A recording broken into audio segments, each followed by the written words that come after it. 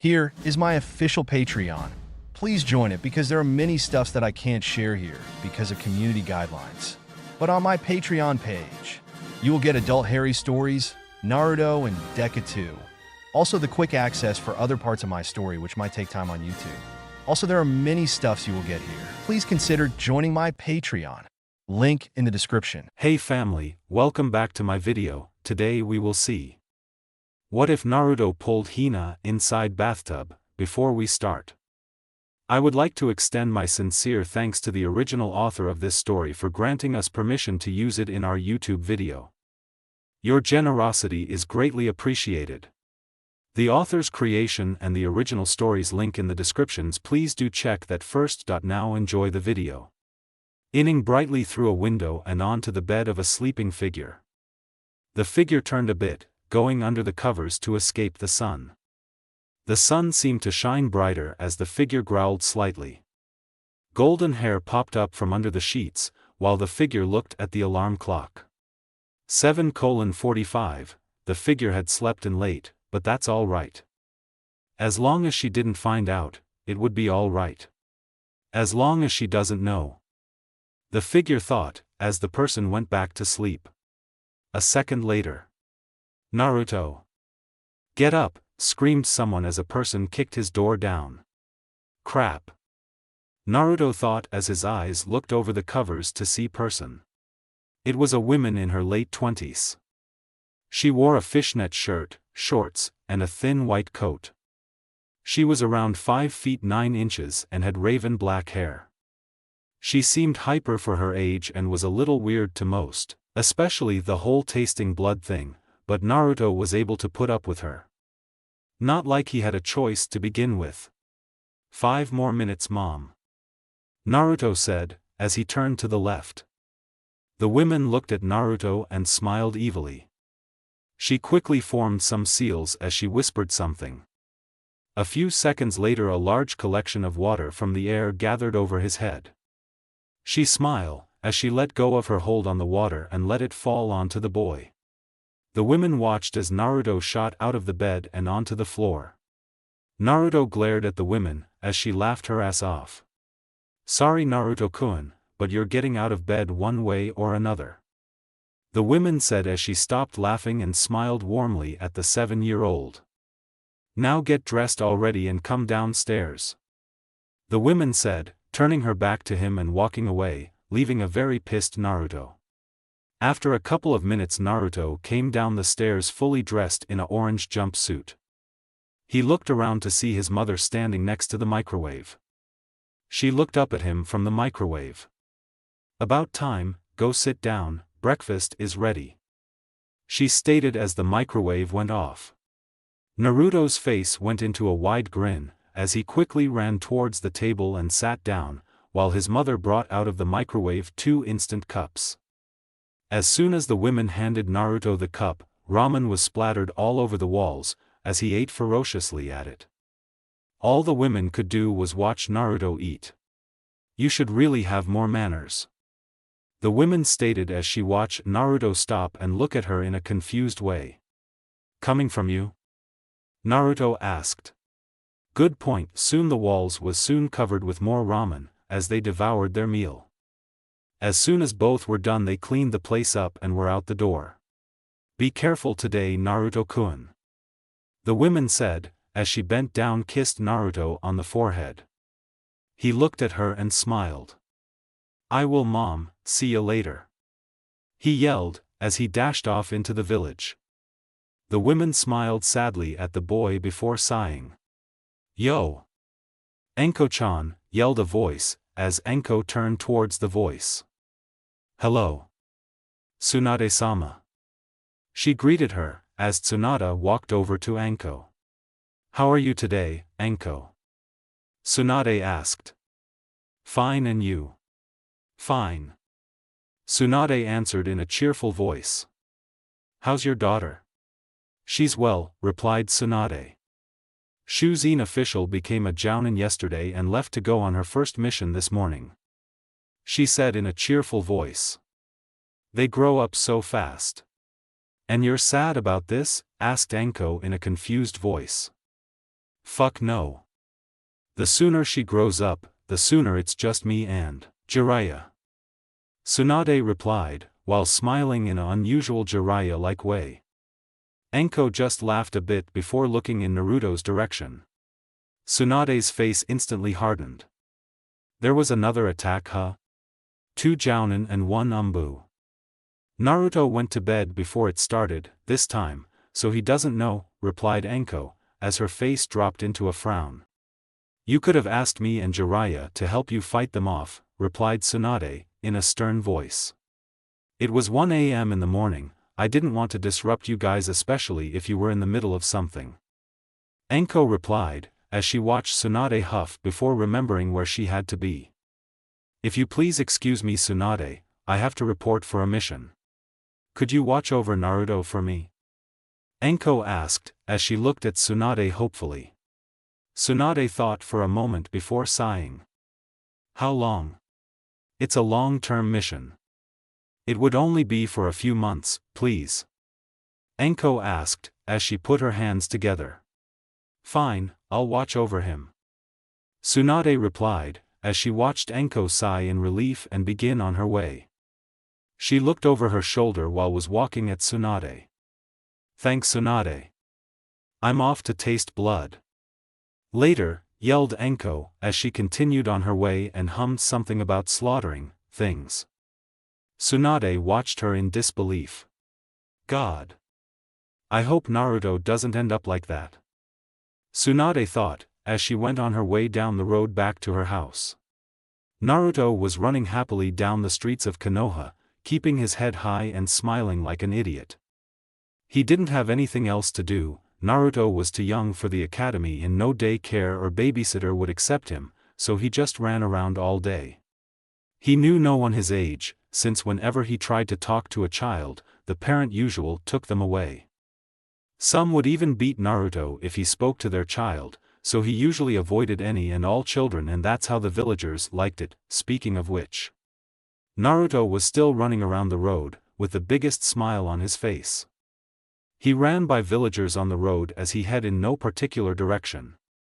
Everyone he passed had a look of anger on their faces.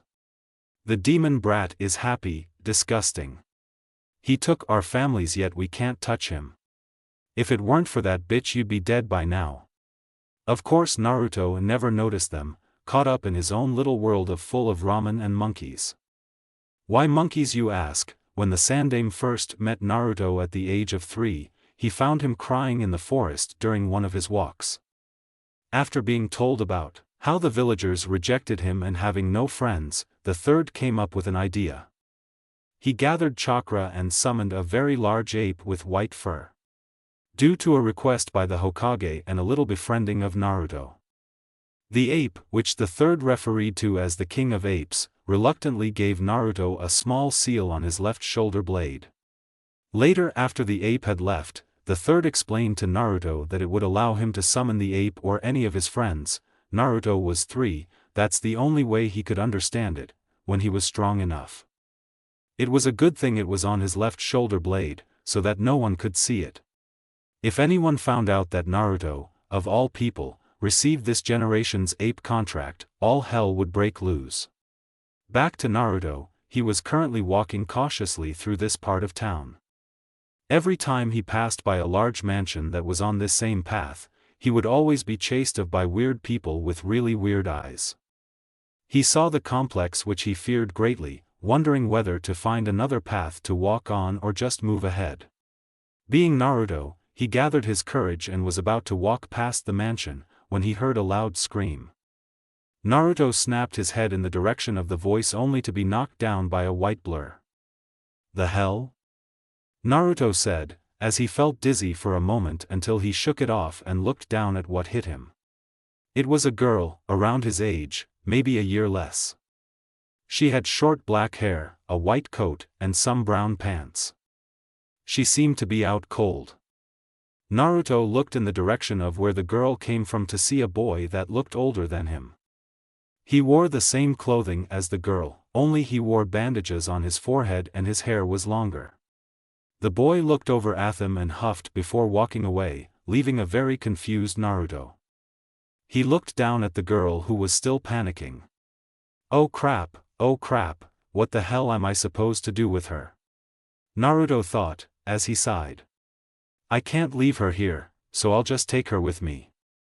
Naruto then proceeded to position her on his back and began running towards the nearest stream. When Naruto finally reached the stream, he quickly, but gently, laid the girl on the ground. He took off his jacket, folded it up, and placed it under her head. Naruto felt her forehead before he pulled out a handkerchief and ran towards the stream. After it was wet, he quickly ran back to the girl and placed it on her forehead. For once, something Mom taught me was useful. Naruto thought as he stared down at the girl's sleeping form. Now all I have to do is wait for her to wake up, scream demon brat, and report me to the proper authorities.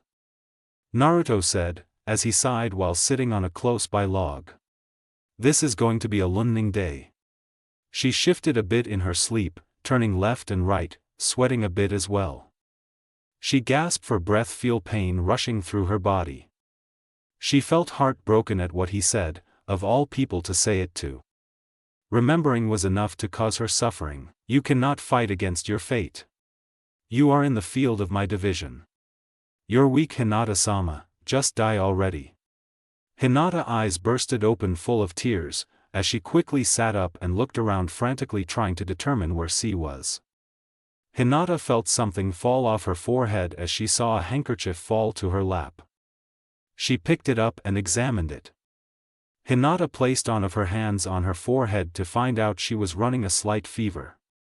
She looked behind her to see a jacket which looked like it had been folded beforehand. After taking the next few seconds to let this sink in, she finally noticed something that sounded like snoring. She turned her head in the direction of the noise to see a boy around a year older than her sleeping, while sitting straight up, on a log. He wore a white shirt, orange pants, and sandals. He had golden hair and what looked like whisker marks on his cheek. Hinata noticed him stir as he opened his eyes. The first thing he seemed to notice was Hinata staring at him. His face started to form into a smile. You're all right. Yes. He yelled, as he jumped around. Hinata looked at him with a confused-looking expression. She watched him, as she tried to stand up. Almost accomplishing it until she started to fall backwards, closing her eyes waiting to hit the ground. When it never came, Hinata opened her eyes to look up at the boy from before.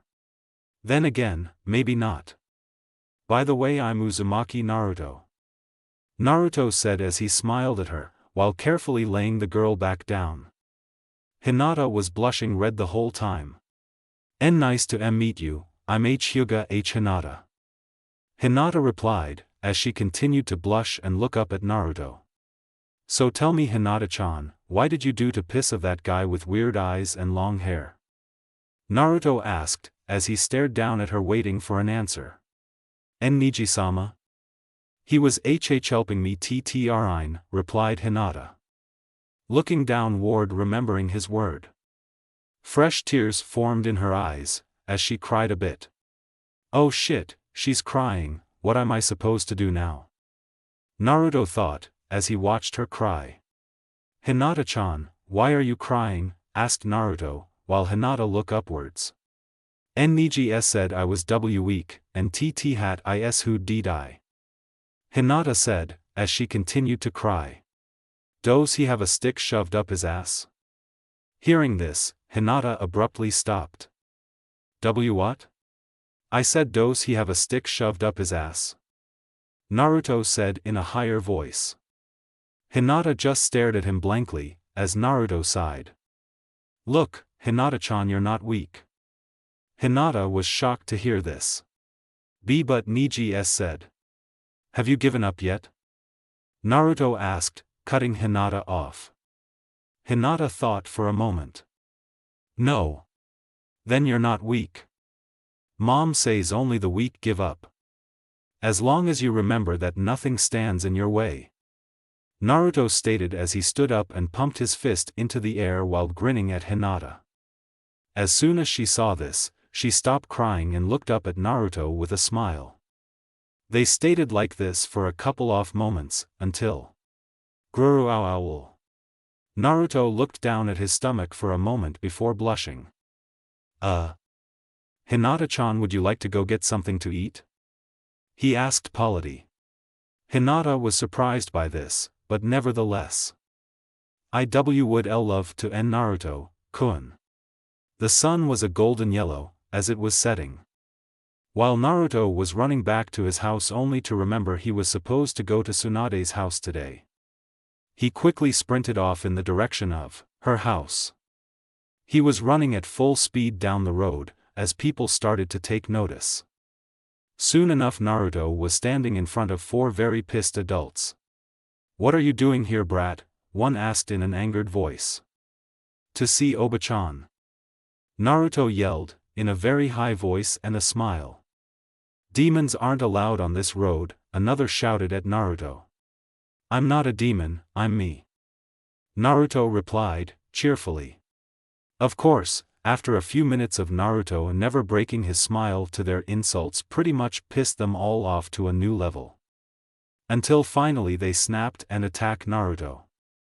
Some had sticks, some people threw stones, and one had a kunai. Since Naruto was only 7 and was being constantly beat with hard sticks and stones, plus 1 kunai, this caused him to cry continuously, as he begged them to stop. Of course this was music to their ears. Please.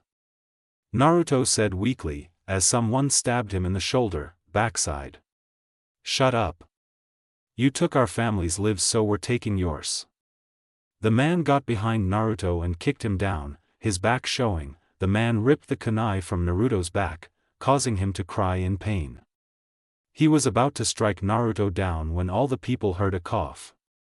Is there something I should know about? Tsunade asked, as she leaked killer intent and clenched her fist. When the people saw this, they quickly rushed to their homes, in hope they would not piss her off any more than she already is. Tsunade sighed, as she walked towards Naruto and picked him up with the slightest of ease. He has many bruises and cuts, and judging by the way he leaked blood, stabbed a couple times. Naruto just looked up at her with a grin, as she continued to carry him back to her house. Hello. Oba-chan. Want to hear about my day? Hello Naruto-kun, and know you need to save your strength, besides nothing's new happens on your days. But Oba-chan, something new did happen today. Oh. What? I made a friend. Naruto replied, biting his grin, as Tsunade looked in shock at Naruto. What to hear about it now? He asked, hopefully. Maybe later, Naruto-kun. So ends the first chapter. This is my first fanfic involving Naruto, but not my first in the Naruto universe, so give the other one a read. Also please tell me what you think about this fic, and if you would like to see any Pacific and Onyoi pairings like Naru/Hina or like Naru/female Haku, you know, things like that. So please read and review. A youthful greeting. Author, I got 2 reviews on the first chapter. That's never really happened before on one of my serious fanfics, so I thank all that reviewed. I kinda planned on updating every 2 weeks, but I had some free time, so I was able to work on the second chapter. I was too lazy to decide on who Naruto would be paired with, so I'll let you guys decide for me. Pairings I will do. Naru/Hinata, Naru/Tenten, Naru/I the ramen stand waitress, Naru/Tayuya, from the Sound 5, Naru/Temari, Naru/Kin, from the Sound team in the Chunin exams. Naru/female, Haku, Naru/female, Kyubi, screw it all and go with a Naruto harem. Pairings that I will not accept.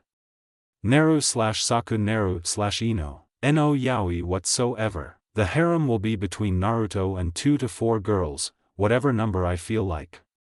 Another thing, if I don't get enough votes, then I'll just choose randomly, so it's up to you guys. Disclaimer, I do not own Naruto. Enjoy the fic. A youthful greeting. Several weeks had passed since Naruto and Hinata met. They usually would meet in assigned locations like the forest or the Ichiraku ramen stand. They tried to met at the park once. They noticed a kid with black hair and sunglasses and tried to talk to him. That was until the parents saw Naruto and chased him off while screaming threats at him. Naruto even showed Hinata the seal on his left shoulder. Currently Naruto was running through the forest to another meeting. The reason they chose forest this time was because the villagers were getting a little restless with having Naruto around so much, since he usually either stayed inside his house or in the forest all day, except when he went to Ichiraku's. When he finally reached the location, Naruto saw Hinata sitting by the river. An idea slowly formed in Naruto's mind as a grin grew on his face. Hinata was thinking about what had happened in the past couple of days. They were forced to meet pretty far from the village, due to the villagers' disliking of Naruto. She couldn't understand why they hated Naruto. He was a kind and gentle person. Actually, he was the first person to show her kindness without wanting something in return. I hope Naruto-kun can make it today, thought Hinata, as her face showed a worried expression. There had been a couple of times when Naruto wasn't able to meet with her, due to the villagers. She had even come across one time when she had witnessed some of the villagers beating him. She would have fought them off. Due to her family training, she was already at genin level, and the villagers were civilians, if Naruto hadn't looked at her and shook his head slightly, mouthing the words, "Don't interfere." All Hinata could do was watch from the shadows, as he dragged himself out of the village. When they meet at the stream a little later, she asked him why he wouldn't had let her help. He just smiled at her. "Sorry Hinata-chan, this is one thing I have to do on my own. Besides, they may hit you as well." Hinata sighed, as she continued to wait. She started to have a strange feeling like something was going to happen, but shook it off. She slowly stood up and brushed herself off, a second later disappearing in a puff of smoke, as Naruto now stood in Hinata's place being hit by his own chakra-made water balloon. See Chapter 1 for details. "No fair hitting me with my own balloon," Naruto yelled, as he pointed to the section of the forest that Hinata was walking out from. "Sorry Naruto-kun, but it's free F for all," replied Hinata, while she formed a water balloon and threw it at Naruto. Soon the entire area became like a battlefield, as they went at it with chakra-made water balloons. After a couple of minutes of throwing balloons, they decided to rest in one of the trees. Hinata was sitting on one branch and Naruto was lying on a branch a little higher up. There was a comfortable silence between the two, until Hinata decided to speak up. "Naruto-kun. Why do all the V villagers hate you?" she asked as she looked up at Naruto. He thought for a moment before shrugging. "I don't know, they just always have. But there has to be a reason why they call you demon brat. 10 to 1, they probably have a reason for it. I'm not saying it's a good reason, but a reason nevertheless. Still and Naruto-kun Hinata was cut off as they heard a loud noise and saw a large dust cloud burst up from the ground about a mile away. They were in a tree, remember? Naruto and Hinata glanced at each other, before jumping out of the tree and running towards the source of the noise. They slowed down their pace as they reached a clearing full of smoke. When it finally cleared, they saw a big crater with a boy standing in the middle jumping up and down, while what looked like crying. "I've done it, sensei. I've finally done it. The burning youth is in me," yelled the boy as he continued to jump up and down. The boy stopped for a moment, before looking in Naruto's and Hinata's direction. "I know you're there, show yourselves." Both were shocked that the boy noticed them. Naruto sighed as he grabbed Hinata's hand, of course causing her to blush, and walked out to meet the boy. The boy looked strange. He had short black hair and thick eyebrows. He wore a green suit and bandages around his hands. About halfway to the boy, Naruto let go of Hinata's hand and continued on his own. "We're sorry, we were just interested in what made that noise," Naruto said, as the boy's face instantly lit up. "That was just my spurt of youth. I am Rock Lee," the boy said, as he posed, causing Naruto and Hinata to sweat drop. It's nice to meet you. I am Uzumaki Naruto. Naruto then pointed towards Hinata. And this is Hyuga Hinata. Lee nodded. The spurt of youth is burning within you. Allow me to accompany you today, as we show our burning passion. Naruto looked over at Hinata, who had a confused expression on her face, before turning back to Lee and shrugging. Sure, why not, just try to keep the volume down. They had been walking around aimlessly for several hours now. Naruto had to repeatedly calm Lee down as he yelled about the spurt of youth.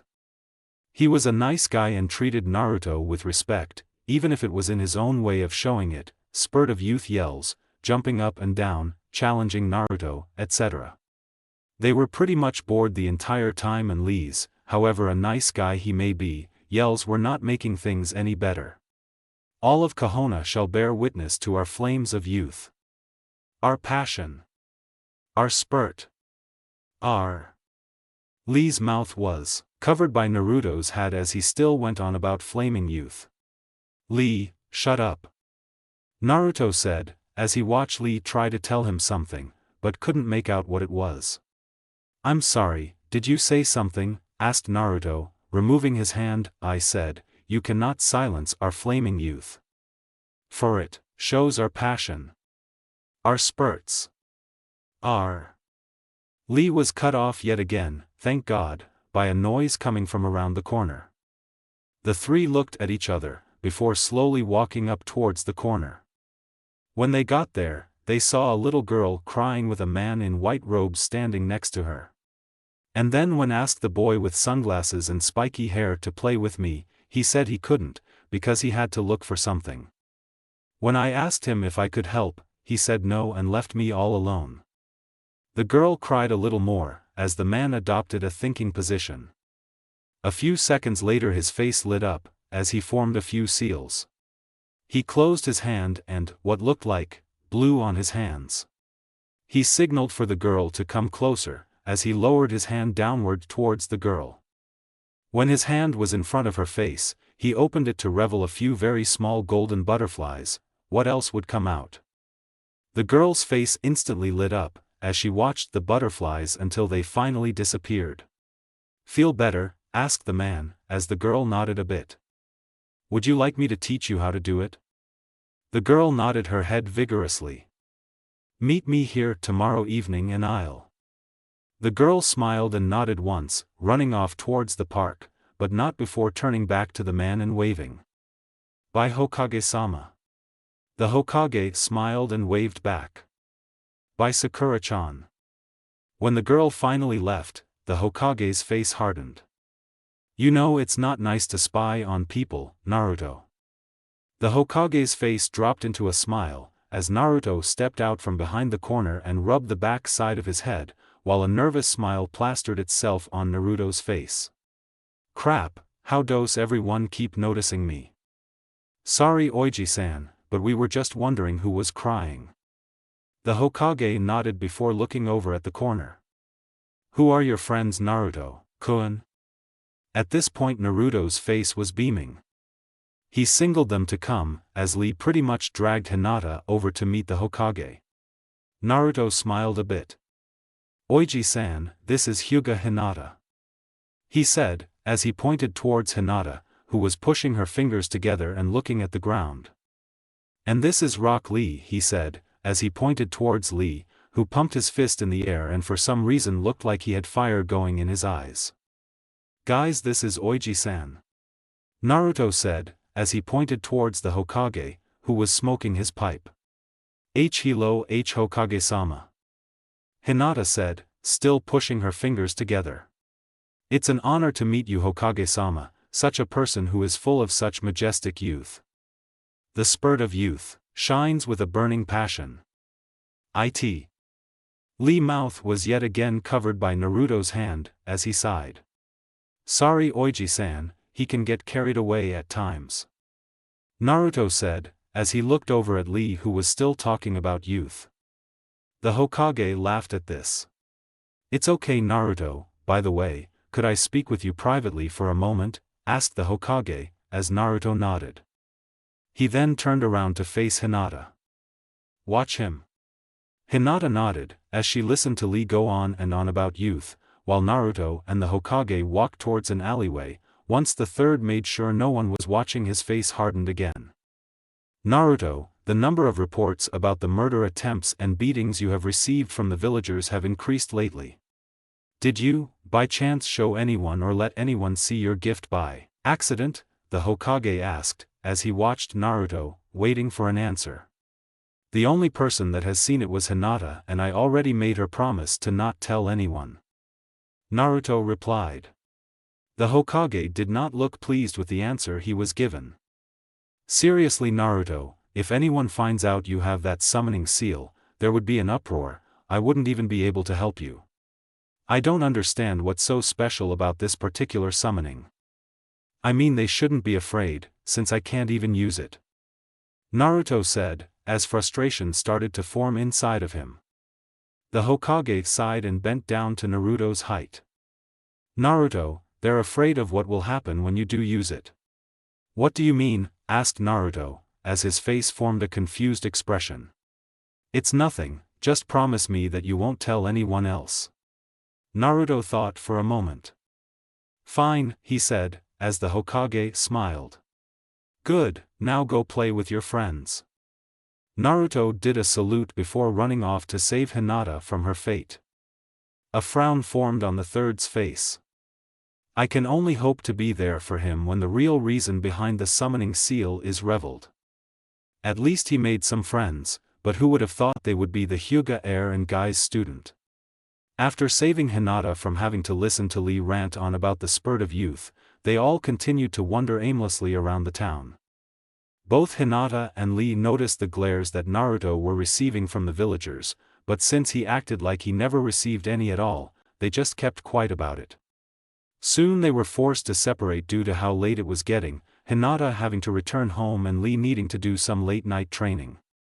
Naruto left for Tsunade's house, since his mother was not back from her mission yet. Naruto was surprised to say the least when he managed to make it to Tsunade's house without receiving a beating from the villagers. Weird, thought Naruto, as he walked up towards the door of Tsunade's house. They would have at least thrown stones by now. He turned the knob. As he walked inside, it was a decent two-story house, nothing all that special about it. All the essentials were in the house and 2 guest rooms. Actually 1 guest room and his room. It might as well be his room since he stayed at Tsunade's house most of the time. Yo, I'm home, he yelled, as he walked into the living room, to see Shizune on the couch. Shizune looked up from her book and smiled at Naruto. Hello, Naruto-kun. Naruto looked at her with his famous grin. Hello, Shizune-chan. He then proceeded to run towards the couch, jumped, and land next to Shizune. I give it a 8.5, damn. Naruto replied, as he pouted a bit. So how was your day, Naruto-kun? Shizune asked, while closing her book and putting it on a nearby table. Naruto's face broke into another grin. I managed to make another friend today. Oh, really? This had really caught her attention now. Yeah, he said his name was Lee. It's possible, thought Shizune, as she continued to listen to Naruto. And he kept going on and on about the spurt of youth. Yep, defiantly Guy's student, Shizune thought, as she sweat dropped. For the rest of the day, Shizune listened to Naruto, while he told her about what had happened and how he was excited for having 2 friends. Soon it was time to go to bed. Naruto went to sleep with a smile plastered on his face. Feel free to ask any questions about the story and please tell me what you think about the story. I'm a little afraid that I didn't catch the true essence of Lee. Like before, please read and review. A unique family. To all readers, I would just like to inform you that this will not end up like the other fics where they seem to make Naruto godlike. He will receive a power boost soon, but will not become all-powerful. Just thought I should let you know. Naru/Hinata 2. Naru/1010-1. Naru/I am, the ramen stand waitress. 0 Naru/Taiyuya, from the sound 5, 1 Neru/Temari 1. Neru/Kin, from the sound team in the Chunin exams. 0 Neru/female, Haku 1. Neru/female, Kyubi 2. Screw it all and go with a Naruto harem. 1. New pairing, I forgot to include in the last chapter. Neru/OC. Note, if 2 or more characters tie for first, then I will automatically go with a Naruto harem. Disclaimer, I do not own Naruto. Enjoy the FIC. A unique family. Time seemed to fly for Naruto, as a few months had gone by. His mother finally came back from her mission with few injuries. As soon as she could, she gathered as much info as possible about what happened in the last few months. The villagers had a tendency to assault Naruto when she left on a mission, and the villagers had happened to accidentally find out she was gone, while taking full advantage of it. She was shocked when Naruto told her that he had made friends. The three themselves were getting closer each day, even with the villagers and all. Anko wanted to meet them in person and told Naruto to bring them over for dinner. Naruto thought about this for a moment before nodding his head and running out the door. Naruto was as happy as ever, even with the village's attempts to separate the three, they still managed to meet every day. He was currently running through the forest toward their usual location near the stream. The villagers were getting more aggressive each week, hell, they even had manhunts, patrolling the village, making sure Naruto doesn't enter it. Back to Naruto, he had finally reached the stream when he heard several noises coming from nearby. He listened closely before heading in the direction of a clearing. When he arrived, he was amazed at what he saw. A boy around Naruto's age was standing in the middle of a swarm of bugs that were spinning around him in a hurricane type of way. The boy wore a high-collar jacket, black pants, and sandals. He had black spiky hair and sunglasses as well. The boy slowly raised his hands upward, as the swarm of bugs flew towards the sky. A second later, flying down the boy's sleeve, the swarm slowly disappearing. The hell? Naruto thought, while he made his way towards the boy. How did you do that? Naruto asked, as the boy finally took notice of him. They live inside me, the boy said, with no emotion in his voice. What? The bugs, they live inside me. The boy raised his hand as a bug broke through the skin and crawled around his hand. Now that he knows, he'll run away, like the rest. Thought the boy, as he watched Naruto's next move. Bugs. Naruto stuttered, as he looked up and down the boy, not believing his ears. The boy simply nodded in confirmation. A second later. Kick ass. Naruto yelled, as he ran up towards the boy and chanted, "Teach me," over and over again. The boy was in shock at what had just happened, hell, even with the high collar, you could see the confused look on his face. Wah! I said, teach me how to control bugs. Naruto said, while putting his hands together and making puppy dog eyes. Please. Only people in my family can use it. Stated the boy, as he watched Naruto's face drop into a frown. Aw, damn it. Naruto kicked a rock into the stream.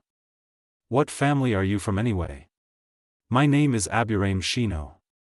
Shino said, as he watched Naruto think for a moment, before grinning like a idiot. I'm Uzumaki Naruto. It's nice to meet you.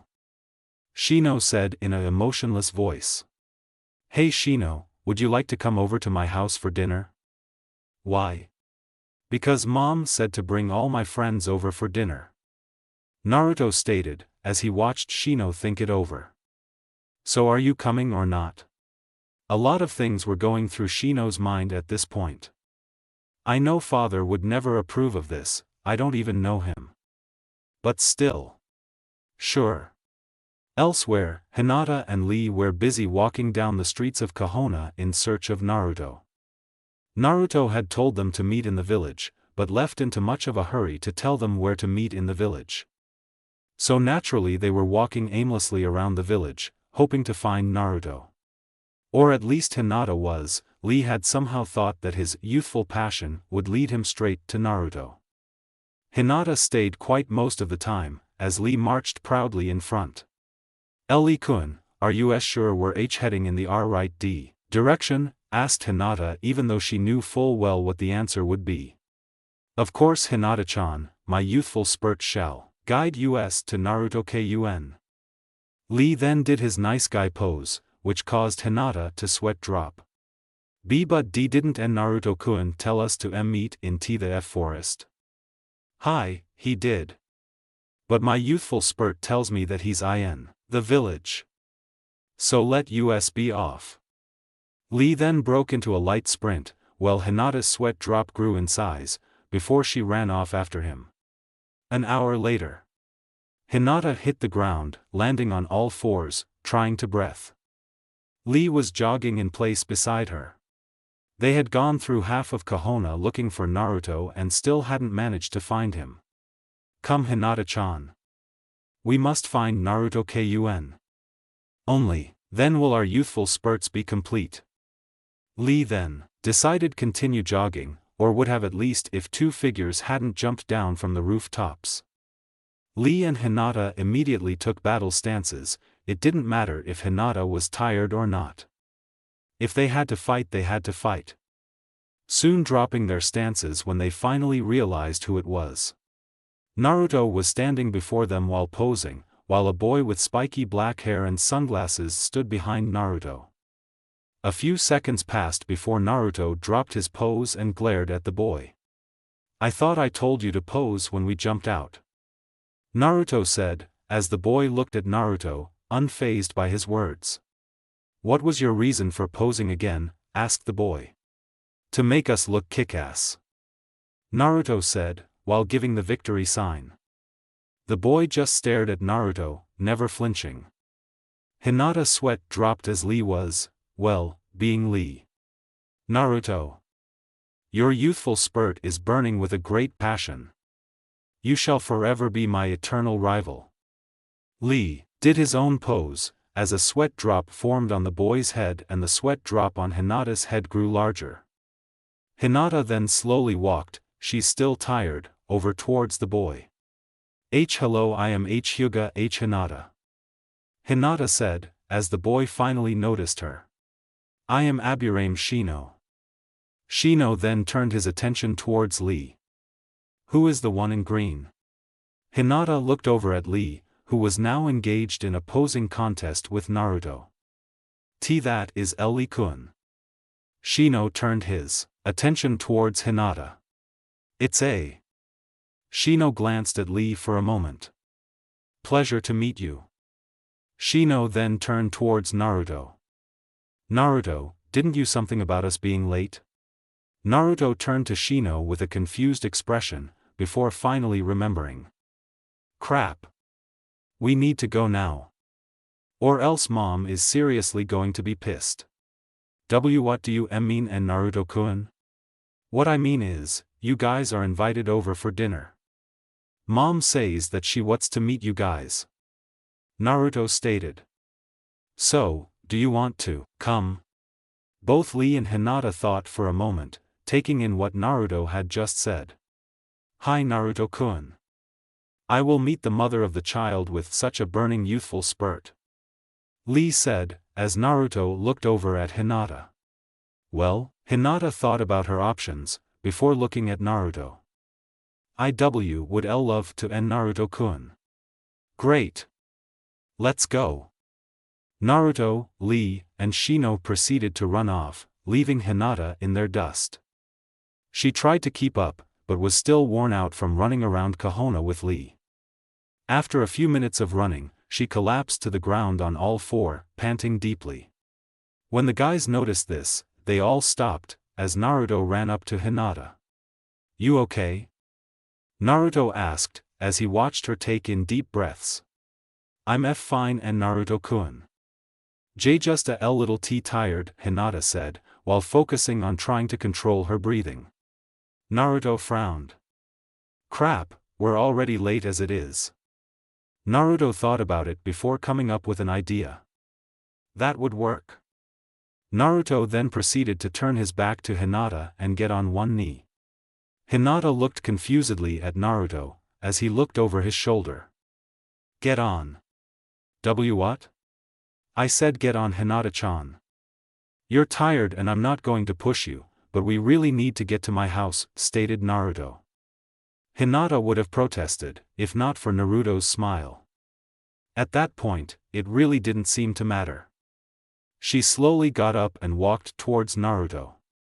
She wrapped her arms around his neck, as he placed his hands just above her knees. Ready? Naruto asked, as he watched a now blushing Hinata nod. About damn time too. We're off. Naruto then began to run towards his house with Shino and Lee following in hot pursuit. The whole time to Naruto's house, Hinata could only think one thing as she laid her head on his back. This feels nice. Where the hell is he? Screamed Anko, as she sighed in frustration. She had prepared dinner half an hour ago and it was getting cold. The other quests were trying to eat their food, but Anko would send them a death glare, stopping them instantly. Well, only the guys, the women had enough patience to wait for Naruto and his friends. So Anko-chan, when do you think Naruto-kun will arrive? Asked a silver-headed man, trying to avoid Anko's latest death glare. Soon enough, replied Anko, as she continued to glare. I wish Naruto would hurry up already, whined a white-haired man. And what exactly is that supposed to mean? Asked one of the females. He's just saying that all this food is going to waste, replied a black-haired man, as he stood up. Now if you excuse me, I'll going to the bathroom. Oh well, at least I can catch up on my reading. The silver-haired man, while giggling and pulling out a orange-colored book.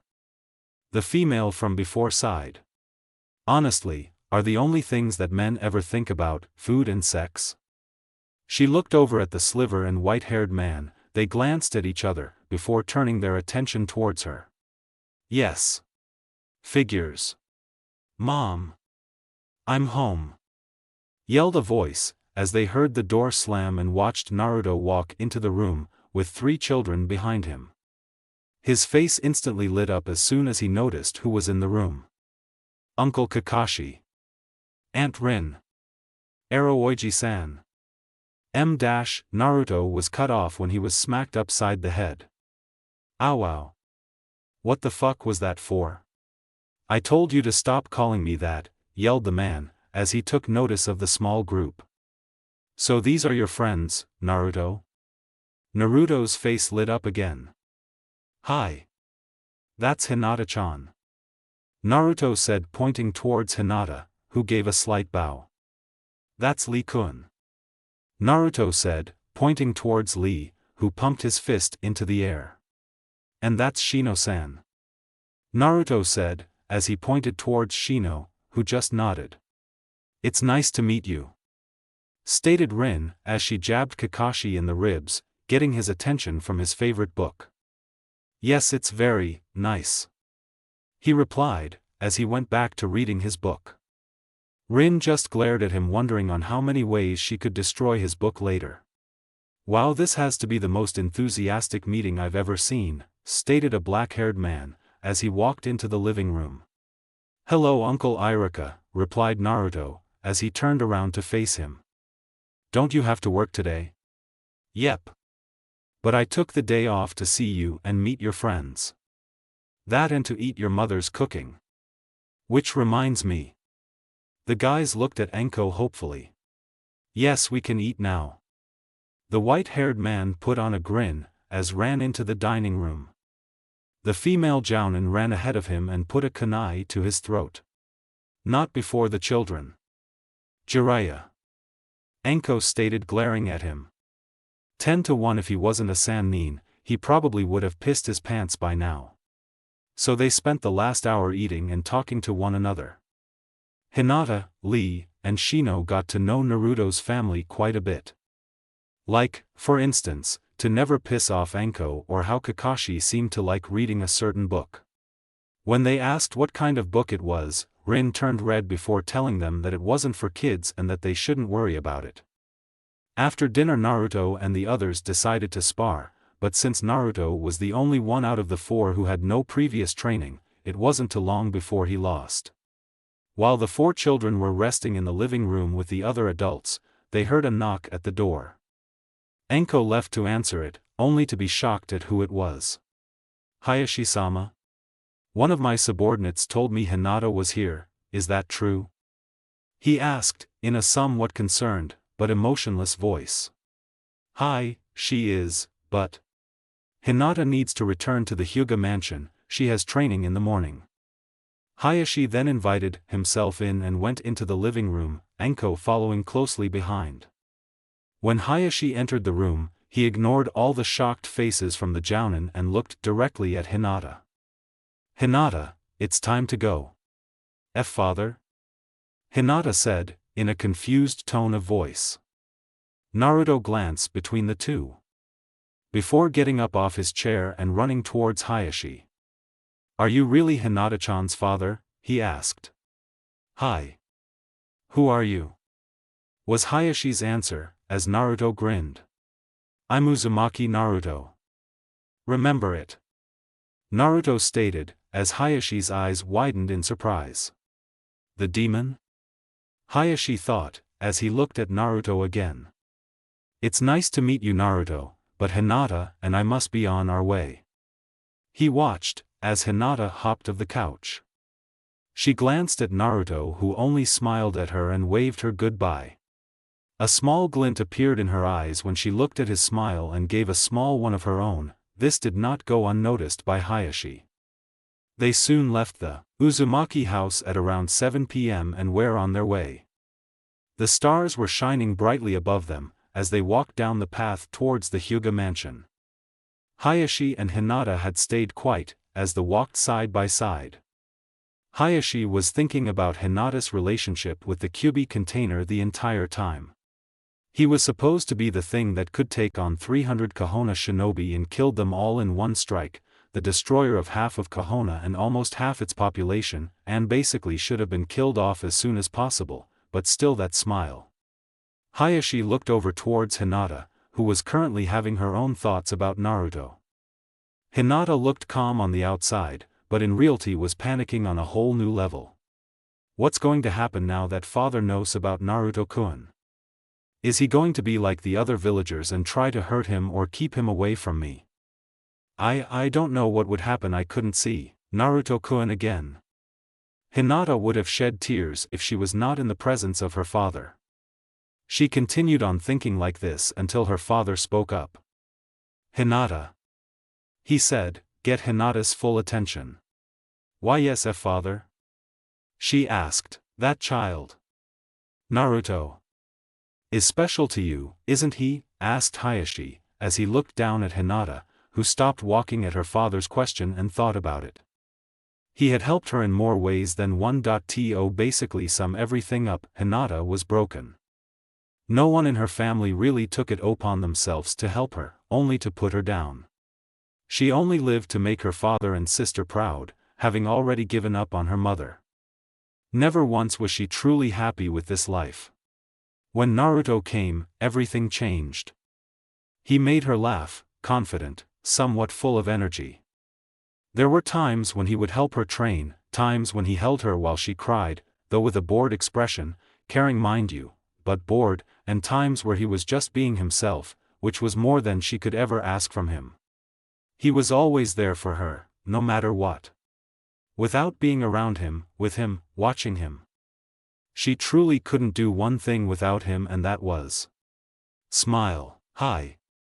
Hiashi sighed inwardly. How was he going to explain this to his wife? Somewhere in the Hokage's tower, Sotobi had just finished writing in a large scroll. "There, now we have something to fall back on. The villagers have seriously become more aggressive lately, and I don't know when they finally will strike, but at least we have some hope now. Sooner or later they are going to find out about the seal, and hopefully I'll be able to save him, unlike how I was unable to save his father." The third got up from his chair in the library and walked towards a nearby window. He glanced out over Kohona as he smoked his pipe. "Naruto, I'm sorry that you had to carry such a burden, but when the time comes, please, forgive them." He then left the room, trapped in his thoughts, thinking on what was to come for Naruto and his family. Please read and review. The beginning of the end. Author, I had my friends outside of vote on their favorite pairings, so don't be surprised if there's a few extra points added. Also, each person gets a vote per chapter, so you can vote multiply times. Sorry for not telling you before, but I thought you guys would have figured it out. Anyway, here's the voting rank so far. Oh, and don't let the title fool you, I'm far from finished with this story. Naru/Hinata 6. Naru/1010-1. Naru/I am, the ramen stand waitress. 1 Naru/Tayuya, from the sound 5. 1 Naru/Temari 2. Naru/Kin, from the sound team in the Chunin exams. 0 Naru/female, Haku 3. Naru/female, Kyubi 4 Naru/OC0. Screw it all and go with a Naruto harem. 10. Disclaimer, I do not own Naruto, that is, until hell finally freezes over. Enjoy the FIC, the beginning of the end. 1 year, one long year since Naruto and Hinata had met. The best year in his life too. Naruto was now 8 years old and loving every minute of it. His mother had given him a little more freedom in going around the village, now being able to visit Hinata's, Lee's, and Shino's house. Naruto, Hinata, and Shino had soon met Guy, who if needed to be described was just a big and louder, God knows if that's even possible, version of Lee. They also met Shino's father, who was a quiet man, but still acknowledged them. Naruto and Hinata had become extremely close and were usually inseparable. Naruto even told Hinata that she was his best friend. Now Hinata may have been below the age of 8, but due to the mental training in harsh household of the Hyuga clan, she was well over the age of 12 mentally. As Naruto saw her as the best friend, she saw him as something closer. Back to Naruto, he was currently eating ramen at an extremely fast rate. This was a very rare to see him without Hinata, but he needs some time to himself, especially with what was going to happen in a couple of days. So Naruto-kun, what are you going to get Hinata-chan? Asked Ayam from behind the counter, as she watched Naruto eat. Naruto stopped eating, gasped, and looked up at her. To tell you the truth, I really don't know. But you must have at least looked around for something, stated Ayam. Naruto sighed. Every time I go into a store, the owner kicks me out, that's if I'm lucky. Ayam frowned as she remembered, right. I'm sorry. Ayam instantly changed moods, as she came up with something. Naruto-kun, father and I could do your shopping. Naruto shook his head. No, I don't want to bother you guys with something like that. Naruto, you know we would be happy to help you at any time. Ayam said, as she smiled at Naruto and turned around. Right, father? Ichiraku looked over his shoulder from the stove at them. We would Naruto-kun, so ask any time. You still have to pay for ramen though. Ichiraku turned back to his work, as Ayam glared at his back. Naruto had taken the time to finish his ramen, before speaking again. Thank you, but still, she's my friend and I want to be the one to find Hinata-chan's present. That way I know it's special. Naruto said smiling. I hope you find what you're looking for, Naruto-kun. Ayam bent over the counter and gave Naruto a kiss on the forehead, causing him to blush. Tell Anko-chan I said hi. Ayam said as she smiled warmly at Naruto. I will, see ya Ayam-chan. See ya old man. Naruto yelled as he left, while Ayam sighed. Damn it, why the hell can't he be like that with me? Ayam asked in frustration, as her father turned to face her. Aren't you a little old for him? He asked, while raising an eyebrow.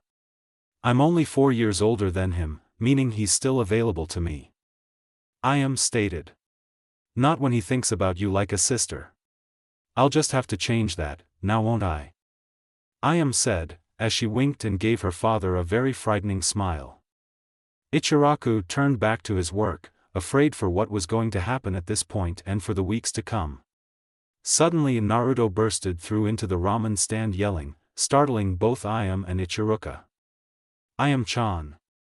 Old man. Look at what I found. Hinata was currently walking around Kahona at a relaxed pace, searching for Naruto. She hadn't seen him in a couple days and was starting to get worried. Her sister Hinata had decided to go with her sister this time. She wanted to meet this Naruto-kun, the person who seemed to make her sister stronger for some reason. Hinata herself thought it was some kind of training he had given Hinata, and if it was enough to make her sister improve, then she wouldn't mind adding it to hers. Hinata soon regretted this when they met Lee along the way, who was busy trying to have a conversation with her. She just stayed quiet. Ji-sensei then performed the technique in front of my own eyes. It showed his burning youth in so many ways that it would make all of ours seem like children. The passion of the move was Hinata's eye was twitching quite a bit. It was only a matter of time before she killed Lee. Hinata noticed this. Hinata-chan, I was wondering why you decided to come with me while I looked for Naruto-kun. Hinata asked, as Hinata looked over at her sister. I'm interested in meeting him. Hinata stated, trying to ignore Lee, and failing. Oh. Hinata replied, as she turned her attention back to the road they were traveling on. Hi. I remember like it was yesterday, actually it was, that my spurt of youth led Naruto to me. As he needed my help. Lee stated, as Hinata looked at him in shock. Oh God, he somehow managed to get louder. Hinata quickly shook off the thought and took in what Lee said. Why would Naruto need Lee's help? Hinata thought Lee was a good friend who believed in her, like Naruto, but to be honest, he was pretty much useless. That is unless you had to break something, of course. Lee-kun, why did Naruto-kun need your help? Hinata asked, as Lee looked over at her. Sorry Hinata-chan. But I cannot tell you, for Naruto-kun has made me swear on my spirit of youth, not to tell anyone. Lee said, as Hinata looked down in disappointment. Do not worry. For your youthful passion shall guide you to him so that he may tell you. Hinata had had it with Lee and began to walk ahead of them. Hinata looked over at Hinata with a confused expression. Hinata-chan, where are you going? I can't take any more of that idiot. Tell me when you find Naruto, I'm going back to the mansion. Hinata stated, as she walked off leaving Hinata to continue her search and Lee to continue being himself. Still do you think she'll like it? The small child asked, as he looked up at the woman walking beside him. She was a tall woman around 5 feet 9 inches and had long dark purple hair. She wore a basic black kimono, nothing special. Though it did show her curves quite well. The women looked down at the child. I'm sure she'll love it, Naruto. Replied the woman as she glanced at the object. How much work are you going to do on it? Naruto assumed a thoughtful position. Well, I have its shape already, but I still need a color and a design. Chan said that she would help me with the last part. The women smiled warmly at the child. It sounds like you're putting a lot of work into this. Naruto nodded vigorously. Yep, Hinata-chan is my best friend after all. Now what design should I use for it? The woman assumed her own thinking position, smiling a few seconds later while turning her attention back to Naruto. I have an idea Naruto-kun, but you'll have to hold still for a moment. Naruto looked at her in a confused way as she walked behind him. The woman looked through her purse and pulled out a mirror. She grabbed Naruto's left arm and positioned it to where Naruto could see behind him. Keep the mirror in that position, Naruto. Naruto nodded his head, as the woman pulled another mirror and positioned it in front of her. Now look through the mirror. Naruto looked at the mirror and gasped at what he saw. It was the perfect design, small, yet had a powerful meaning. Hinata-chan said she even liked it once. Naruto turned around and grinned at the women, before giving her a bear hug. I take it you agree. The women said, as she giggled. It's perfect. Thank you. Naruto replied as he released the women from his hug. I'm glad to have helped you, Naruto-kun. The women brought her wrist up and looked at her watch. I'm sorry to say this, but I have to go. I have to go see Hayate about something. Naruto nodded his head, understanding. It's okay, I need to go see Shino-kun, anyway. Naruto started to run off as the women waved to him. By Naruto-kun, she yelled. Naruto turned around and waved. By Yuga-chan. The Hokage was having a very stressful day. First he somehow managed to fall off his bed and land face first on the ground, causing it to break. Sending him downwards into the kitchen, smashing the oven and getting yelled at by his wife half an hour later, who caught him frantically trying to repair it. Trying being the keyword. After leaving his house, he was chased down the street by the neighbor's dog. Sure, he could have used a katan jutsu and fried its ass, but he didn't want to harm it out of the respect that it was technically a Kahona citizen. Besides, he still owned a puppy to that little girl. Moving on, he was soon accompanied by his grandson, which made putting up with all the crap that had happened before a little less stressful on his mind.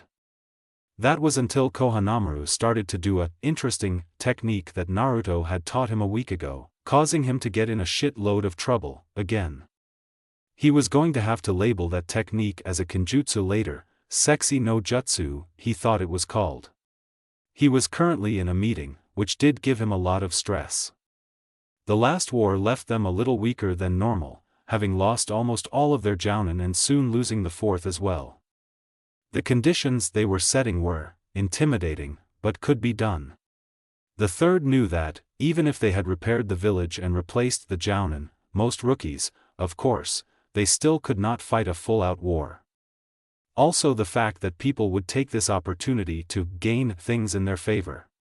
He looked at the representative and sighed he might regret this later, but for now, he needed all the help he could get. He looked at the contract one more time, before signing it and watching the man's face form into a smile. Thank you, Hokage-sama, we'll send you a copy of the contract as soon as possible, stated the representative, as the Hokage watched the man put away the contract. You remember your part of the deal? Asked the Hokage, as the man turned his attention toward the third. Yes, we agree to not attack this village in its current state and to help provide supplies and support, if and when needed, stated the man. And in return, we send 35 of any and all money we make, in respect of your help, replied the Hokage. He personally didn't like this, they were basically getting ripped off. Sure, D and C missions weren't worth much, but A, S, and even some B-class mission were worth a lot of money. They also were what kept this village alive, and to cut it down would set them back quite a bit. How long do you plan to continue staying at the village? Asked the Hokage. About 2 or 3 more days, depending on certain conditions. The Hokage's eyes narrowed, before returning to normal. Very well, I expect a copy of the contract in 2 weeks, you are dismissed. The man bowed, before heading towards the exit. Oh, and give the Rakage my regards. Don't worry, I will, replied the Cloud Nin, as he walked out the door. Shino was sitting peacefully on a tree branch, watching the sunset. He had a lot to think about. Naruto had been avoiding Hinata for the past couple of days in fear that he may tell her about her present. Of course Hinata didn't know the reason, thus she was getting worried. Now Shino might not look like it, especially with how short he was, but he does have a matured mind. Since he is the heir to his family's clan, of course. He could easily see what Naruto was to Hinata and already knew Naruto had the Kyuubi inside of him. He never once thought differently of Naruto, hell he felt sympathy, knowing what it's like not to be acknowledged for being normal, with his bugs and all. Shino knew things were only going to get worse, ever since yesterday when Naruto visited him. Are you sure about this? Asked Shino, still not showing any emotion. Naruto was used to it by now.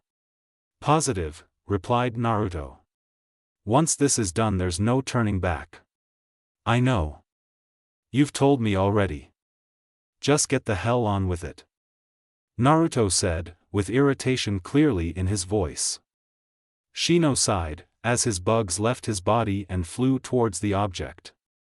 As soon as they reached it, they quickly slipped inside and began to work.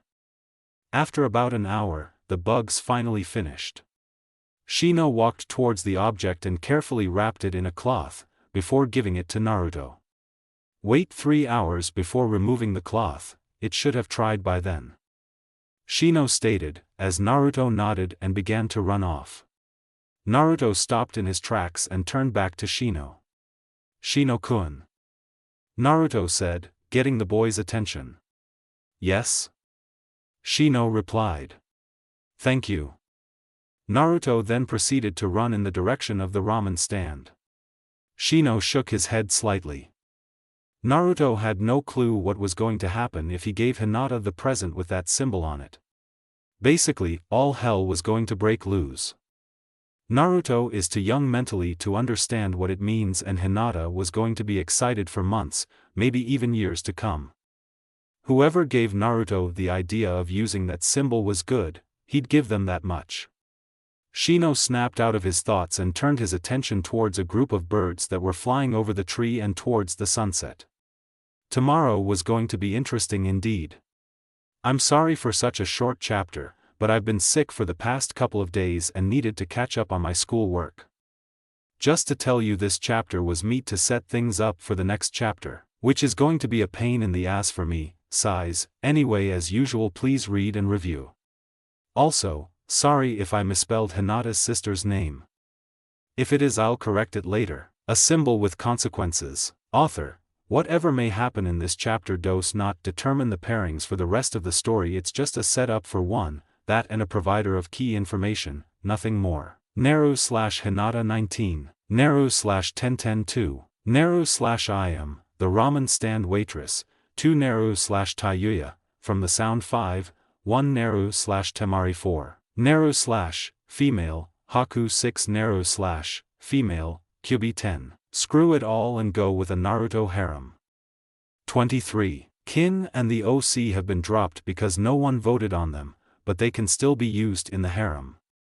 Disclaimer, I do not own Naruto. A symbol with consequences. The sun shined brightly through the trees, reflecting what was left of the morning dew on the grass.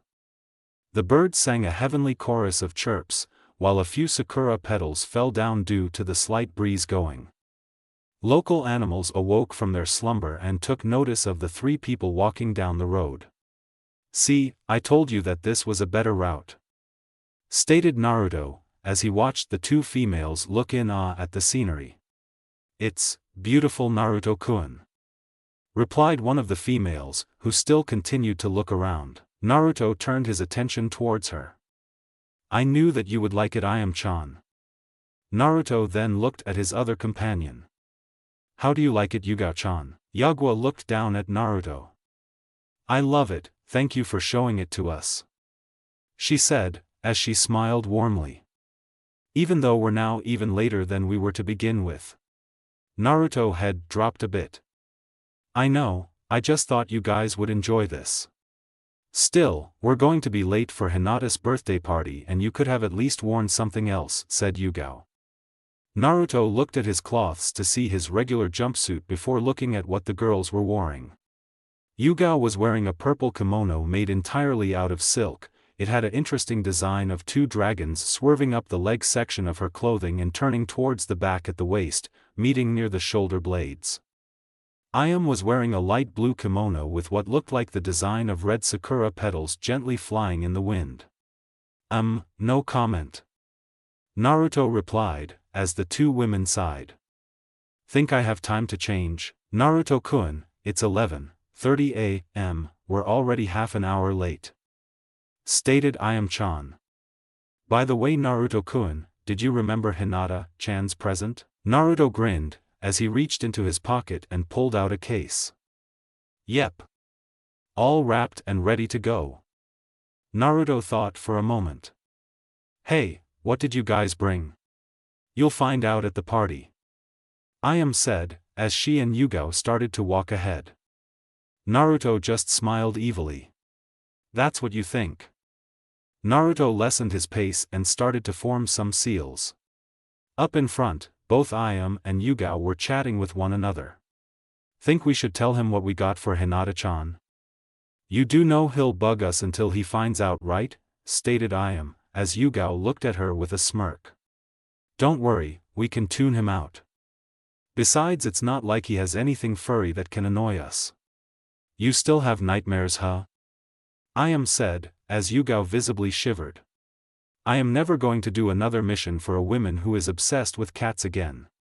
Well, it's nice to see that you have a goal in Lee. Ayam stopped in mid-sentence and moved around a bit. Hey, do you feel itchy? She asked, as she turned her attention towards Yugao, who was also moving around. Yeah, I do, she replied, while reaching over her shoulder trying to scratch her back. Ayam started to scratch her legs. A few seconds later, the two started to scratch more wildly, as they took notice of something. The girls screamed, as two visible lumps were now seen going all over their kimonos. The girls were now on the ground scratching and hitting their kimonos, trying to stop whatever was inside them. Yugao started to yell about how she felt fur running all over her body. When the lump on Ayam stopped near her chest, she looked down her kimono to see 8 eyes staring at her. She screamed again, as the lump moved down her body and towards her legs, shooting out into the open. The lump on Yugao circled her waist and back a couple times before going towards the back of her neck and out her collar, as both girls stood up. The girls couldn't believe what they saw next. A small spider and squirrel were running away and taking 2 wrapped boxes with them.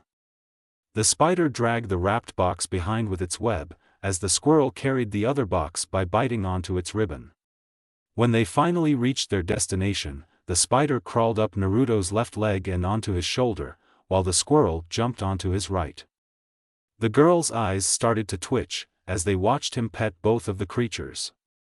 Good job, guys, he said, while he held the presents with his other hand. Naruto, both girls said, as they gritted their teeth. Naruto turned his attention towards them. Like them, his name's Faji. Naruto said, as he pointed towards the squirrel. And his name's Animano, or Ami for short. Naruto said, pointing towards the spider. Don't let their size fool you, they're still kick-ass summons, Faji. My passion burns bright, the squirrel then struck a pose. Ami. Good evening, ladies, the spider glanced at the 2 females before him. Of course, all the girls heard was some nosies and clicks, along with watching the squirrel pose. Both girls formed a sweat drop on their head, as Yugao remembered what Naruto said. Summons, what the hell? He's not even supposed to be able to do henge, let alone summon. Yugao thought, as she turned her attention towards Naruto. These are summons, Naruto? Yugao asked in a serious tone of voice. Naruto nodded his head vigorously, while he lifted his left hand. Yeah, see. Both Ayam and Yugao looked at Naruto's hand closely. On the tip of his index finger was a small red dot and on the middle finger was a small black coil-looking design. Yugao sighed. Who gave you these summons, Naruto-kun? Lee and Shino-kun did. This shocked Yugao. A heir to a clan gave Naruto one of their summons. This was extremely rare, hell, this hadn't happened in 13 years. Shino was more than mature enough to know what consequences came with that particular summons contract, and yet he still gave Naruto it. She was going to have a word with Shino later about this. Lee wasn't from a clan and wasn't mature enough to understand his actions, so it was somewhat alright. Yugao snapped out of her thoughts when she noticed Ayam looking around the area. What are you doing, Ayam-san? Ayam turned her attention towards her. I swear, I only took my eyes off him for a second. Both of them heard a yell, as they turned their heads to see Naruto running ahead of them. Kamen, catch me if you can, he yelled, as he continued to run ahead. Both continued to stare in Naruto's direction, before looking at each other.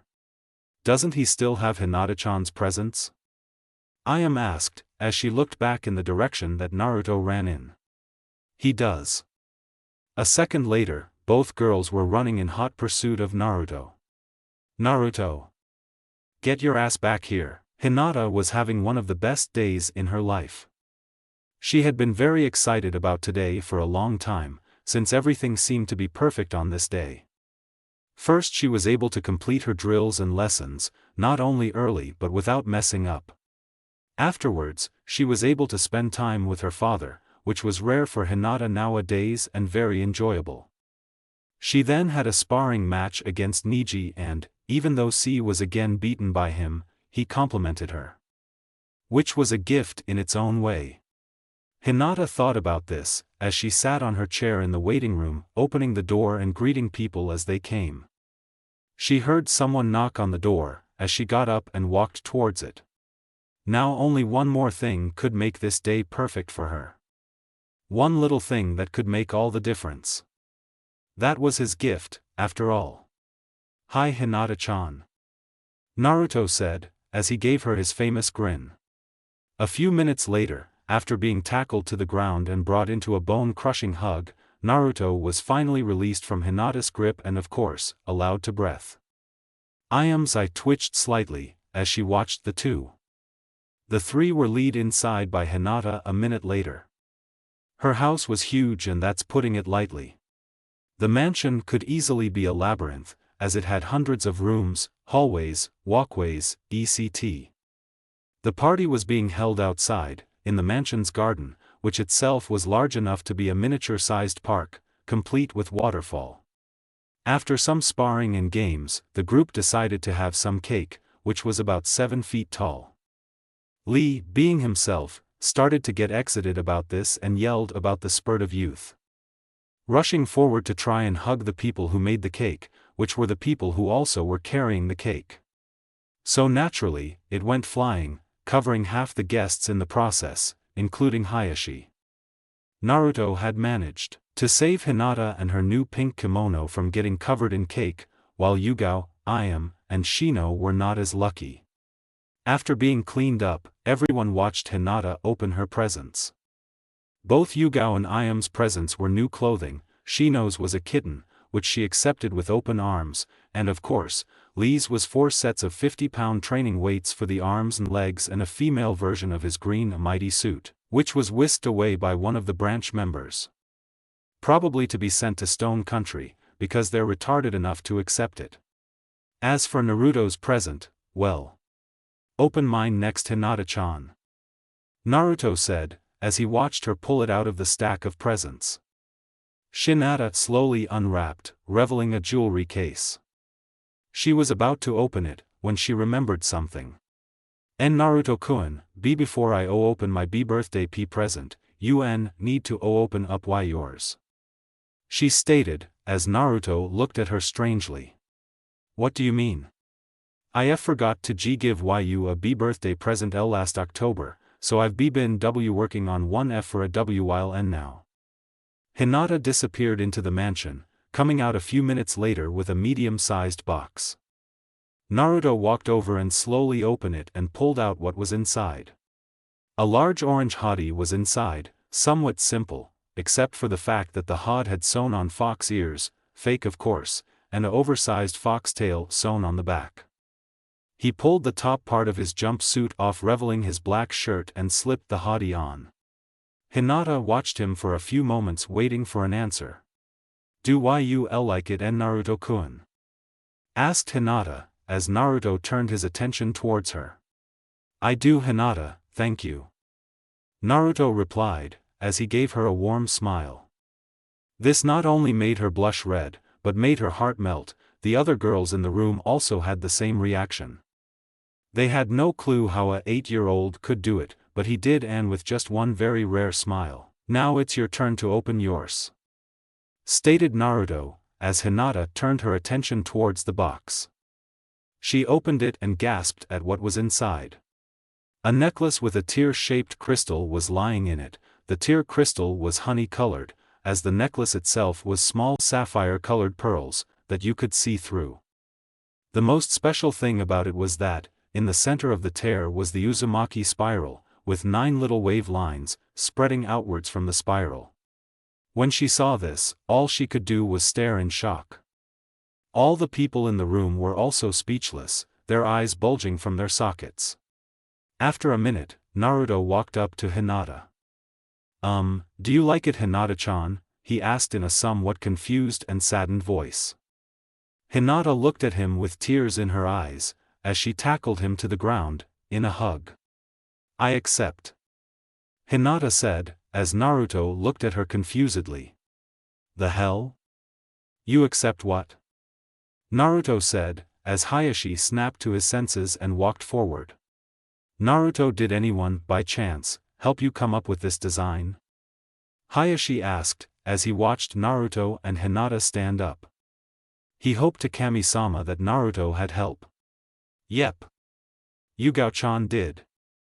Naruto said, as everyone's heads trailed towards Yugao, who was balancing on the balls of her feet, hands behind her back, and whistling a light tone.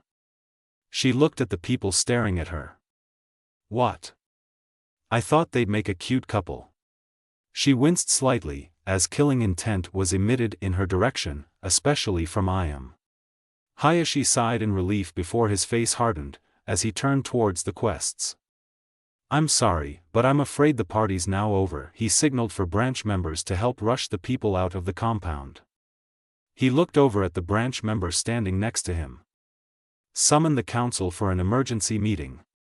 The branch member nodded, as she ran off, leaving Hiashi to sit down and rub his temples. This was going to be a long day. As Naruto was being rushed out by the branch member, he could not help but wonder. Did I do something wrong? All hell was loose in the room, as all 12 of Konoha's great clans were shouting and yelling at one another.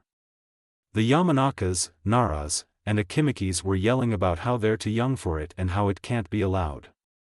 The Uchihas and Harunos were yelling about how the demon should be killed for attempting this. The Aburames, Hyugas, and of course the Uzumakis were yelling about how Naruto is just a child and didn't know better. The rest of the clans were just trying to stay out of this. That's enough, roared the Hokage, as everyone went quiet. Now Hiashi-sama, please start from the beginning. Hiashi nodded, as he stood forward. To start, it all began when my daughter, Hinata, opened the case to reveal Naruto's gift.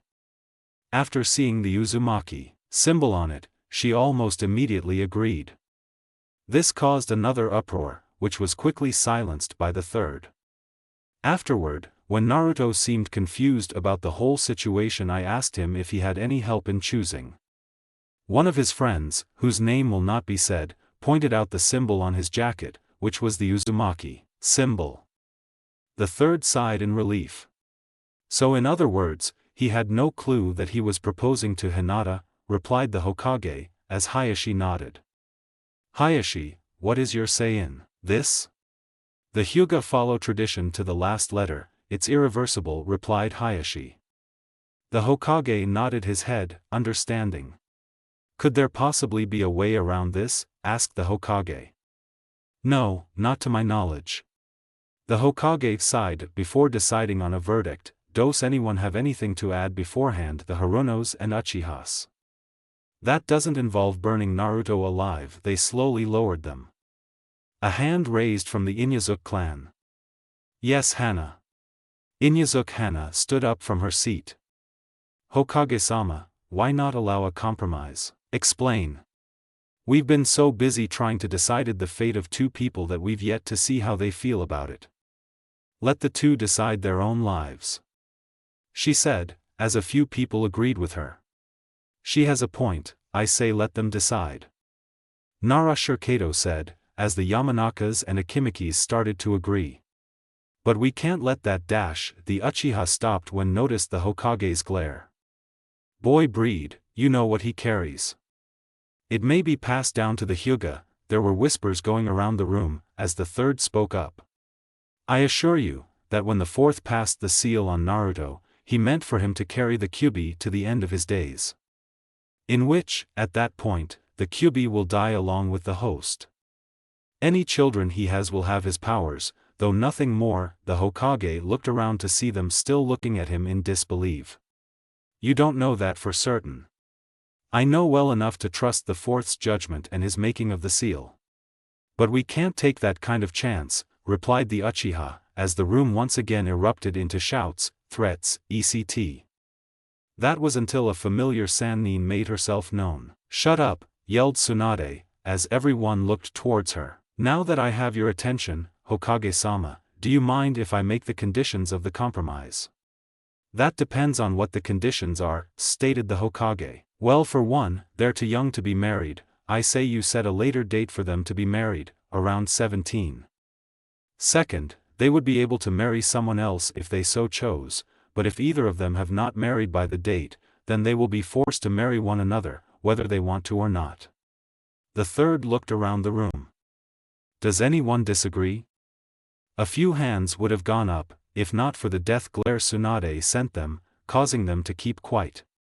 Then it is settled, if neither of them have married before the age of 17, then they will be married one another.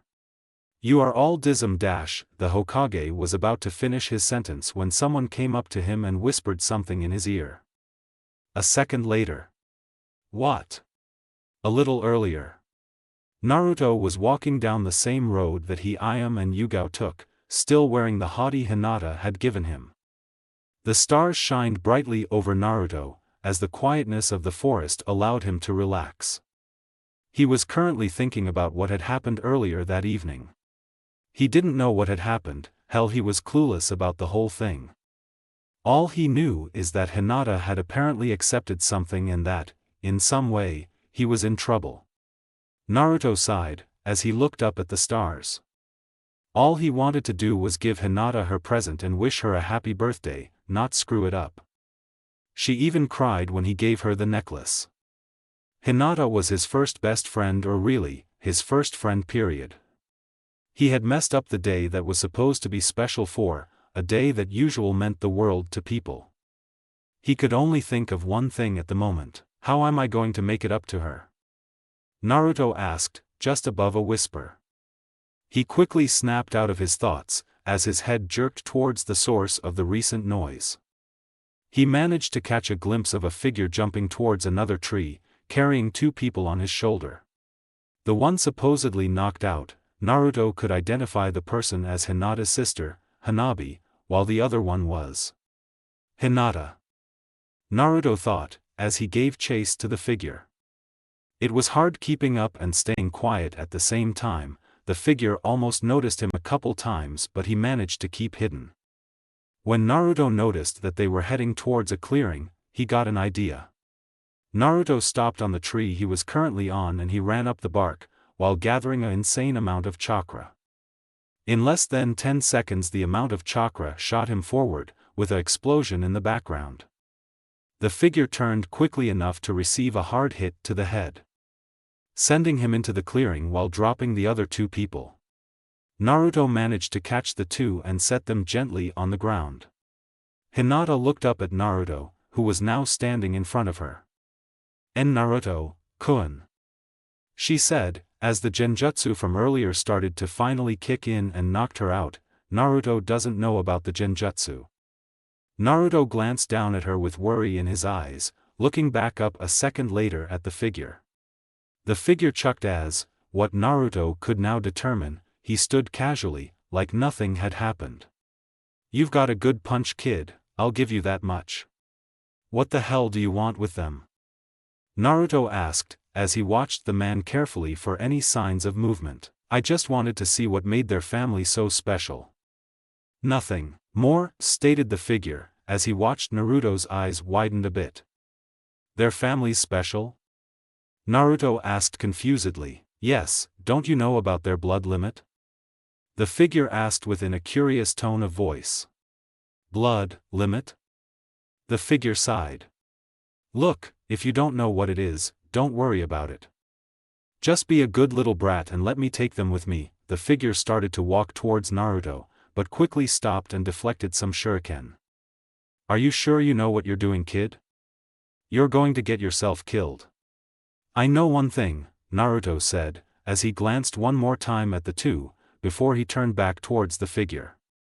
"And that is you're not taking either of them," he stated, as he went into a basic taijutsu stance. "Without a fight. As usual, please read and review." Like I said earlier, this chapter does not determine the pairings, it just sets one of them up, nothing more. That, and it's pretty much needed since it contains some needed information.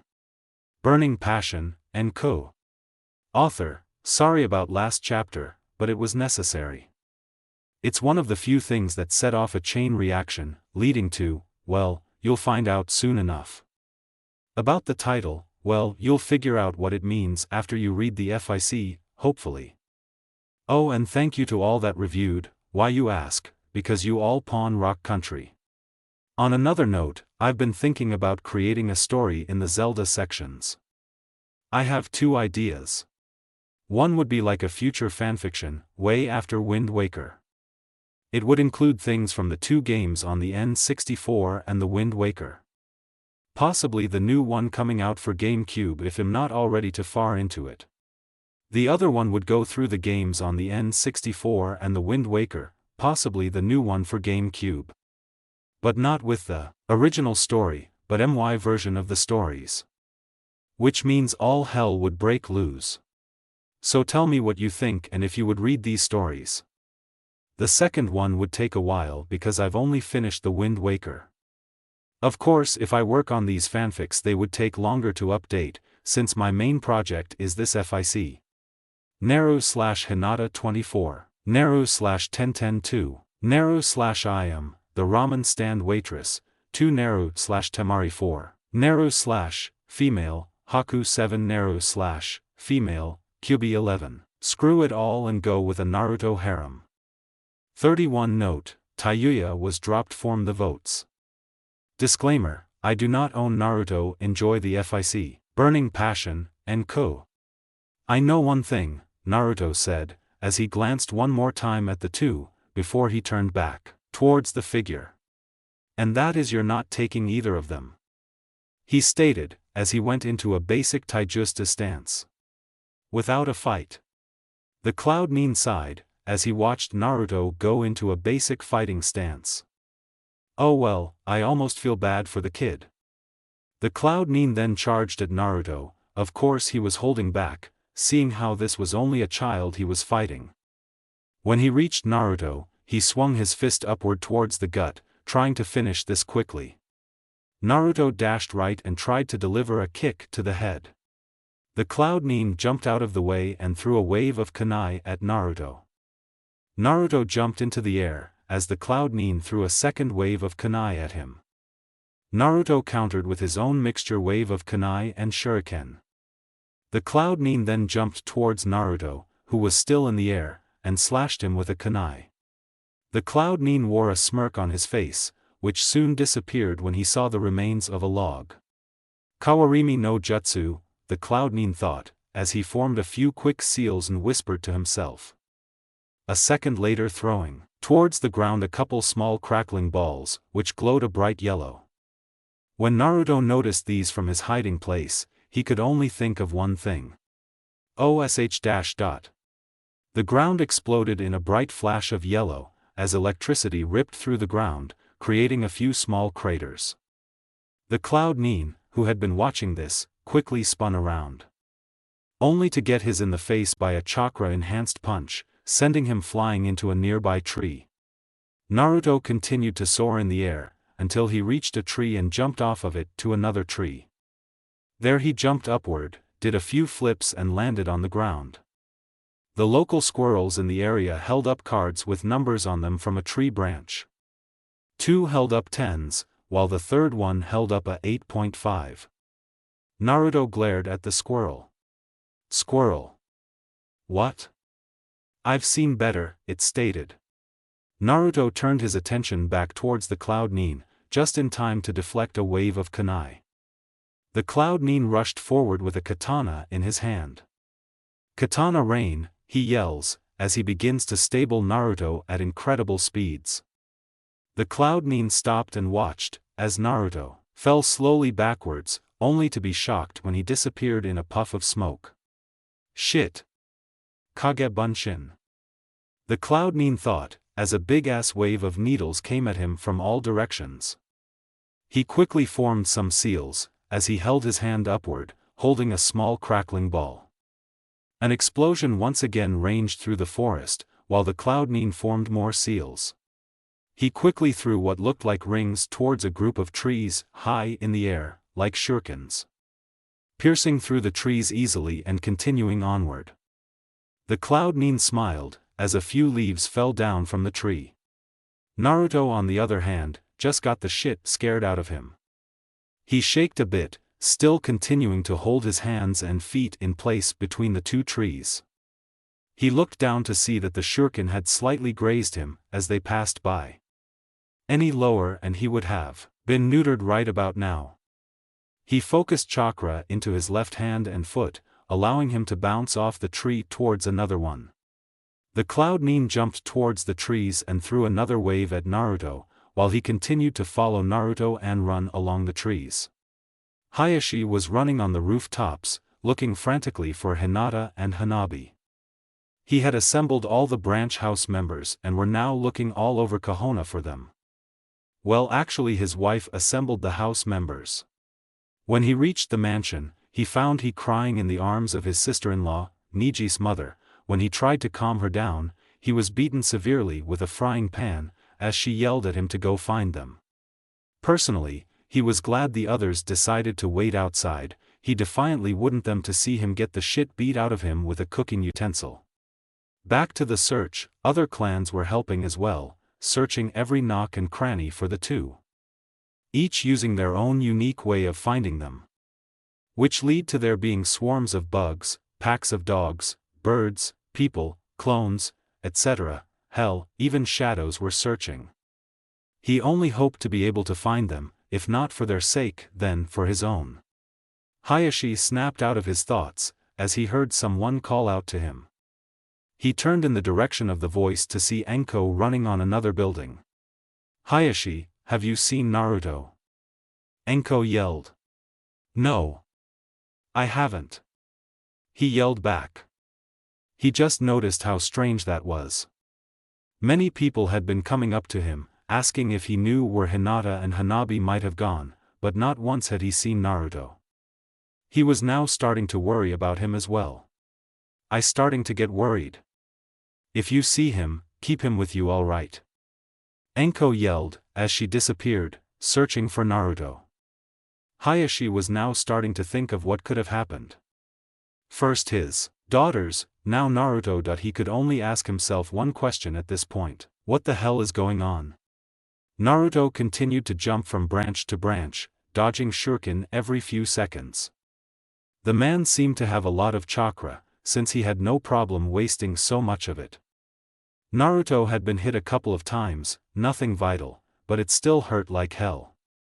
He could only hope to lead the Nin as far away from Hinata and her sister as he could, praying that his luck would hold out. The Cloud Nin, on the other hand, was get impatient. He had been fighting Naruto for 15 minutes now and was growing tired of this little game. He formed more shuriken and, with chakra, made them hover above his hand in a circle. The shuriken started to spin rapidly on their own, before spinning clockwise together, forming a large electrical ring. Using more chakra, the Cloud Nin flung the ring towards Naruto at high speeds. Naruto was busy trying to think of a way to stall for time. Surely someone must have heard those explosions and was coming to check it out, or better, had alerted the Umbu. If Naruto could just hold out a while longer, then maybe the Nin could be stopped. Naruto had just jumped off another branch when he felt a violet vibration under him. He looked down in time to see a bigger version of the Nin's chakra shuriken pass under him, just grazing his sandals. If it weren't for the crisis at hand, Naruto probably would have shit himself. Naruto continued to dodge the giant ring shuriken for a couple of minutes, until the Nin switched tactics. The Cloud Nin formed some seals, as he again whispered something under his breath. His fingertips started to glow purple, as he formed his hand in the shape of a gun. He aimed at Naruto and shot a burst of chakra at him, just missing him as he jumped off the branch. Of course Naruto took notice of this. When he reached the tree branch, he used chakra and jumped towards another, making sure he was behind a tree. The Cloud Nin stayed on his pervious branch and continued to aim at Naruto. He missed and hit a tree's bark, because Naruto had hidden behind it, and missed when Naruto was in the open, only hitting a branch. The Cloud Nin took careful aim this time and shot at the branch Naruto just landed on, causing him to jump and throw a rain of shuriken at the Cloud Nin. The Cloud Nin deflected the shuriken, a second later showing a shocked expression, as a wave of needles hit him from behind. Naruto was surprised when he saw a puff of smoke and a log, or what was left of it, fall towards the ground. Naruto turned just in time to get slashed by the Cloud Nin, who flew by and bounced off a tree, back towards him. The Cloud Nin continued to bounce off the trees in a pinball-like style, as he slashed Naruto every time he could. After a minute of two, the Cloud Nin gave one final hard slash that sent Naruto flying downwards, through a tree, and into another open area. The Cloud Nin then threw some small crackling balls towards Naruto. Naruto rolled to the side, missing the explosion. Naruto had got on one knee and was about to stand up, when the Cloud Nin came out of nowhere and slashed right through him with his kunai. Naruto grinned, as he disappeared in a puff of smoke. The Cloud Nin was slashed from behind, sending him to the ground. He got on his knees and looked up in time to see Naruto, bouncing off the trees and heading towards him. Naruto then proceeded to do what the Cloud Nin had done to him, bouncing off the walls, slashing the Nin, whenever he could. Of course, since this was the Cloud Nin's technique, he had a countermeasure for it. He started to form seals, not paying any attention to Naruto. When the seals were done, he let out a scream, as the ground below them cracked and sent a huge amount of electricity upwards. Naruto was struck hard by this technique and was sent to the ground. Naruto tried to get up, but fell back to the ground. He was exhausted. I mean, come on, an 8-year-old lasted this long against a shinobi that is not only 3 times his age, maybe more, but also more experienced. All Naruto could do was watch, as the Cloud Nin walked up towards him. Well, that was a fun and all, but I have things to do. Now it's time to end this. The Cloud Nin said, as he drew his katana. Personally, he was glad this was going to be over. The kid managed to give him a decent fight and that frightened him. He only hoped to kill the kid quickly and get those two out of the forest. Good thing they were so far out, or else people might have noticed the explosions from earlier. He positioned it right above Naruto's neck and lifted it upwards, preparing to swing. Naruto closed his eyes waiting for the blow. No, it can't end like this. If I die, he'll take them. I can't let him take them. I won't let him take them. I swear that he won't leave with them. I swear on my life that he won't leave here with them. I'll protect both of them, I'll protect. Hinata. Naruto felt something strange coursing through him, as he felt like his soul was being ripped from his body. He opened his eyes quickly to see that he was no longer in an open area, but what looked like a sewer. Naruto looked at his reflection in the water, with his face widening in shock. All his injuries were gone and his clothes looked brand new, not a single tear on them. He couldn't believe it. How the hell did all of this happen? As Naruto thought about what was going on, he heard faint laughter coming from one of the many tunnels surrounding him. He started to head towards the voice, making sure to watch his step, so that he won't slip and fall. To his amazement, he found a large cage at the very end of the tunnel. He slowly approached it, careful of what might inside. Suddenly, 2 big red eyes appeared, as Naruto stumbled backwards. The creature jinned, as it laughed at him. Naruto just glared at the creature. Shut up. The creature stopped all of a sudden, just staring at Naruto. A few seconds had passed of just staring at one another, until... What right do you have to command me, mortal? The creature yelled, for what he could tell was female, as Naruto just glared at it. Whatever. Now the creature's defiantly pissed. It reaches its paw out and tries to swipe Naruto. Of course Naruto naturally jumps to his senses and avoids it, barely. Bringing out some kunai and prepared for what was next. The creature hesitated a bit. A freaking 8-year-old was able to dodge her attack. The creature looks into Naruto's eyes and notices something flicker in them, something she hasn't seen in years. Interesting kid, thought the creature, as she grins again. Tell me, child, what is your name? She had a feeling of who he was, but one could never be too careful. Other creatures had a tendency to screw up and somehow end up within her domain. Which was fun for her since she would always just kill or eat them, depending on her mood. Who wants to know? Naruto asks, narrowing his eyes. Child, do you know who I am? No. I am the great Kyuubi. Kyuubi said proudly, waiting for Naruto to cower in fear of her. Only to have a reality check when she was hit with a rock. Ow. What the fuck? She asked. Liar. Naruto yelled, as he pointed at her. Everyone knows that the fourth sealed the Kyuubi in a fish. Kyuubi's sweat dropped. What the hell? A fish. Why couldn't they come up with something more creative? Kyuubi thought, as she looked at Naruto. Look kid, just tell me your name. Why the hell should I? If you tell me your name and you're who I think you are, then I'll give you something, replied the Kyuubi, as she watched Naruto think it over. Taking in the pros and cons of telling her his name. Alright, deal. My name is Uzumaki Naruto, the Kyuubi sighed. Yep, it was him, her carrier. Damn it, she was in the mood to eat something too. So what's the gift? Naruto asked in a hyper tone of voice, bouncing up and down in anticipation. Kyuubi sighed, while thinking of having to put up with an 8-year-old. First of all, Naruto-kun, I need to tell you a few things. So, settle down. She yelled, as Naruto stopped. That's better. First off, the fourth did not seal the Kyuubi inside of a fish, but within something else, a child. Naruto nodded for her to continue. Now the only way that I, the Kyuubi, could be sealed into a child is if it was only a few hours old. As luck would have it, only one child was born on that day. I was sealed using the forbidden technique, into the child as soon as possible, but the technique also cost the fourth's life.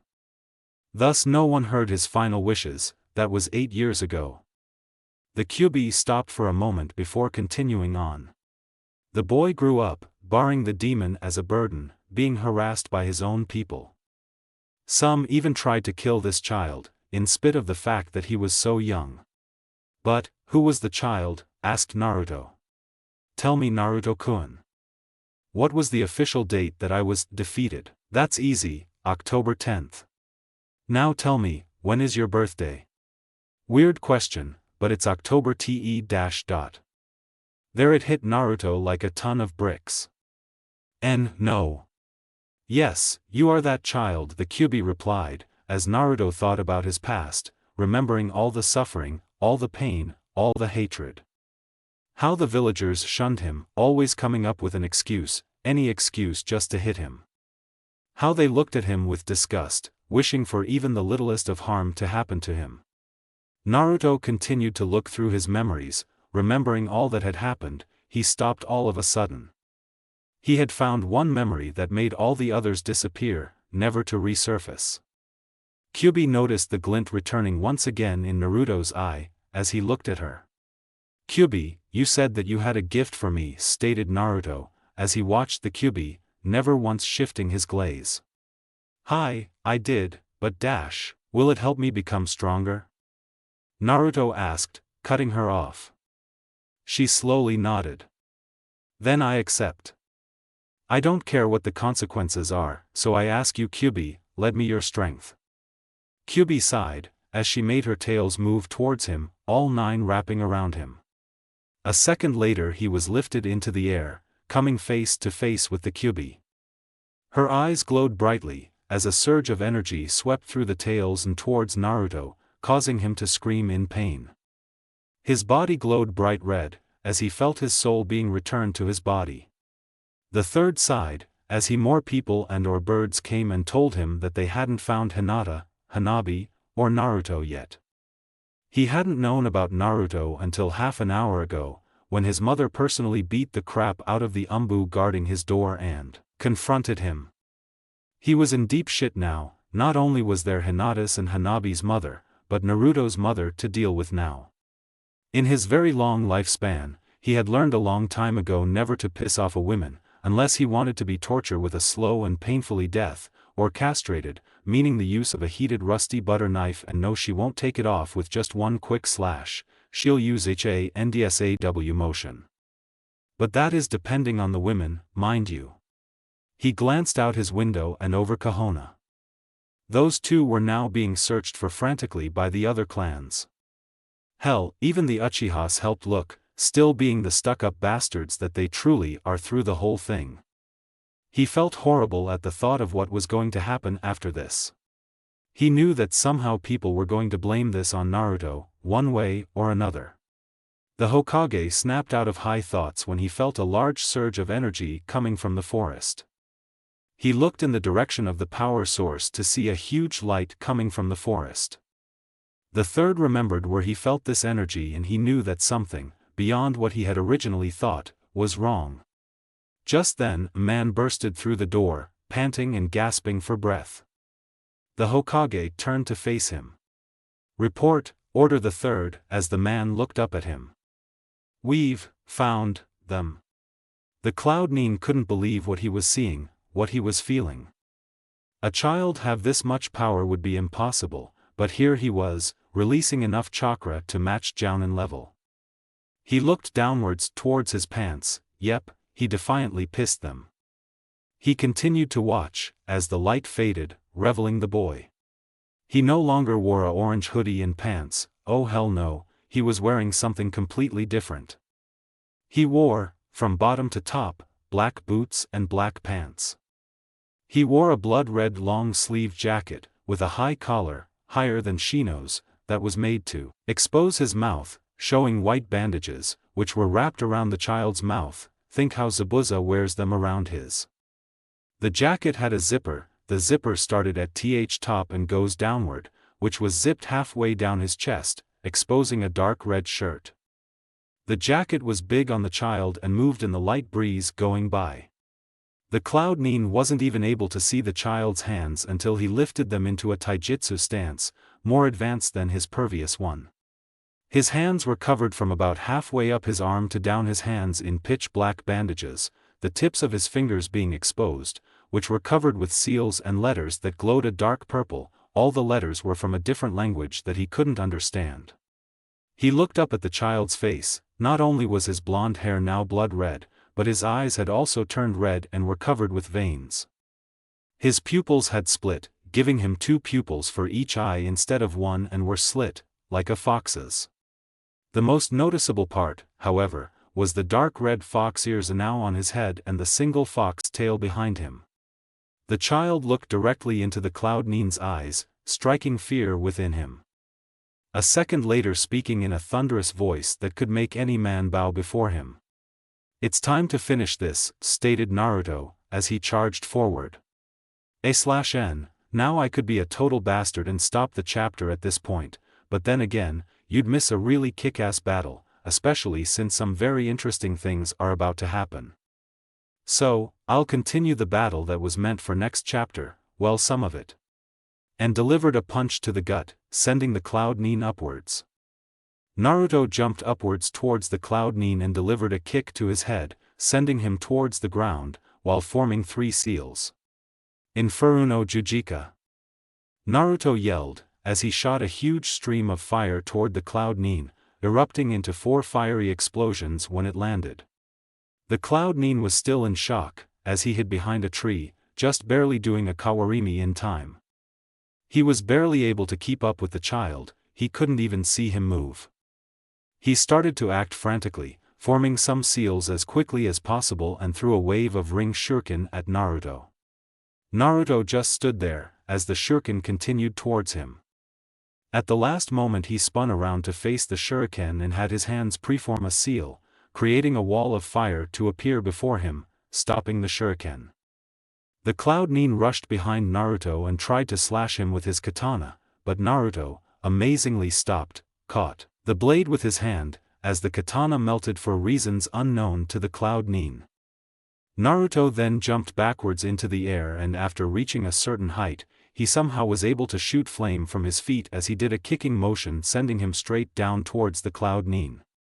The Could Nin avoided Naruto, as he tried to hit the Cloud Nin and instead hitting the ground, creating a small crater. Naruto made a seal and did a sweeping motion with his hand, throwing fireballs like he would throw shuriken, as he yelled, "Fire Mari!" The Cloud Nin retaliated with his ring shurikens, canceling the fireballs. Naruto did 3 more seals, as he reached both of his hands backwards.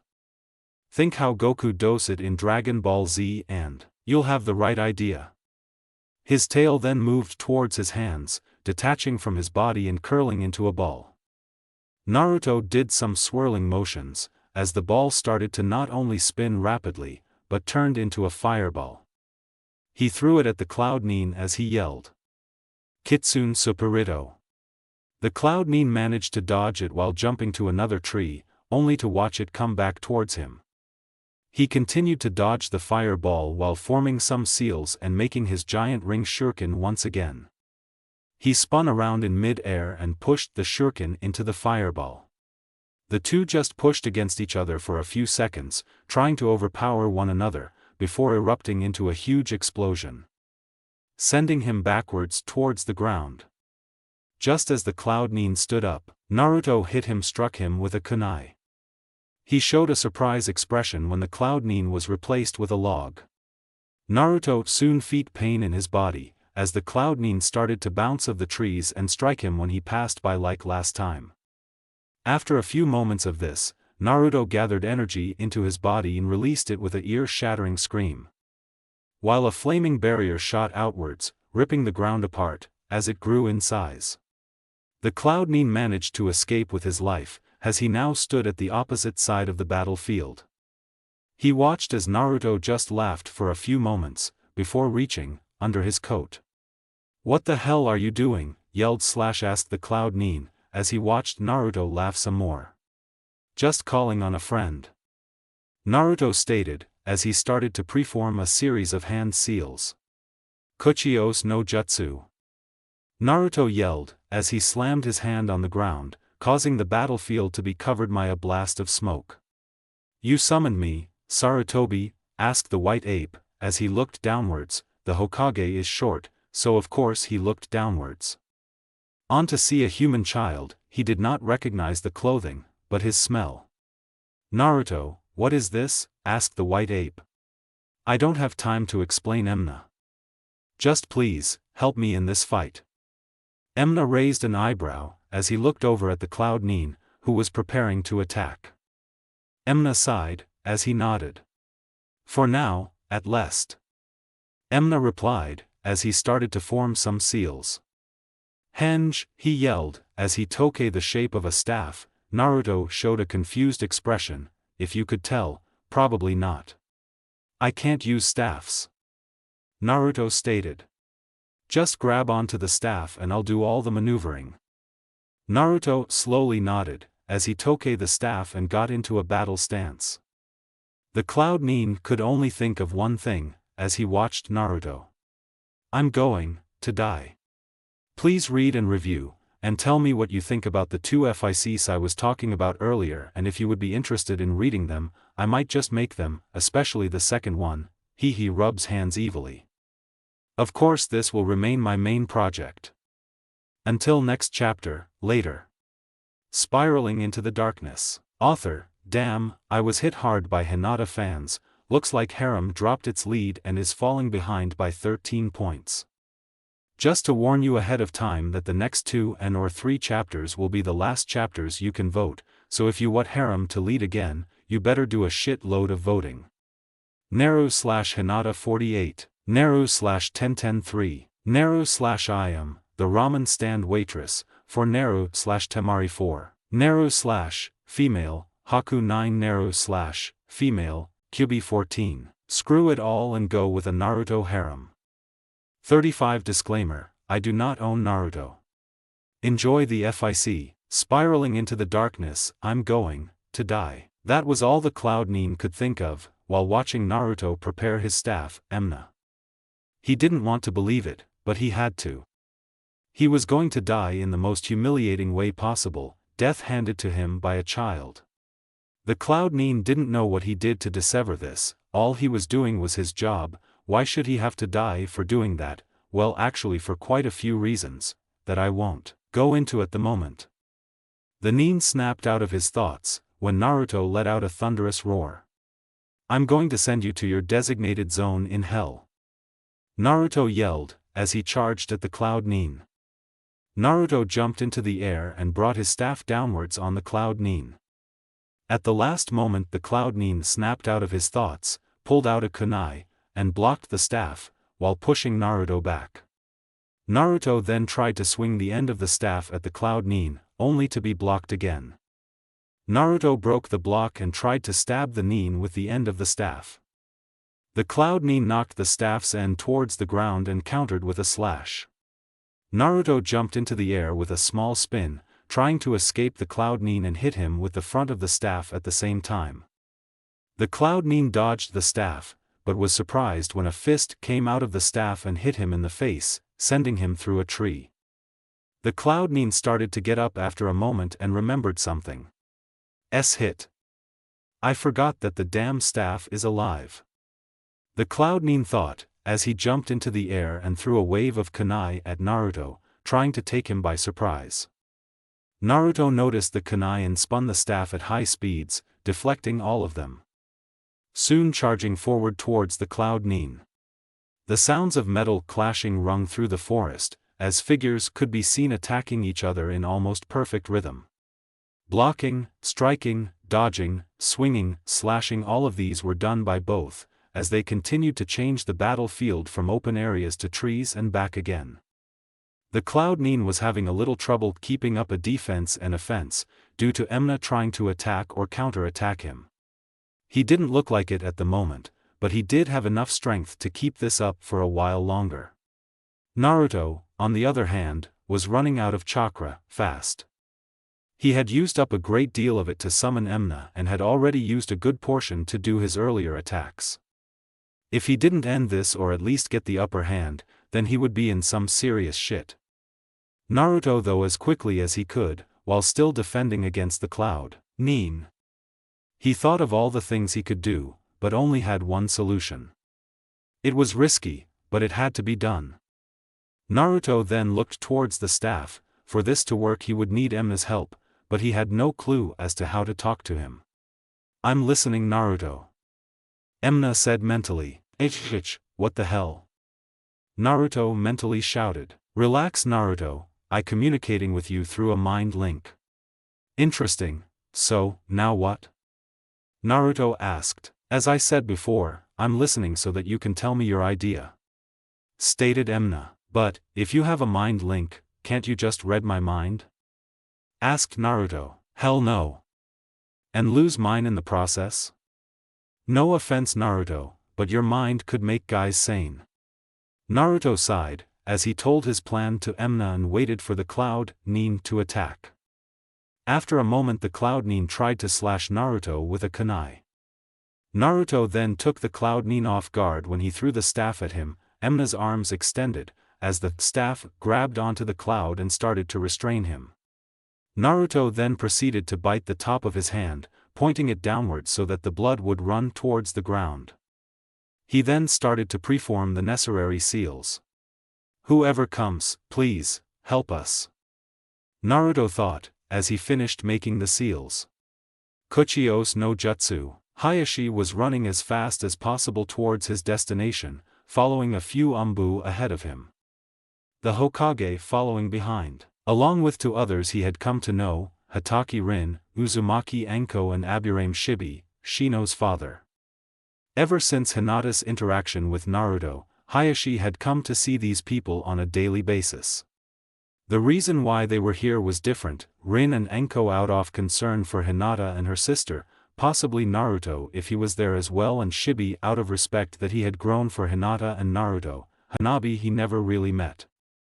Hiashi snapped out of his thoughts when he landed in a clearing and spotted Hanabi crying over a unconscious Hinata. Hiashi took note that the clearing looked like a battlefield, but pushed to the back of his head and ran towards his daughters, as the Hokage looked at the umbu. Secure the area. The Hokage ordered, as the umbu nodded and leapt off into the trees. The Hokage then turned his attention towards Hiashi as he approached the group, Rin already looking over Hinata's body. Hanabi noticed her father and ran towards him, hugging him tightly. Rin looked up at Hiashi. She's all right, but she was hit by a strong genjutsu and is going to be out for a couple of days. Hiashi nodded, as he broke from Hanabi's hug and kneed to her level.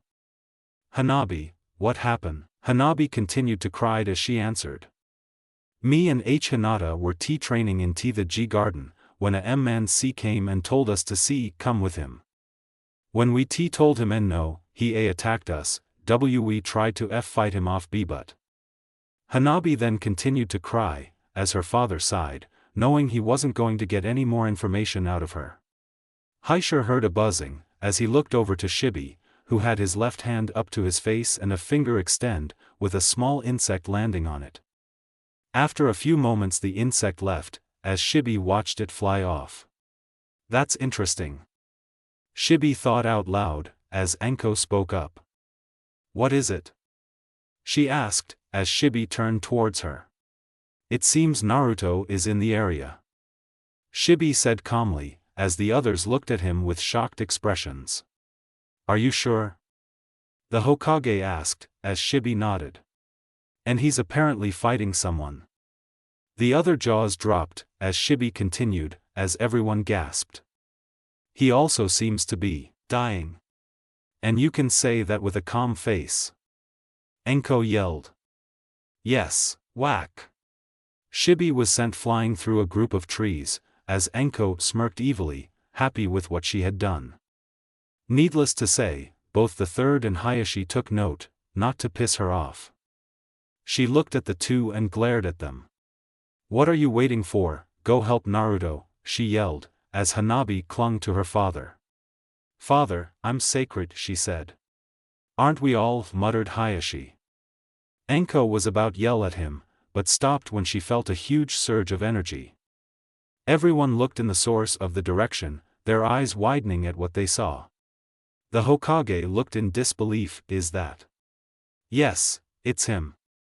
Shibi said, cutting the third off, while walking back towards the group. The Cloud Nin couldn't believe what he was seeing. The boy had managed to summon a creature beyond expatiations. A huge-ass spider was now before him, easily 20 stories tall.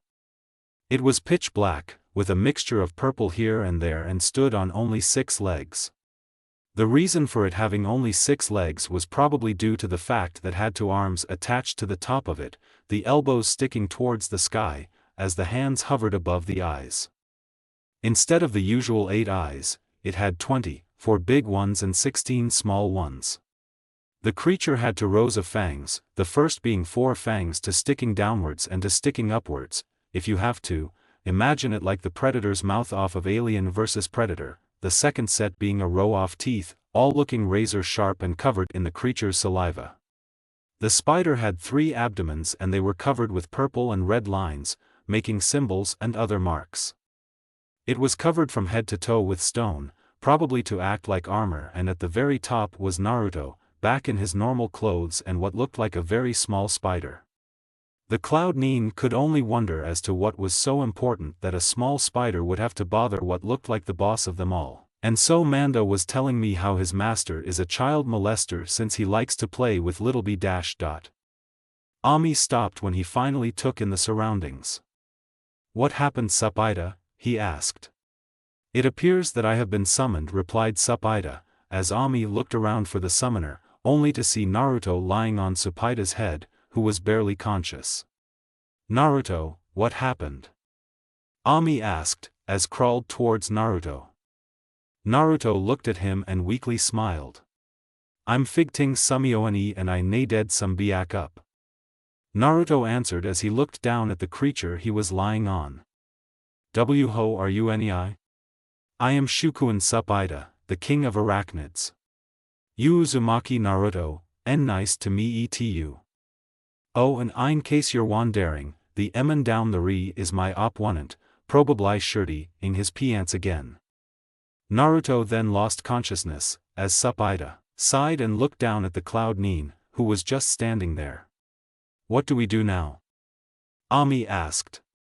We do what we are summoned to do, replied Tsunade, as he focused chakra into his fangs. Ikuzen Mono, he said, as he let loose an enormous stream of webbing from his two top fangs. Now the Cloud Nin may have been scared as hell, but he did have enough sense to get out of the way, dodging all of the incoming web, only to get hit by the next attack.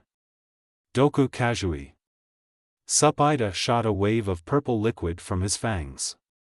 The Cloud Nin screamed in pain, as the liquid burned through his skin. He tried to move out of the way, but found that he was paralyzed, probably due to the poison. After about a minute, the liquid stopped burning the Cloud Nin, as he sighed in relief, only to don a look of horror when hundreds of spiders dropped down from boss and moved towards him. Two bigger spiders around his size came up to him and started to wrap him in a webbed cocoon. As soon as he was fully wrapped, the spiders moved towards the cocoon, taking up all the space possible and raised their fangs all at once. Before a scream could be heard throughout the forest, the creatures all looked in the direction with confused faces, never knowing the cruel fate of a man that day. Anko rushed at high speeds towards the summon. She had no clue what the hell had happened, only that Naruto was dying and that she needed to find him. Hiashi, Shibi, and the Hokage were following behind her, trying to figure out how she managed to double her speed. Rin had stayed behind to look after Hinata and Hanabi, who was still shaken up about the whole thing. When they finally did reach it, they immediately were on the offensive, as hundreds of spiders prepared to attack them, small to large, all of them were in fighting stances. "They're with me," stated Shibi, as he walked towards the boss. All the spiders moved away, making a path for him as he walked. When Shibi reached the boss, the creature bent downwards, to meet him face to big-ass spider eye. "Shibi, why does this boy have the contract?" asked the boss. "Tsunade, I'm afraid that I do not have an answer, though I do have a feeling that my son gave him the contract," replied Shibi. "You do know what happens next?" asked Tsunade, as Shibi nodded. Anko looked confused about the whole thing. "What the hell do you mean what happens next?" Anko shouted, as she watched spiders run up their leader's leg and towards Naruto. Anko gasped, as they began to wrap him in webbing. Anko tried to run towards the beast and stop this, but two very big spiders stood in her way. "Out of my way!" Anko yelled, as she tried to get past them, only to get pinned to the ground by the two spiders. "Let me go, damn it!" Anko looked over to see Hiashi also being pinned down by 6 spiders. The Hokage, on the other hand, was just standing there with his eyes towards the ground, Shibi right beside him. Anko could only watch, as the spiders brought Naruto towards Tsunade's left fang and positioned him right underneath it. Naruto cried in pain a second later when the tip of the fang pierced into his body. For a full 2 minutes, Anko cried, as she watched her son scream in pain. The spiders then slowly lowered the boy to the ground and started to unwrap him, as the 2 bigger spiders got off of Anko, or were shoved off, either way. Anko ran towards Naruto, all the spiders making a path for her. When she reached him, she fell to her knees and looked at him, before pulling Naruto into an embrace and silently cried. "He's one of us now," stated Tsunade, before he looked over at Shibi. "They'll hatch in a couple of hours." Shibi nodded, as Tsunade disappeared in a giant puff of smoke, all the others doing the same, well, most of them. Ami moved towards Anko and poked her with one of his legs. "Ms. Uzumaki, we need to get Naruto to a bed for rest." Anko looked down at the spider with a confused look. "He says that we need to find Naruto a bed," stated Shibi, as Anko looked up at him. "You understand it?" asked Anko, until she remembered that he talked to bugs on a daily basis. Shibi nodded. "Anyone who is trained or has a connection with them can." Shibi listened to the spider's clicking sounds for a few moments. "He said that his name is Ami and is now Naruto's attendant, since he has been summoned by Naruto on several occasions." Anko looked over at the spider and gave it a small nod, before she picked Naruto up and walked towards their house, Ami moving right beside her. Shibi, Hiashi, and the third all quietly followed behind her, never once breaking the silence. When Anko arrived at the house, she found Irika, Shuzine and their parents, Kakashi and Rin, who probably just arrived, since she had to deliver Hinata and Hanabi. The third, Hiashi, and Shibi all had to leave to take care of the hell that was soon to come in their clans. Everyone looked at Anko, as she walked inside the house and up the stairs, Ami following behind. Tsunade was about to say something to her daughter-in-law, but was stopped when Jiraiya put a hand on her shoulder, as he shook his head. Anko walked towards Naruto's room quietly and opened the door. She walked towards Naruto's bed and placed him down. Anko pulled the sheets over Naruto and looked at him in his condition. Ami walked up the side of the wall and walked up it till he reached the top. He set a secure piece of web to the ceiling and sliding down it a bit, until he was in a comfortable position and fell asleep. Anko continued to stare at Naruto, before shedding a tear and kissing him on the forehead, silently leaving the room a second later. She walked down the stairs, knowing full well that she was being watched by all the members of the room. She walked towards them and stared at all of them, a second breaking down and crying as much as possible. Tsunade, Rin, and Shuzine all tried to comfort her, as the males in the room could only cast their eyes downwards, all with only one thing on their minds. Who knew that one little thing could bring a family closer than ever before? Uchiha Fugaku was currently in the main room of the Uchiha mansion, pissed beyond belief. Both of the branch members watching him, shook with fear at the killer intent that Fugaku was emitting. The Cloud Nin had failed, he had planned it so perfectly. First he would wait for the Cloud Nin to kidnap Hinata and Hanabi and for the Nin to extract Hanabi's eyes, per the agreement. Then he would kill the Nin and claim the eyes, while recovering Hinata and her sister's body. He would give them a story of how he managed to see the Nin extract the eyes and give them to another person, but managed to save Hinata before hers were extracted and killed the Cloud Nin. Of course the other Nin would have escaped with the eyes, since his first priority would be to get Hinata and what was left of Hanabi to their father. He would have gained 4 things in the process. 1. The Hyuga clan's trust and having them fight by their side. Fugaku was not a moron, arrogant, but not a moron. He knew power when he saw it, which could mean good or bad, depending on how you use that power. 2. The entire council would be in total chaos, allowing him to maneuver his way to the top and take control. 3. If he was lucky, he could get an arranged marriage between the heir and his son, allowing a mixture of their bloodlines to happen, creating one unlike any other. Finally, even if he could not manage to get an arranged marriage, then he would still know the Hyuga's secrets, and could find a way to not only mix the blood limits without marrying one of them, but find a way to kill as well. It was so perfect, he could have gained the power that his clan deserved. But all his hopes were burned away when one of his scouts reported that the Cloud Nin was fighting the demon brat. At first, he was pleased with the thought of the Cloud Nin killing the child, but was angered when the boy managed to fight on equal terms with the Nin. His hatred truly grew to new heights when he was told that the child not only was able to summon, but summoned him. Only one person was given his contract, and whether or not they liked it, that person would only have 1 shinobi rank. If you were strong enough to summon him, then you were strong enough for that rank. All his hopes gone, taken by a demon brat who never deserved any of his strength, his power, his contract. Anger boiled inside of Fugaku, as he wished with all his life to be the one to give that child a slow and painful death.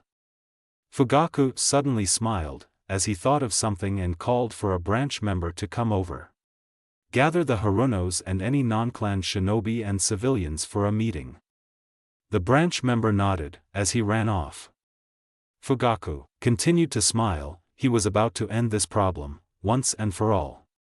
Author, please read and review. A Little Hero. Author, like I said before, the Hinata engagement thing was the start of something bigger, starting this chapter. Warning, this chapter is extremely painful for Naruto and those who don't like to watch children suffer, please turn back at once. Warning end. Now for the vote count. Also, I am a little under the weather, so don't be shocked if the next chapter isn't up on schedule. Naru/Hinata 54. Naru/1010-3. Naru/I am, the ramen stand waitress, for Naru/Temari 5. Naru/female, Haku 13. Naru/female, Kyubi 15. Screw it all and go with a Naruto harem. 75. Disclaimer, I do not own Naruto. Enjoy the FIC. A little hero. Fugaku smiled. Over half the village had turned out for this meeting about the demon brat, and even though it was difficult to fit so many people in the Uchiha residence, but it was still worth it. He knew that most non-shinobi or members of clans hated Naruto, with the exception of few, and that most would die just to make him feel their pain. Fugaku also knew how to use that to his advantage. He signaled for the branch members to quiet down the people, as he prepared to speak. People of Konoha, I've called you all here to talk about one very important person. This person has been in our village for years and has caused the suffering of so many. He mocks us, always passing by us so casually, never once considering how we feel about his presence in front of us. He can hurt us all the time, yet we can never lay a finger on him, due to that bitch. Do you know who I speak of? He asked to the audience.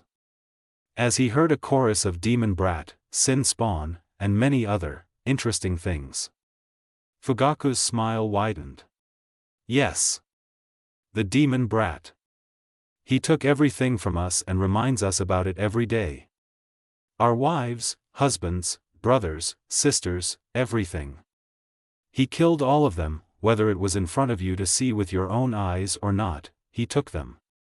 And the whole thing about it is, he never once felt remorse towards any of the crimes he committed.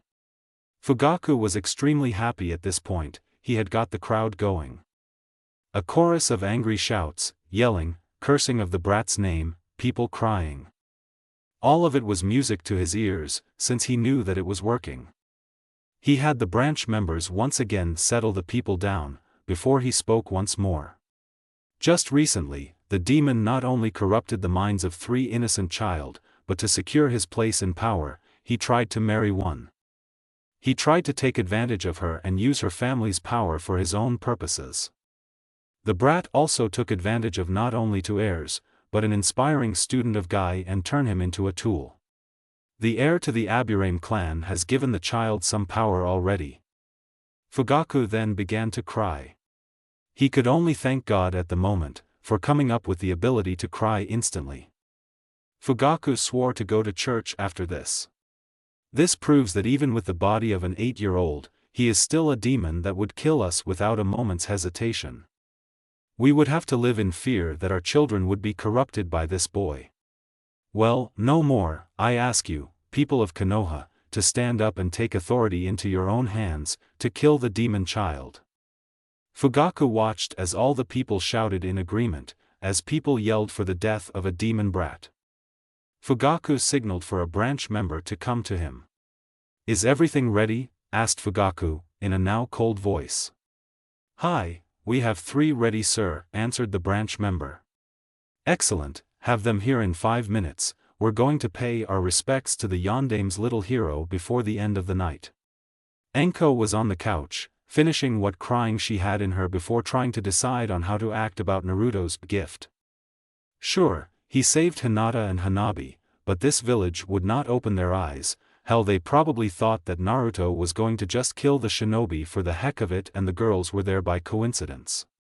She knew they were coming, but when was uncertain. Anko knew that their time here was only temporary to begin with. Of course she had planned from the beginning, but things have gotten out of hand. Anko's family helped her though this, they gave her the strength she needed to protect both Naruto and herself, but now, they could no longer help. She knew they would understand if both her and Naruto left this village, since it would be best for him. Of course, Anko wasn't related to any of them, no, they were her husband's family, but still she would miss them. Anko got up from the couch and was about to head upstairs when she heard a sound. A second later the door was blown off its hedges with a strong wind jutsu, hitting the wall. Anko turned her head in time to see a wave of kunai that were thrown with enough strength to pin her to the wall, all her limbs extended outwards. A sword was brought up to her throat, as a voice called out towards the carrier of the sword. Anko's eyes narrowed. "Fugaku," she hissed. "Don't kill her, yet, she may be of some use." Fugaku walked into the house, taking his time and enjoying his little victory. He signaled for two people to go upstairs, as he looked straight at Anko. "You know why we're here," stated Fugaku, as he watched Anko glare at him. "I swear that if you even touch him, I'll do nothing." Fugaku finished for her, as he turned towards the stairs. "Ah, our little hero has arrived." Anko turned towards the stairs to see Naruto being dragged down by his throat. She watched as the figure walked towards Fugaku, before turning in her direction and throwing Naruto in front of her. Naruto looked up at her, water in his eyes, as he noticed her pinned to the wall with so many kunai. "Mom!" Naruto yelled, as he got up and tried to pull the kunai out of his mother. Fugaku and the figures smiled, as they watched Naruto struggle to pull out a kunai. Fugaku stepped forward and grabbed Naruto by the throat, making sure to walk slowly back to his spot. He nodded at the two figures, who rushed towards Anko and began to pull kunai out of her. Naruto had a look of relief on his face, only to vanish when they stood Anko up and put what looked like a jutsu to keep her in place. Naruto watched as the figures walked away from Anko, before turning towards her hands full of kunai and shuriken. His mother had a blank expression on her face. He knew she would not give them the pleasure of seeing her fear and worry. Anko turned her head towards Naruto, before mouthing the words, "Be strong." The figures prepared to throw, as Naruto watched in horror. If anyone were to look at the side wall, they could see the shadow of a woman being pierced by multiple kunai and shuriken, as blood covered the wall a second later. Naruto could not believe it. He had just watched his mother be murdered. He wished that this wasn't real, but he knew it was, since he was covered in her blood. Naruto could only look at his mother's now lifeless body and shed tears at a rate faster than anyone could have dreamed. Fugaku signaled towards three people, as he threw Naruto towards his mother's lifeless body. The three people surrounded Naruto in a triangular formation, as they began to activate their Sharingans. For 1 week Naruto experienced the horror that was the Manjikyu Sharingan's power, seeing his mother's death over and over again. Well, that was if they gave him a break. Most of the time they would have him being the one to kill her, and through different methods. Burning her, stabbing her, decapitating, anything that could kill a person was used. The most horrible thing was that they used the power of the Manjikyu to make the blood, no matter how small the wound, spray on him.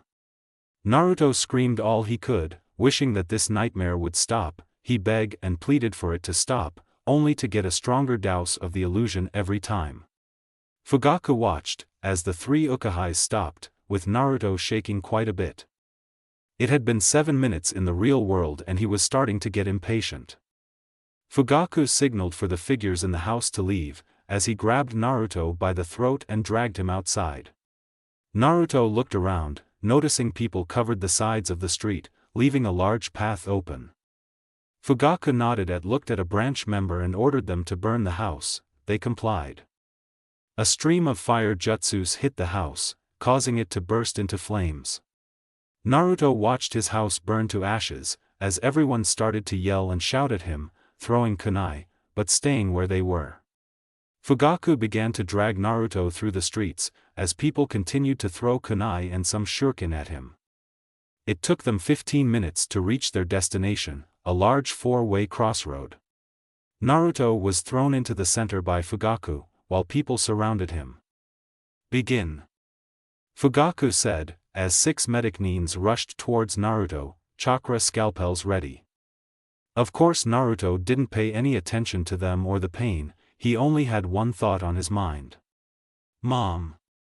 Irika, Kakashi and Rin were on their way towards their apartment. Yes, Irika lived with Kakashi and Rin.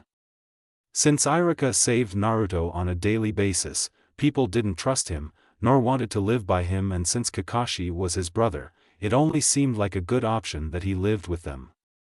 Of course Iruka and Kakashi were not related, since Kakashi was adopted after his father died. Shizune, on the other hand, was related to him. She, Yondaime, and him spent as much time as possible together, adding Kakashi a little later. Back to the three, they were currently walking down the road in silence, reflecting on what had happened earlier. That was till, however, Kakashi noticed something. "Do you smell that?" asked Kakashi, as he took another whiff. "Smell what?" asked Rin, as she took a whiff of the air. Iruka also tried to distinguish the smell, his eyes widening a bit. "That smells like smoke." Kakashi finished, as he looked upwards to see a giant cloud of smoke rising into the sky, from the direction that they came. All three looked at each other, before running on the rooftops back towards Anko's and Naruto's house. All of them were silently praying that they were alright. Just as they were about to reach the house, both Iruka and Kakashi noticed something. They both dived out of the way, Kakashi grabbing Rin before dodging, just barely being missed by a katan jutsu. Both Iruka and Kakashi looked towards the person responsible for the katan, shocked to find that instead of just one, there were at least 20 people in the direction of the attack, all of them with leaf forehead protectors. "What the hell is wrong with you people? Do you know the penalty for trying to kill a Konoha citizen?" shouted Iruka, as the people just looked at him with no emotion whatsoever. Uzumaki Iruka, Hatake Kakashi, and Hatake Rin.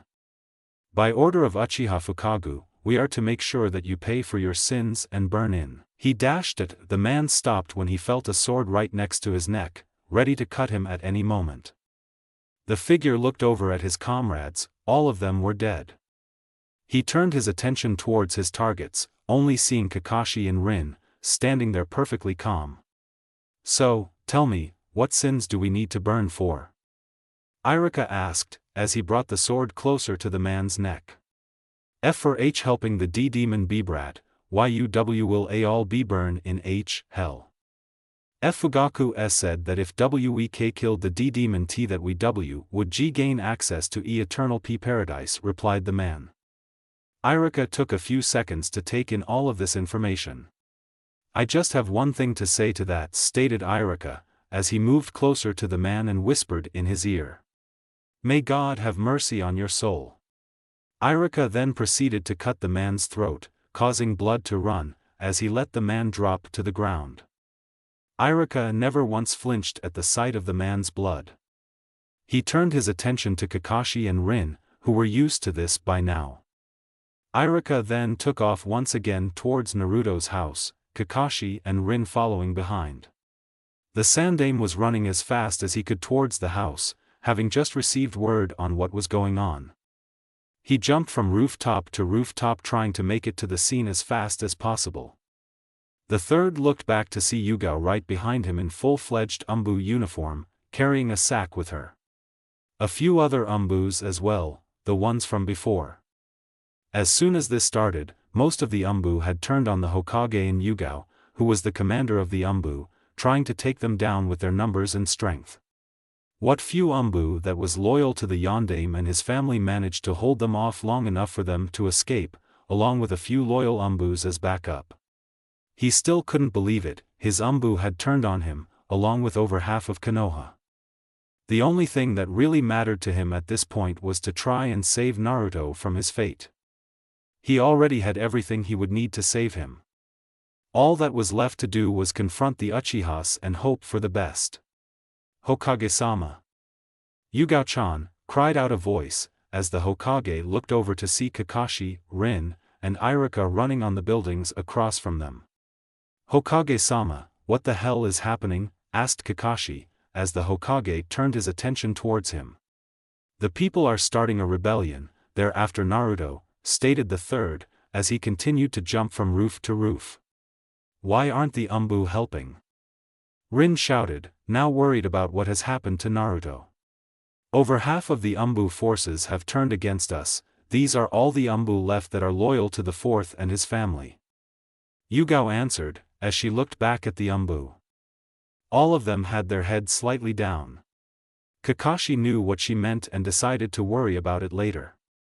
Let's try to get to the house as quickly as possible, he said. Everyone agreed, as they ran at speeds which no normal human could match. They couldn't believe it, the house was gone. Most of the top floor had crumbled to the ground, as all of the bottom floor was still on fire. They continued to gape at it, while Yugao barked orders to put out what was left of the flames. They entered slowly, taking in the damage. Most of everything was either burned, ash, or bits and pieces. The entire living room was covered with scourge marks, as was most of the rooms. The Hokage looked at what was left of the kitchen. The sink had scourge marks all over it, the oven looked like a giant piece of crap, and the refrigerator was completely useless. The Hokage looked at everyone in the room staring at something, all except Rin, who was now crying in Kakashi's arms. The Hokage went over to them, shocked at what he saw, silently shedding a tear. There lied the body of Uzumaki Anko, the wife of the fourth and mother of Naruto. A person that the Hokage had considered to be like a daughter to him. She used to be quite person, never trusting anyone or caring at all. Only 3 people managed to change that, and now, one was dead, one was going to die, and the other felt like he was helpless. The Hokage snapped out of his thoughts when he heard a noise and went towards the source. In the corner of the room, near some fallen bookshelves, was Ami, who basically looked like a pile of crap. All Ami had to do was stare into the Hokage's eyes to tell him everything. He scooped Ami into his arms and walked towards the group. He turned towards one of the Umbu. "Do you think you could help him?" The female looked at the spider and sighed.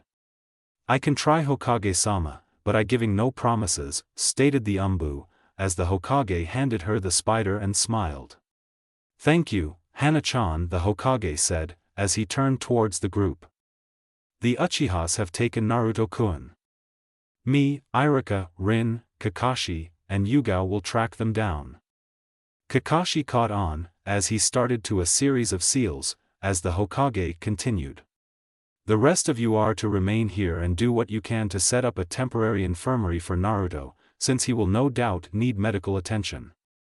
Dogs appeared in a cloud of smoke a second later, ready to go.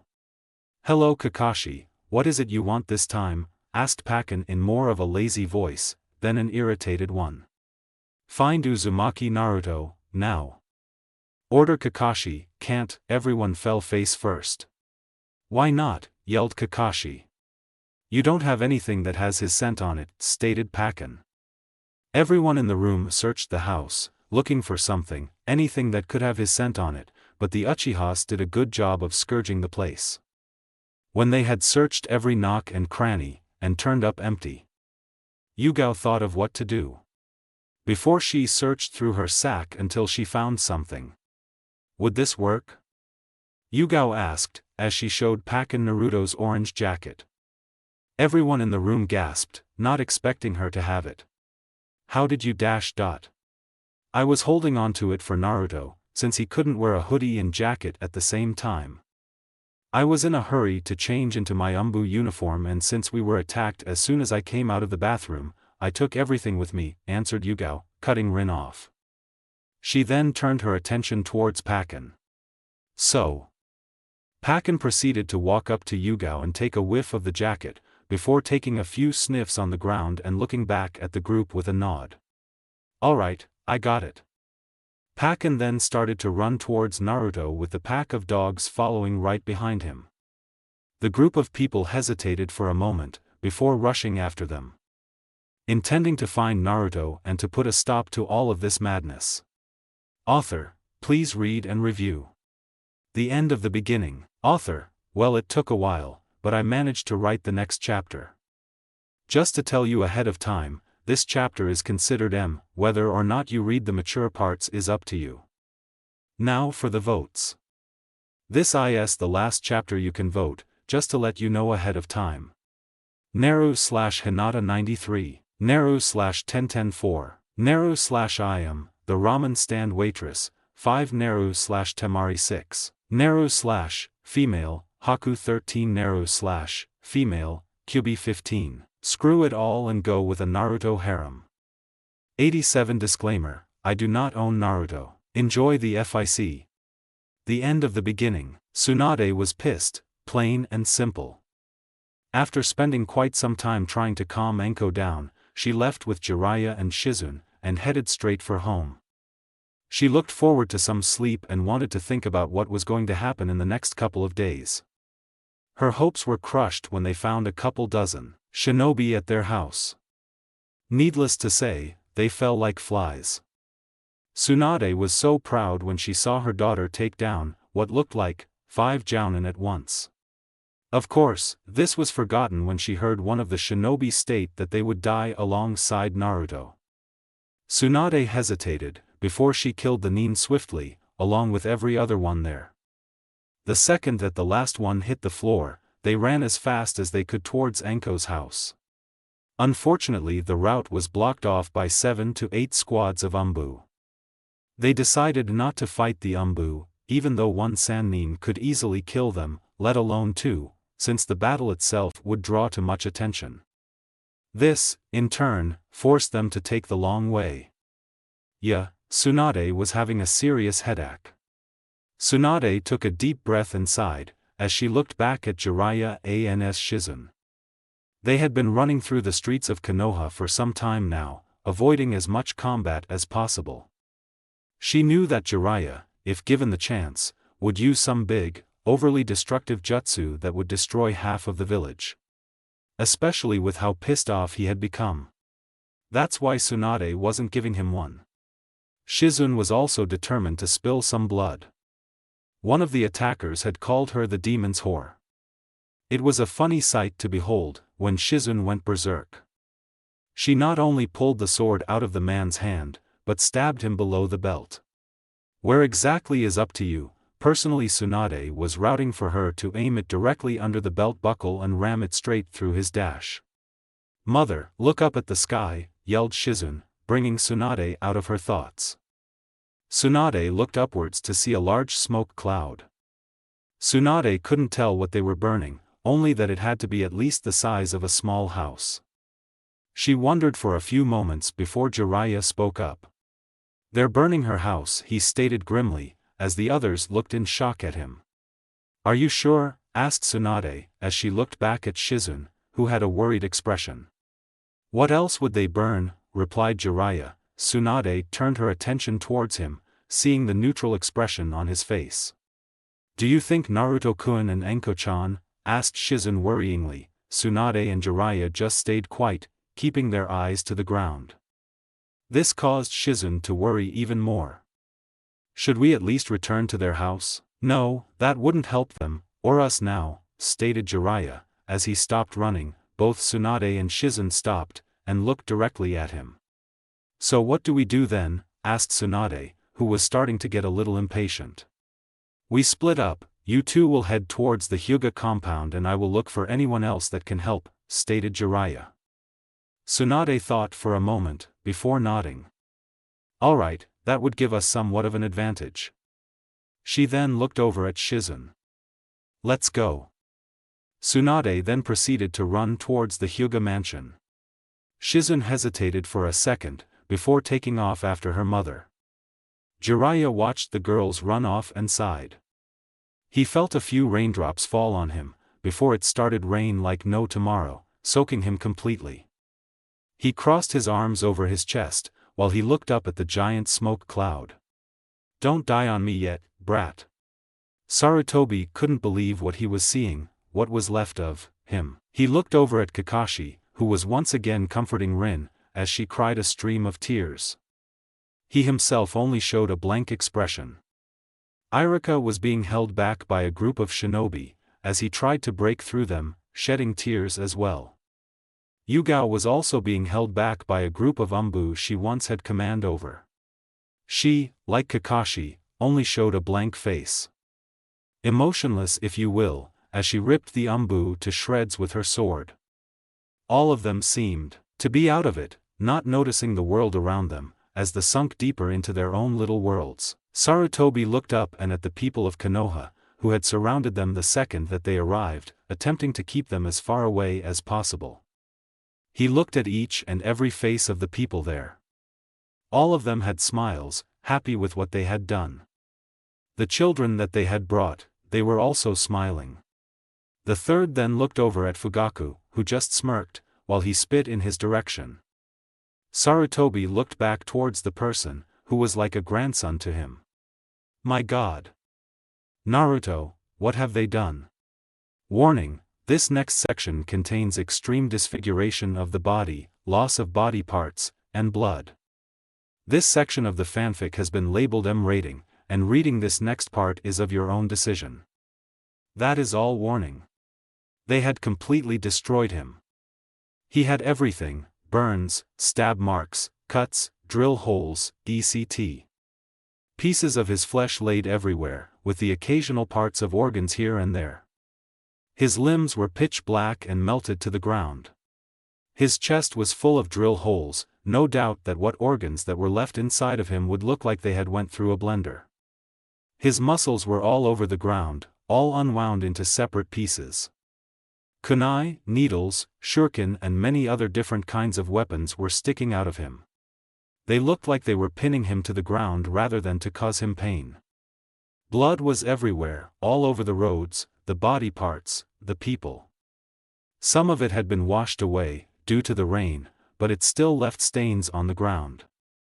The main parts of the body were in a small pile, completely soaked from the water.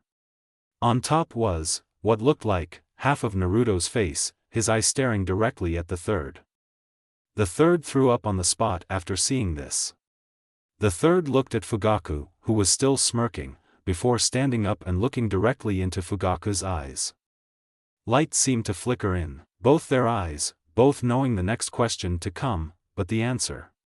Why? Asked the Hokage, who didn't move an inch, keeping his eyes locked with Fugaku's. Because, he took everything away from me, answered Fugaku, as he looked over at Naruto and smiled. He got everything, but also kept nothing. The fool stood in my path, an obstacle. He was a demon that deserved to die and nothing more. The third glared at him in anger, but there was also a slight hint of pain in his eyes as well.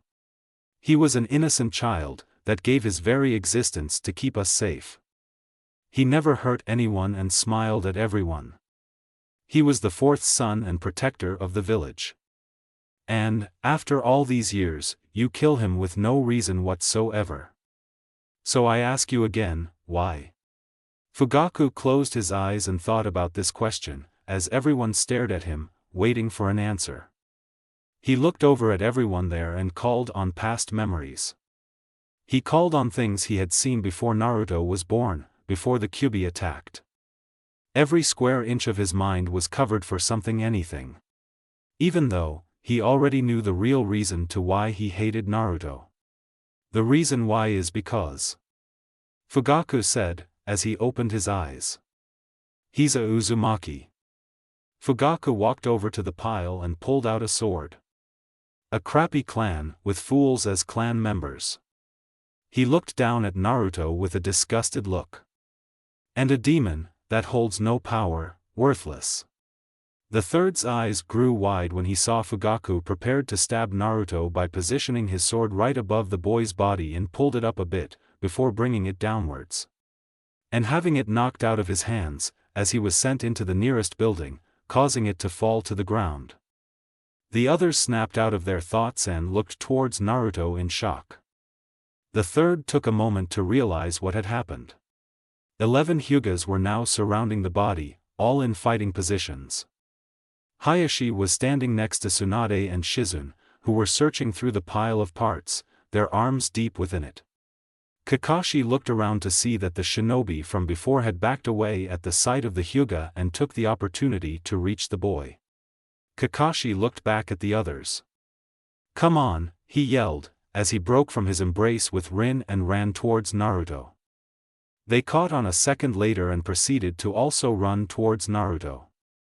As soon as they reached him, Kakashi and Iruka took defensive stances to guard Naruto as well, while Yugao and Rin ran up to Shizune. She was closer. "Is there any way we can help?" asked Yugao, as Shizune looked up at them. "Yes, there is, but we have to dash. Found it," yelled Tsunade, cutting off Shizune. Shizune immediately pulled her, now blood-covered, hands out of the pile and ran toward Tsunade. The two just froze, as they watched Shizune put her hand on Tsunade's left shoulder, while Tsunade looked up at the two. "What are you waiting for? Get over here!" she yelled as the women ran over to Tsunade, who was now forming seals. They looked questionably at Shizune, who just motioned for them to place their hand on Tsunade. Rin placed her hand on Tsunade's right shoulder and Yugao placed her hand on Tsunade's back. Yugao looked up at Shizune and was about to ask her a few questions when she was cut off. "He's not dead," stated Shizune, who looked at Rin's and Yugao's shocked faces. "Those bastards were keeping him alive by pumping chakra through his heart, forcing it to beat and keeping the veins to his nervous system and to his limbs connected, but that still wouldn't be enough. If it weren't for the Kyuubi and the spiders in Naruto's body, who are constantly repairing him at this point, he'd be dead by now." She looked over at Tsunade, who was whispering something, as seals started to appear all over her body. "We were looking for the heart earlier and, thanks to Mother, we were able to find it. Now listen carefully, when she finishes her seals, you two need to focus as much chakra into her as possible, since the technique for saving Naruto requires more than both myself and Mother can provide," Shizune stated, as she watched her mother move through seals faster than any normal shinobi could do. When she finished, the seals covering Tsunade started to glow a bright blue, as she shoved her hand into the pile once again. "Ninpo Sozo says, Uzumaki Shuru," Tsunade yelled, as she focused as much chakra into Naruto as physically possible. The three girls also focused as much chakra as they could into Tsunade without losing consciousness. The four girls were covered by a dome of light, as a huge light shot upwards towards the sky, breaking through the clouds. The light intensified, as the clouds started to swirl around the light. A figure could be seen in the light, rising upwards towards the sky. Everyone gasped and they realized that it was Naruto, who was now completely healed. His entire body was glowing white, black seals appearing all over his body, as his pure white eyes looked down on them. A second later, 4 big ASS wings shot out of his back. The light intensified, as the clouds disappeared, revealing a big symbol above Naruto. The size of the seal was immense, since it looked like it could take up about 1/4 of Konoha. Naruto continued to look down at them, while flapping to keep up in the air. 9 small black seals appeared behind his wings in a semicircle-like fashion. A second later, he stopped flapping his wings, as his body produced a large flash of light. He fell backwards towards the ground and hitting it hard, now in his normal state, as a group of white feathers fell slowly towards the ground as well. Hiashi ran towards Naruto and checked him. He had a weak heartbeat, but one nonetheless. The third, who had just stayed still the entire time, slowly walked up to Naruto and checked him himself. He was relieved to know that the Kyuubi was still working overtime, and at this rate, Naruto would be fine in a couple of minutes, physically anyway. The light itself had disappeared in a flash of light, as the 4 women could be spotted on the ground. Kakashi and Irika ran up to the women and checked all of them. They were all unconscious, but were still breathing. Of course, through all of this, they failed to notice a few shinobi had gotten over their shock at seeing such a thing and were preparing to attack Naruto. They did, however, notice the screams of pain and agony from the shinobi, as they turned in their direction.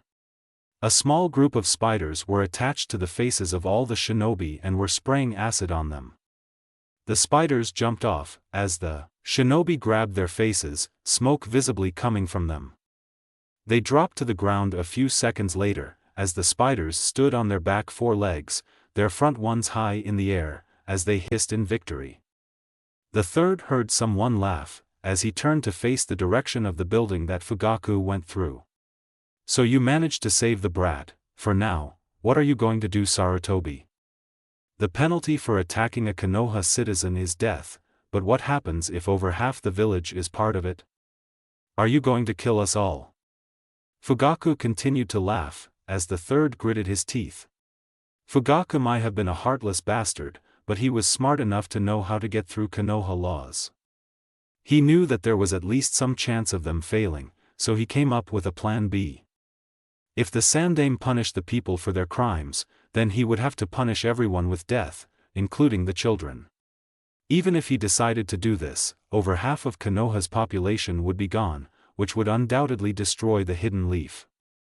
The worst part is, they would be able to do this again. Sure, he could put up another law, but he had already put up laws to protect the Uzumakis, to protect Naruto.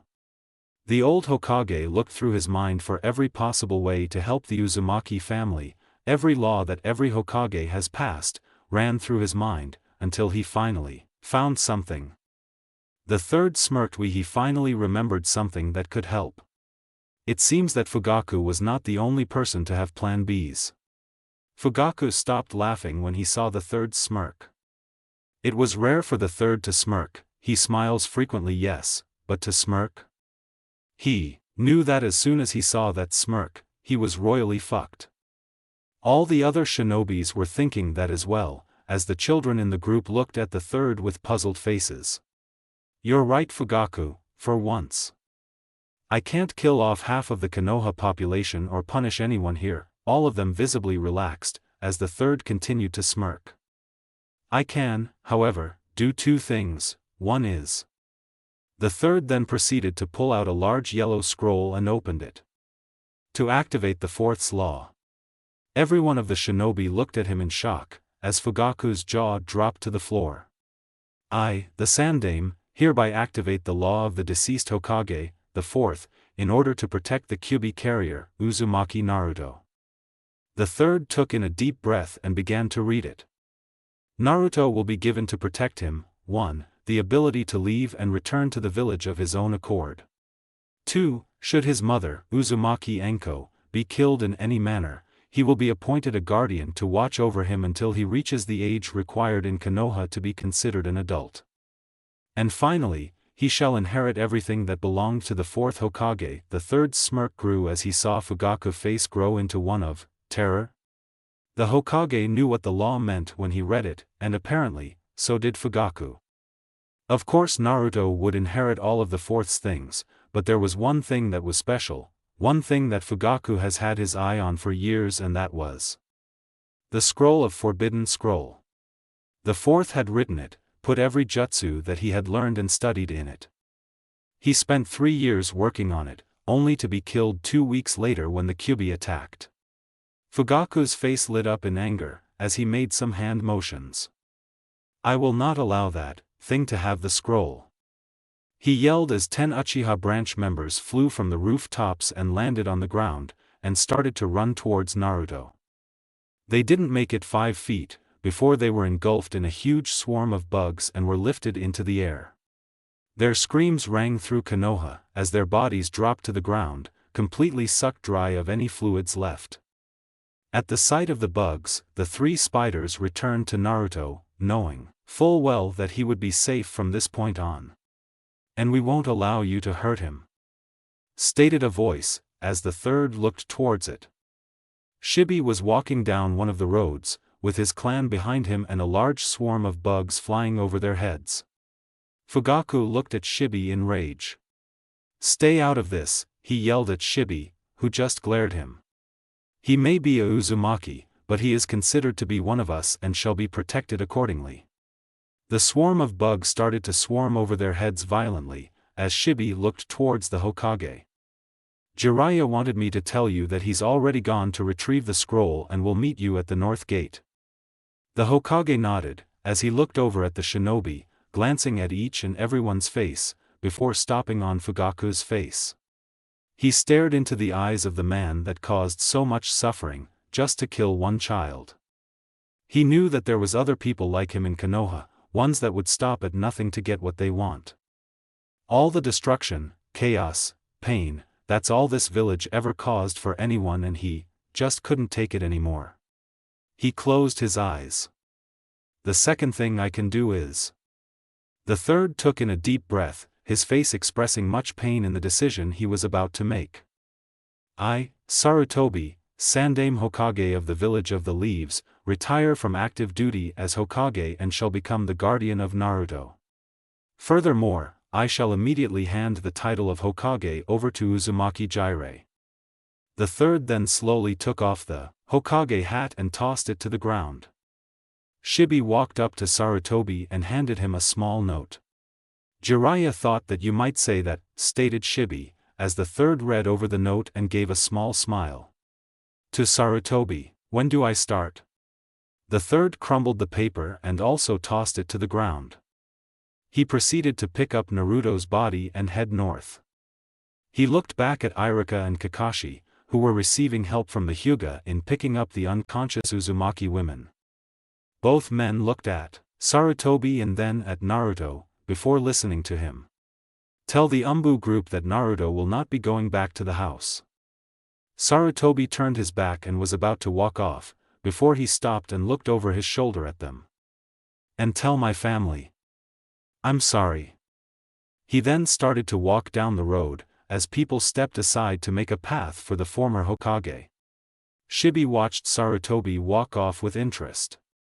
A man that has done so much for this village, was now betrayed by more than half of it in one night. Yet, he is still able to keep strong, for those that are too weak and for those that needed him. His kind of people, was rare in this world, in this village itself. And the reason why his kind were so rare was he was kind-hearted. For once, Shibi did something that was also rare in this world, something that only a few have ever seen. He, an Aburame, smiled. Father, is something wrong? Asked a figure with a female voice. Shibi looked down towards the voice. There stood a little girl, around the age of 7, right next to him. She wore the usual Aburame outfit of black pants and a white jacket with a high collar, sunglasses, covering her eyes. What did make her stand out from the Aburame was the color of her hair, which was a mixture of white and pink. Shibi couldn't understand why it was that color, it just was. They had no blood relations with the Harunos and her mother only had white hair, how the pink was mixed in, he'll never know. Nothing Okami, nothing at all. So Naruto, do you understand why we left? Asked Sarutobi, as he watched the blonde nod in response. He sighed, as he continued to walk forward. What Konoha had done to him was unforgivable, that had changed him completely. The once loud, smiling child, was now cold and quite won. Naruto just continued to stare forward, as his eyes showed no emotion whatsoever. He had been like this ever since he woke up. After making the exchange with Jiraiya, Sarutobi left with Naruto in his arms and the forbidden scroll on his back. He was surprised when he saw Ami with Jiraiya as well, though all Ami did was look up at him, before heading towards Naruto and crawling inside of him to rest. Several hours later, Naruto finally woke up and asked him what had happened, before he remembered on his own. Naruto then quietly listened to Sarutobi's explanation on what had happened. Sarutobi wished that there was a way, any way to change this, but he came up with nothing. Sarutobi snapped out of his thoughts as he put his hand in front of Naruto to stop him in his tracks and drew a sword from his robes, prepared for anything that could happen. Sarutobi visibly relaxed when he saw a figure walk up to them. Hello, Sarutobi-sama. Greeted the Umbu, as he bowed a bit. Sarutobi smiled as he noticed Naruto's expression light up and watched him run up to the Umbu while hugging him tightly. Itachi-kun! Naruto yelled, as he tightened his grip. Though both Sarutobi and Naruto could not see it, behind his mask, Itachi's face formed into a small smile. Hello. Naruto-kun. A few days later, the Uchiha massacre happened. Author, well there you go, I managed to get over my sickness. With some minor difficulties, okay it was hell. Anyway I was thinking that since this chapter seems to have more detail and words than the last chapters, that I might not rush the fanfic anymore and concentrate on quality than quantity. As time Part 1, Author, looks like it's time to announce the main pairing and it is Naruto/Hinata. Harem fans get pissed and start to leave, but I have come up with an idea to satisfy both Hinata and harem fans. Harem fans turn their heads at the word harem and proceed to come back with a little interest in the idea. The main pairing of the story will be Naruto/Hinata, no objections. And for the harem fans, just because Naruto can't be part of a harem, doesn't mean anyone else can't. There will be a harem or two in this story, but Naruto, or Hinata, will not be a part of it. Disclaimer: I do not own Naruto. Enjoy the FIC. As time. Part 1. It was a dark night in the eastern countries, the crescent moon shining down into the forests. Leaves moved, as the wind gently blew by. The shadows danced on the forest's ground, while a figure could be seen running through the trees at great speeds. The shadows even seemed to move with him, but ever so slightly. The figure increased his speed, as he reached the end of the cliff the forests were on. He jumped down from the trees and gazed into the horizon. A huge village could be seen in the distance, one that would be about half the size of the village of the leaves. The figure shook these thoughts out of his head, as he pulled a small bag out of his black cloak. He pulled out 3 small-looking objects that were in the shape like birds. They were small, but then again, these types of machines needed to be small, though they did have a high resemblance to the birds made in origami. He threw them into the air, as they took off without a sound and headed towards the village. The figure then moved his right arm to where it would be right in front of him and pulled the sleeve down. On it was a black wristband that took up half his arm. The figure moved his left hand over it and opened a compartment, revealing a screen and 12 or so buttons. The figure typed something in, as 3 hologram screens appeared. One could guess what they showed. He stared at the screens for a couple of minutes, taking in everything that was shown on them. The figure then pulled out another object from his bag. It was a bird, but it was larger than from before. It looked more like a hawk than anything else. The figure held it in his hands, as 3 medium-sized spiders crawled out from his sleeve and attached themselves to the hawk. He threw it into the air, as it took off towards the village. He looked at the new hologram screen and directed the hawk over 3 key locations. The figure then closed the compartment and lowered his arm. He looked up towards the night sky, before jumping off the high cliff and heading towards the village. Part 1. The hawk traveled at great speeds towards the compound, as it moved into its airspace. The first spider let go of its attachment to it, as the hawk passed over the most left part of the village. The hawk continued to fly forward, intent on following its commands. The second spider dropped from the hawk, just as he passed the rightmost part of the village, as it took a turn and headed upwards. The last of the 3 spiders land in the uppermost part of the village, as the bird head up into the sky, awaiting its next commands. Part 2. Screams could be heard from inside of the village, as people died by the second. The corpses of men and women laid on the ground, as the slaughter still continued. A man with brown hair was running away from the fight that was going on in his village. It was hard on his legs to run while wearing armor and carrying his spear, but it did not matter. This man did not want to die, not now. He was so young and had just had daughter with his wife. He still had dreams he wanted to complete and fulfill in life. He stopped and looked back towards the fight, as a tear rolled down his cheek. He remembered how his wife had died in this fight, in an extremely gruesome way. He could only hope to grab his daughter and run away from this village as fast as possible. But unfortunately, he never got the chance. As the man thought, something moved in his shadow. Glowing red eyes could be seen from it, as it shape-shifted. A hand slowly reached out towards the man's neck. The arm was pitch black and its skin moved like ocean waves. When it was near enough, the hand quickly grabbed the man's throat and pulled him downwards into his shadow, sinking into the darkness. He tried to fight against the shadow, but it was to no avail. He was going to die. As the man accepted his fate, waiting for his death, he noticed that he had stopped sinking. With an ear-shattering roar, the shadow threw the man upwards into the air and towards a building, hitting the wall hard. The man opened one of his eyes slowly a minute late to see shadows all around him, on the ground, on the roofs, etc.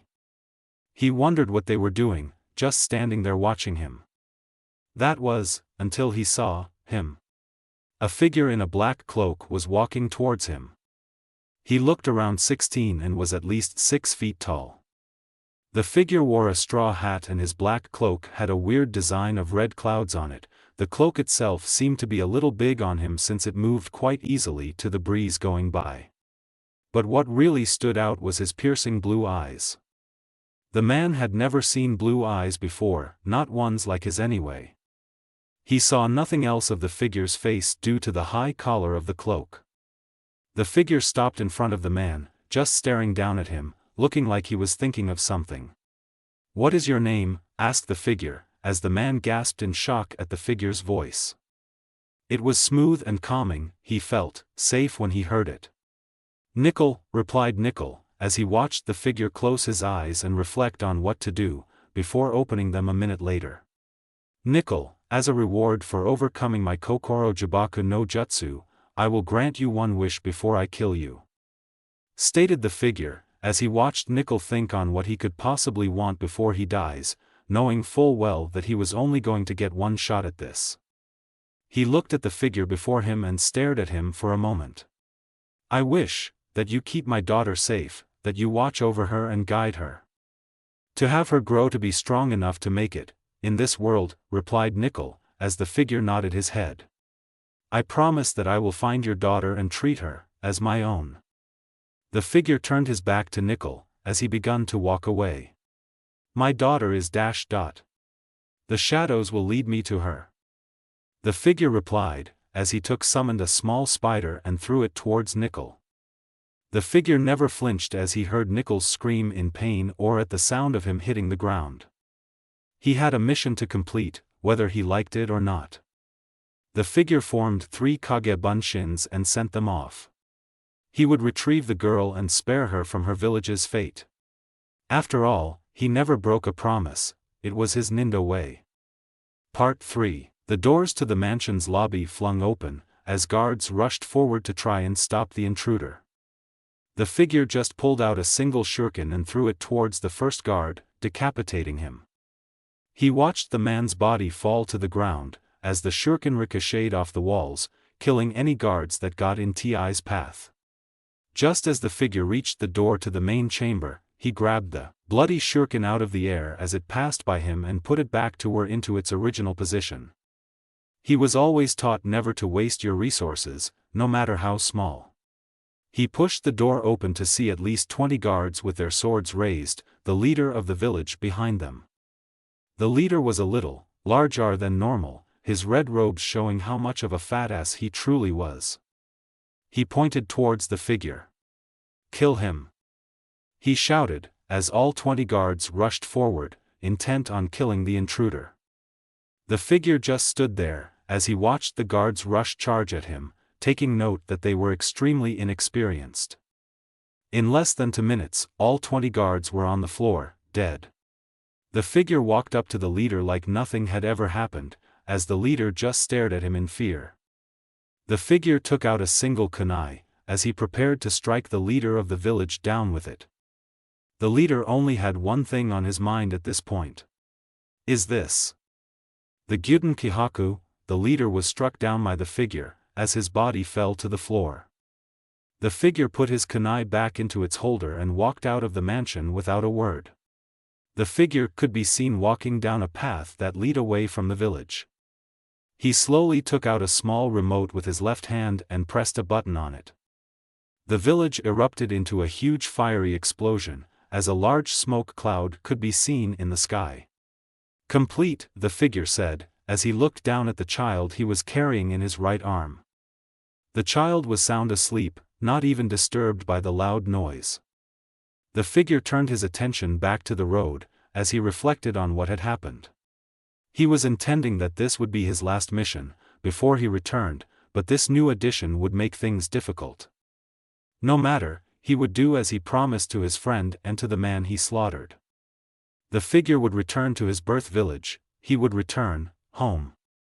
Jiraiya sighed, as he looked at all the paperwork. He had no fucking clue how the third was able to keep up with this work and wander around Konoha most of the day. He tried to bribe some chunins to take care of it, but that only resulted in them giving themselves a pay raise and the right to use any brothel freely. He tried to get Kakashi or Irika to help him, only receiving a fuck no, before they walked away. Hell, he even tried to get his wife to help him, who only pointed and laughed at his predicament. Big word, Yiiiwa. Coughs, moving on. He just walked away in frustration, not even noticing that Tsunade was in the mood. He wondered that if he just left the papers on his desk and if he wished really hard with all the fibers in his body, then they just might go away. Or he might become constipated. Either way, Jiraiya decided to stop his mental bitching and actually do some work. He started to look through some reports on some recent missions that had happened, bored out of his mind. He had no clue how he was going to get through a stack of files and papers if he couldn't finish a few reports. He sighed as he turned in his chair and looked out the window. It had been 8 years since he received the title of Hokage, 8 years since the third left, since the incident. He still couldn't forgive them for what they had done, not before him. He was the main reason behind it all, behind all of this. A lot had changed since then, but still. Jiraiya just couldn't. That one point in time caused a life of hell for him. His daughter was dead, Mentor was gone, and his family was in ruins. The Uzumaki clan was dying, and Jiraiya knew it. But the worst thing of it all was that his only grandchild was forced to leave the village, and he was forced to talk and guide him through messages sent by birds, who always seemed to hit the glass of his office's windows, leaving marks. It had been a year since his last message and he wondered what had happened, not wanting to go into the thought that he had been killed. All Jiraiya knew was that there were some problems going on in the Akatsuki and he needed to distance himself from them for a while. Who knows what could have happened to him after that? Jiraiya snapped out of his thoughts when he heard a tapping on the window. He looked over to see a falcon standing right outside of it, seemingly carrying a message. Jiraiya opened the window, as the falcon flew in, circling the room once, before landing on the desk. Jiraiya searched around the falcon's legs, finding a small message, note. He opened the note and read what was on it. The falcon flew into the air and landed on the arm-rest of the chair, finding it more comfortable. Jiraiya's face grew into a wide smile, as he crumbled up the message and threw it in the garbage can, spinning around in his chair to face the window. Jiraiya chucked and started to pet the falcon, as he looked through the window and over the horizon. Thinking only one thing. It's about damn time too. Uchiha Sasuke was not having a good day. Oh hell no. He was currently standing guard at Konoha's south gate, full clothed in the Uchiha signature clothing, it being changed to his style of course. He wore, from bottom to top, a pair of brown baggy pants and an ocean blue long-sleeved jacket left unzipped, revealing a black muscle shirt. The jacket had 2 black dragons swerving down each sleeve, as 3 dragons could be seen on the back of the jacket, surrounding clan symbol. He had bandages tied around his hands, seeing as gloves could be a little constrictive, also wearing sandals for the same reason about shoes. He felt no need to wear a moor of any kind, after all, he was a Uchiha. But, there was the fact that he needed a wardrobe change though. Back to the point, his team had been assigned to guard the gates, but unfortunately, his sensei was too busy reading his adult books and his teammate was putting too much attention into him to do any real guarding. Speaking of which, he was the only person actually guarding the gate at this point. His sensei was nowhere to be found and his teammate had gone off the ladies' restroom, leaving him all alone, and bored. Oh how he loathed guarding, everyone did. It was originally for only umbus, but due to an incident a while back, people as low-ranked as chunins were guarding the gates and that's why he was stuck guarding the gate, for the next week. He had already had a bad day before he began his shift. First off there was the fangirls that would never leave him the hell alone. He found a few going through his garbage while he was taking out the trash. Of course he just used Katan on them, as he watched their ashes fall to the ground. Hey, they were trespassing on his property. While he was trying to hide the evidence by burying what was left in the backyard, his mother happened to catch him while she was heading towards her garden. Needless to say, she was pissed. He got a full hour of yelling and lectures about how he shouldn't kill every fangirl that stalks him. After she finished, she told him to finish burying what was left of the bodies and write some letters to the girls' families, before turning her attention towards her garden. He only hoped that the fangirls would stop soon, or he'd have to find a new place to bury them. Sasuke then proceeded to his team's training field. Then there was both Tsunade-sama and Rin-sama, who had yelled at him yesterday, while his team was receiving their next mission. They both just so happened to be at the Hokage's tower at the same time and just so happened to have found him. So he once again was yelled at, also being lectured that he shouldn't train till he passes out, every day. He left the tower with a headache and sore ears. Women, he would never understand them, then again, what non-homosexual man would? Sasuke snapped out of his thoughts, when he heard people approaching the gate. He looked into the distance to see 3 people walking down the path. The first one was a male, who stood around 6 foot even. He was wearing a black cloak with red clouds on them. It had a high collar so he could not see his face. He also wore a straw hat making everything except his piercing blue eyes unseeable.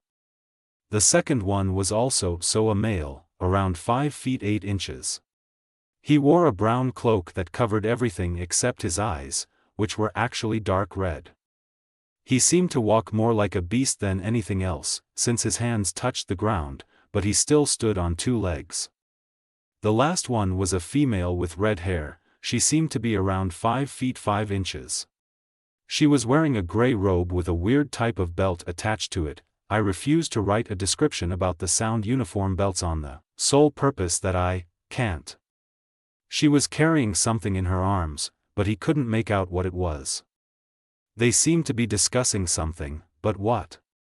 Still, I don't see why the hell I have to take care of it. Tayuya stated, as she looked over at the man in the black cloak.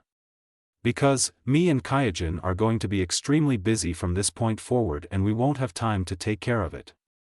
Stated the man in a tired voice, as Kaijin nodded. And besides, you'll need the experience for later. Kaijin stated, while Tayuya made no comment. Kaijin realized what he had said a second later, remembering what had happened. Sorry. Tayuya just sighed, before muttering a few colorful words and looking up at the man in the black cloak. Still, Naruto-sensei, do you think it's worth what you're planning to return here? Tayuya asked, as Naruto just continued to look straight forward. Giving her question some actual thought. Not really. He replied in a dull tone of voice, as he continued to think on what was going in the next couple of days. He then stopped and turned to face the 2, who immediately stopped as well and looked at him questionably. Of course you wouldn't be able to tell Kaijin expressions, due to the cloak. When we arrive, head straight for the tower and wait for me there. The 2 nodded. They were used to him doing things like this and just went along with it. They continued forward until they were at the gate. It was huge, at least 5 stories high, and was a dark green color. On it was the symbol for Fire Country, which took up a big portion of the gate. What was strange though was that there was only one person guarding the gate.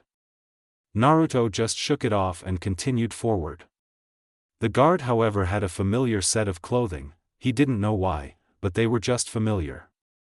The guard signaled for them to stop. State your business, the guard ordered, as Naruto stepped forward, a scroll in one of his hands. Read this, I believe that it will give you all the information that you need. Naruto said, as he tossed the yellow scroll at the guard, who caught it easily. The guard hesitated for a moment before opening the scroll and reading it. Naruto found it amusing how the guard's eyes widened every time he finished just one line. When the guard was done, he rolled the scroll up and tossed it over at Naruto, before hitting the gate and telling the people behind it to open up. Naruto and the others then headed into the village without speaking another word, while the guard turned his back to him. Of course, if he had continued to watch them, he would have seen Naruto fade away, as the other two continued towards the tower. The afternoon sun shined brightly, while various creatures moved through the forests. The breeze was blowing gently, as it had a nice cool feel to it. The birds sang a chorus of chirps, as few of them could be seen flying by. Naruto stopped and admired the beauty of the forests, which in his opinion, hadn't changed once, even after all these years. Oh, had Naruto longed to see these forests again, the only true place in Konoha where he could just be himself. He remembered all the times he had come here and played by himself, well before he had met his friends.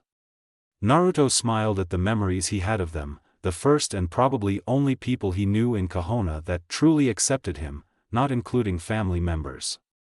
After snapping out of his thoughts, Naruto continued towards his destination, the one place out of the whole forest that he missed the most. When he arrived, however, his thoughts seemed to have shifted from being centered on the forests. Naruto had arrived at his favorite spot, when he noticed something interesting. A female around Naruto's age was standing right in front of the stream, seemingly too caught up in admiring it to notice him.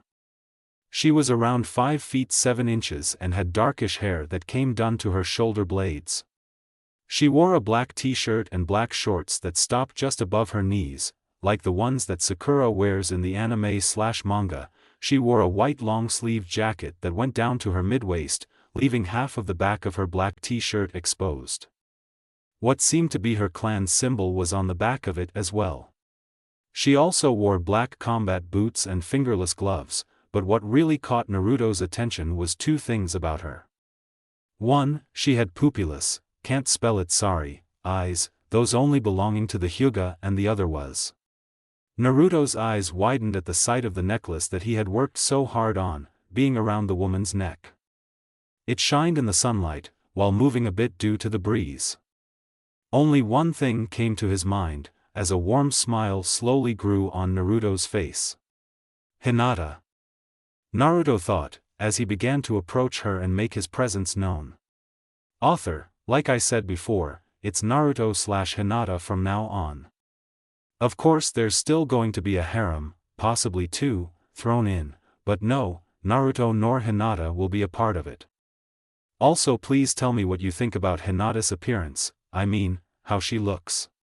I was a little scared that I wouldn't do a good job, since I pretty much took the easy way out with Naruto by making him wear the cloak. Another thing, I know that there are a lot of plot holes. Like what the spiders did during the attack on the village, or why exactly did Naruto grant one wish to that man who survived his Kokoro Jibaku Jutsu, or why the hell Sasuke's mother is still alive, but it's all going to be explained in later chapters. So don't worry about it. Please read and review.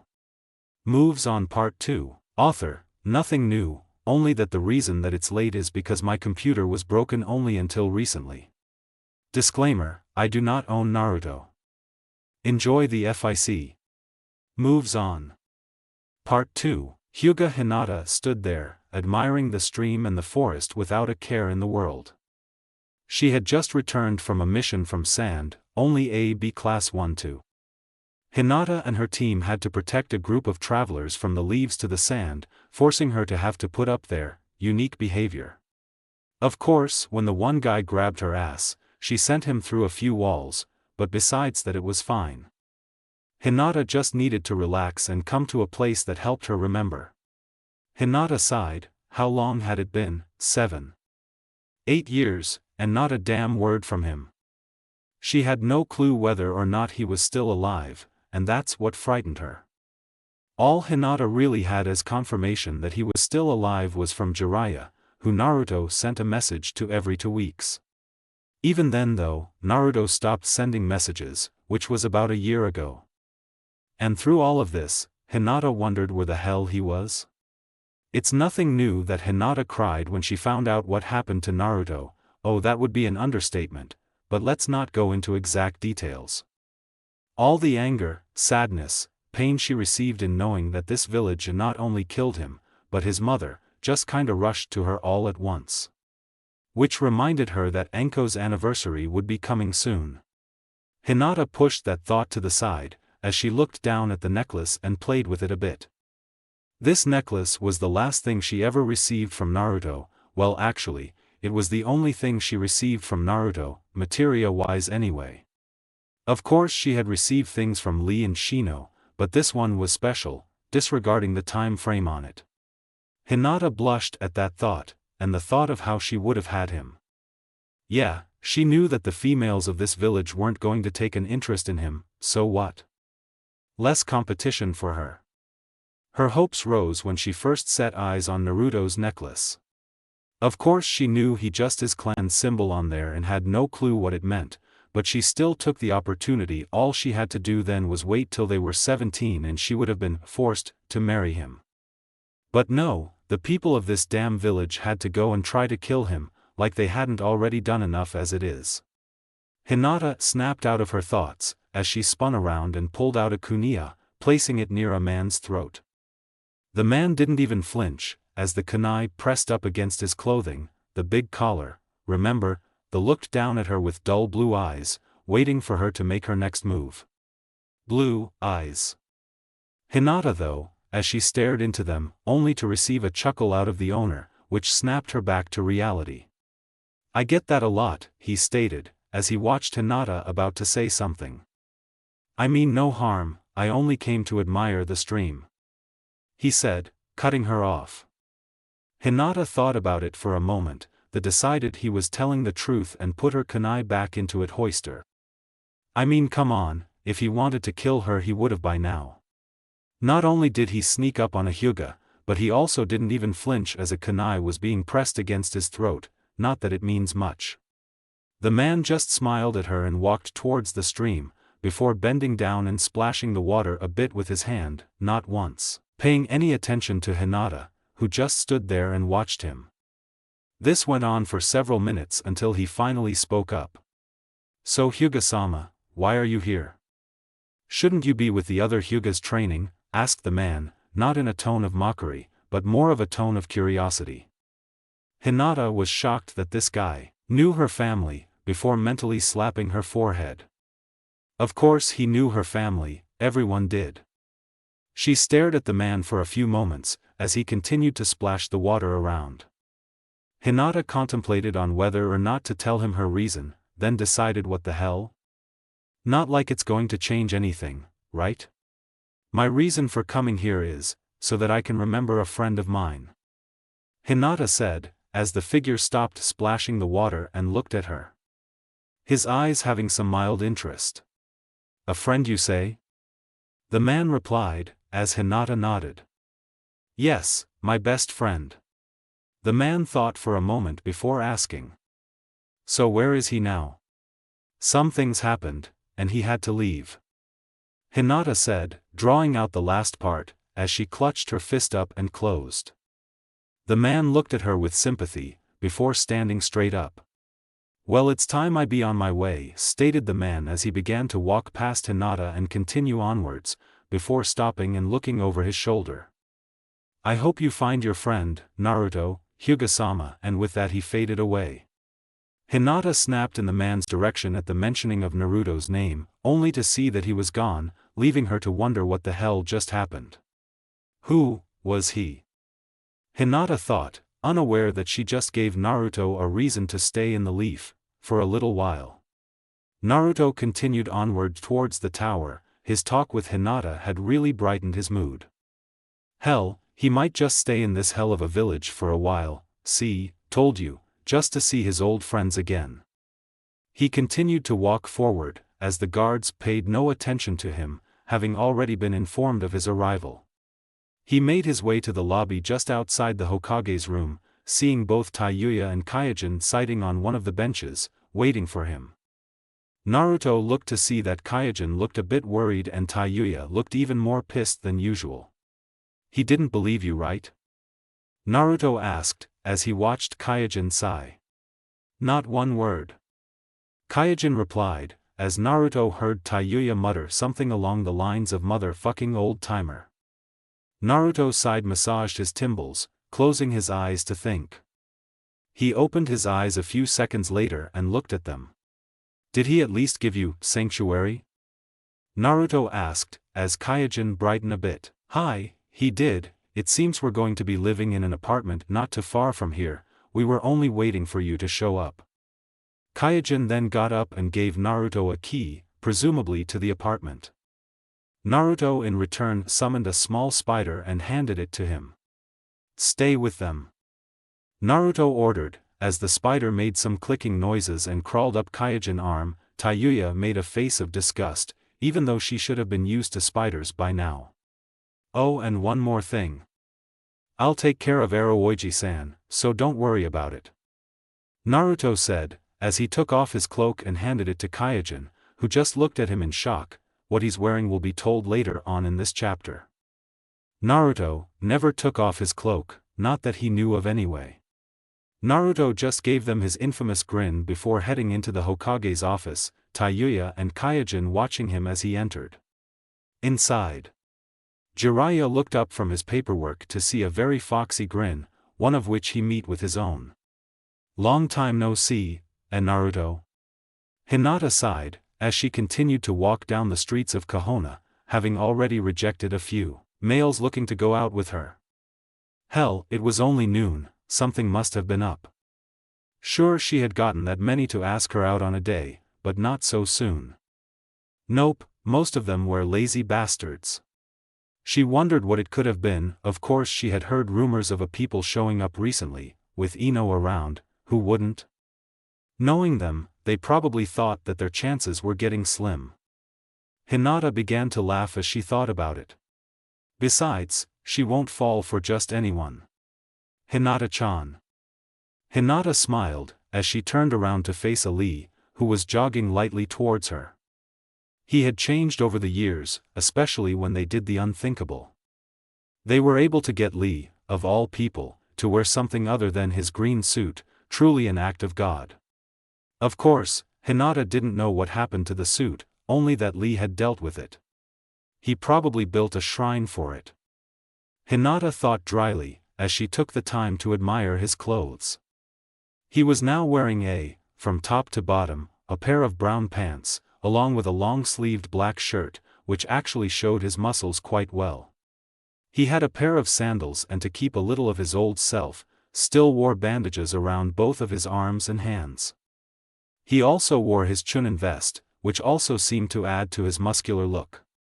"Hello Lee-kun," she greeted, as Lee stopped and jogged in place. "Hinata-chan, Hokage-sama has summoned us to his office. He is probably going to give us a speech on how he's so proud of our youthful spurts. Let us Ray dash dot." Lee stopped there when he felt his foot getting stomped on, which caused him to jump on one foot and hold the other on while yelling in pain. Of course Hinata hated to do it, but it was the only way to stop him from giving his speeches. After he finally stopped, took a good 3 minutes. Hinata began to speak. "Why exactly has Jiraiya-sama summoned us?" Hinata asked, hoping to get a little information out of Lee before another youthful spurt rant. Don't get her wrong, she loved Lee like a little brother, with the fact that he had the one thing that every little brother had. Being exceptional at annoying the hell out of people. Sorry Hinata-chan, he only told me to retrieve you and Shino-kun, and that he would explain when we arrive," stated Lee, as he watched Hinata sigh and think for a moment. "Lee-kun, where were you when you received the message?" asked Hinata. "I was at the training field," stated Lee happily, as he began to become excited at the thought of possibly continuing his training with Hinata. That way those people would leave him alone. Hinata knew he was thinking this. Surprisingly, with all of Lee's craziness and defaults, he had a fan club, which proved that you only needed hardcore abs to make it in this world. Most of the time when Hinata trains with Lee, she ends up having to chase the girls away. "Which field?" Hinata asked. "Number 15. So you managed to run all the way from training field 15 and tell me that we were summoned in less than 1, it was in less than 5 minutes, and 2, I told Shino-kun first," Lee said, cutting Hinata off, as she raised an eyebrow. Sure enough, Shino landed next to Lee on a large cloud of bugs. The bugs quickly returned to him as he landed on the ground. Shino had an interesting style of clothes, one could say. He wore, do I even have to say it, a pair of black and white cargo pants and a huge black jacket. I mean, he looked big enough at 6 feet 4 inches, but damn. He kept the jacket unzipped to reveal a dark green shirt. He wore boots and bandages around his hands, also carrying a large brown pot on his back, the lid tightly on. Hinata was relieved to see him, since most people, the ones that didn't know him, tended to avoid both Hinata and Lee when they saw him. Shino was a giant in his clan with his height and muscular look, which scared the shit out of anyone that came near. What really pissed off Hinata was the fact that the only time they would actually notice him was when they were trying to get points with her or Lee. "Hello, Shino-kun," Hinata said with a smile, as Shino turned his attention to Hinata. "Hello, Hinata-chan," he replied, while keeping his stoic face. He still rarely showed emotion, even after all this time. Hinata knew he cared, but she at least wanted him to open up more. "How's Okami?" Hinata asked.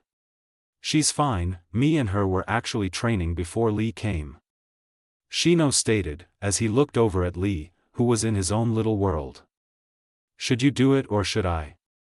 Hinata sighed, as she walked up to Lee and smacked him upside the forehead, causing him to snap to. "Lee-kun, stay focused.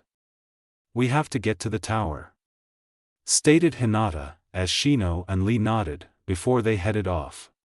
The Hokage Tower was or is one of the best-looking buildings in Konoha. It is over 15 stories tall, each story having its own department in different areas of the shinobi world. It undoubtedly had the best security as well, the Hyuga mansion being second of course. What really shocked Hinata was that they were able to keep such a large place clean 24/7. As soon as they arrived at the tower, they were push up the long widening stairs, only to reach the top and be out of breath. At the sound of a noise, they turned around in time to see a wall open up and 2 people walk out from an elevator. At once, all 3 of their eyes twitched, as the man who sent them up the stairs walked out from behind the first 2. The man looked at them and noticed the rising of killer intent. He greeted them with a sheepish smile, before running for his life. Hinata sighed, as she started to head towards the Hokage's office, the nicest building in the entire complex. The other 2 followed, though still pissed that they walked up those steep stairs. When they entered the Hokage's office, they were greeted with a grinning Jiraiya, who had a clean desk. Which in itself was rare indeed, the desk part that is. "Hello Hinata, Lee, Shino," Jiraiya greeted, as the 3 bowed. "Hello Hokage-sama," the 3 said at the same time, as Jiraiya sighed. "God. I hate that title. I have some important news for you, 3. Jiraiya said in an exciting tone of voice. He looked like he was about to bounce right out of the chair. "So?" asked Shino, as Hinata and Lee gave their full attention to the Jiraiya. "First let me ask you a question," Jiraiya said, as all 3 of the Chunin looked at him confusedly. "What is the one thing in your childhood that you remember the most?"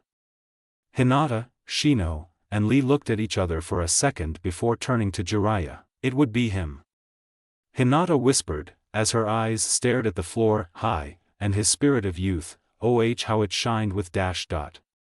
Shino covered Lee's mouth quickly. "He would be it," Shino said, as he kept his hand over Lee's mouth, praying to God that he would keep quiet. Jiraiya smiled warmly at their reactions, as he leaned back in his chair, making himself comfortable. "Well, this news involves him." They stared at him in shock, before Hinata snapped out of it. "What is it about? Where is he? What happened to him? Why the hell hasn't he even spoken to us? Is he who dash dot?" "Stop!" Jiraiya, cutting Hinata off, before trying to regain his composure. He sighed before making himself comfortable once again. "Instead of asking me all this shit, why not ask him?" Jiraiya then looked over his shoulder. "You can come out now." The 3's eyes grew big as a figure appeared before their eyes. If you had to imagine how, just think of the predators off of AVP when they turn off their camouflage gear. The man standing before them was 6 feet tall. He wore, you know already, a pair of black jeans and an orange hoodie. He also wore sandals and his hands were wrapped with bandages, along with some hand and arm guards. The jeans had around 6 to 7 pockets on it and 3 belts, 2 that held some scroll pouches and holsters. His hoodie had what looked like a tail attached to it, going around the hoodie in a circle, making it look like a belt. The hood itself was huge, he could hide his face easily underneath it. The hood also had 2 fox ears sewn on it, and fur sewn on the edges of the hoodie. What really caught their attention was the figure's spiky blonde hair and blue eyes. Hinata stepped forward, still keeping her eyes on the man. Naruto, she said, as her eyes shined with hope. The man replied, his face forming into a foxy grin. Hello Hinata-chan, Lee-kun, Shino-kun, it's been a while. Outside the Hokage Tower, Kakashi was walking by reading his new Paradise novel that he imported from Snow Country, spending over $400 in the process. Of course his wife pretty much almost killed him, but thanks to an act of fate, he was let off on just having to do all the chores in the house and having to sleep on the couch for the next 2 months.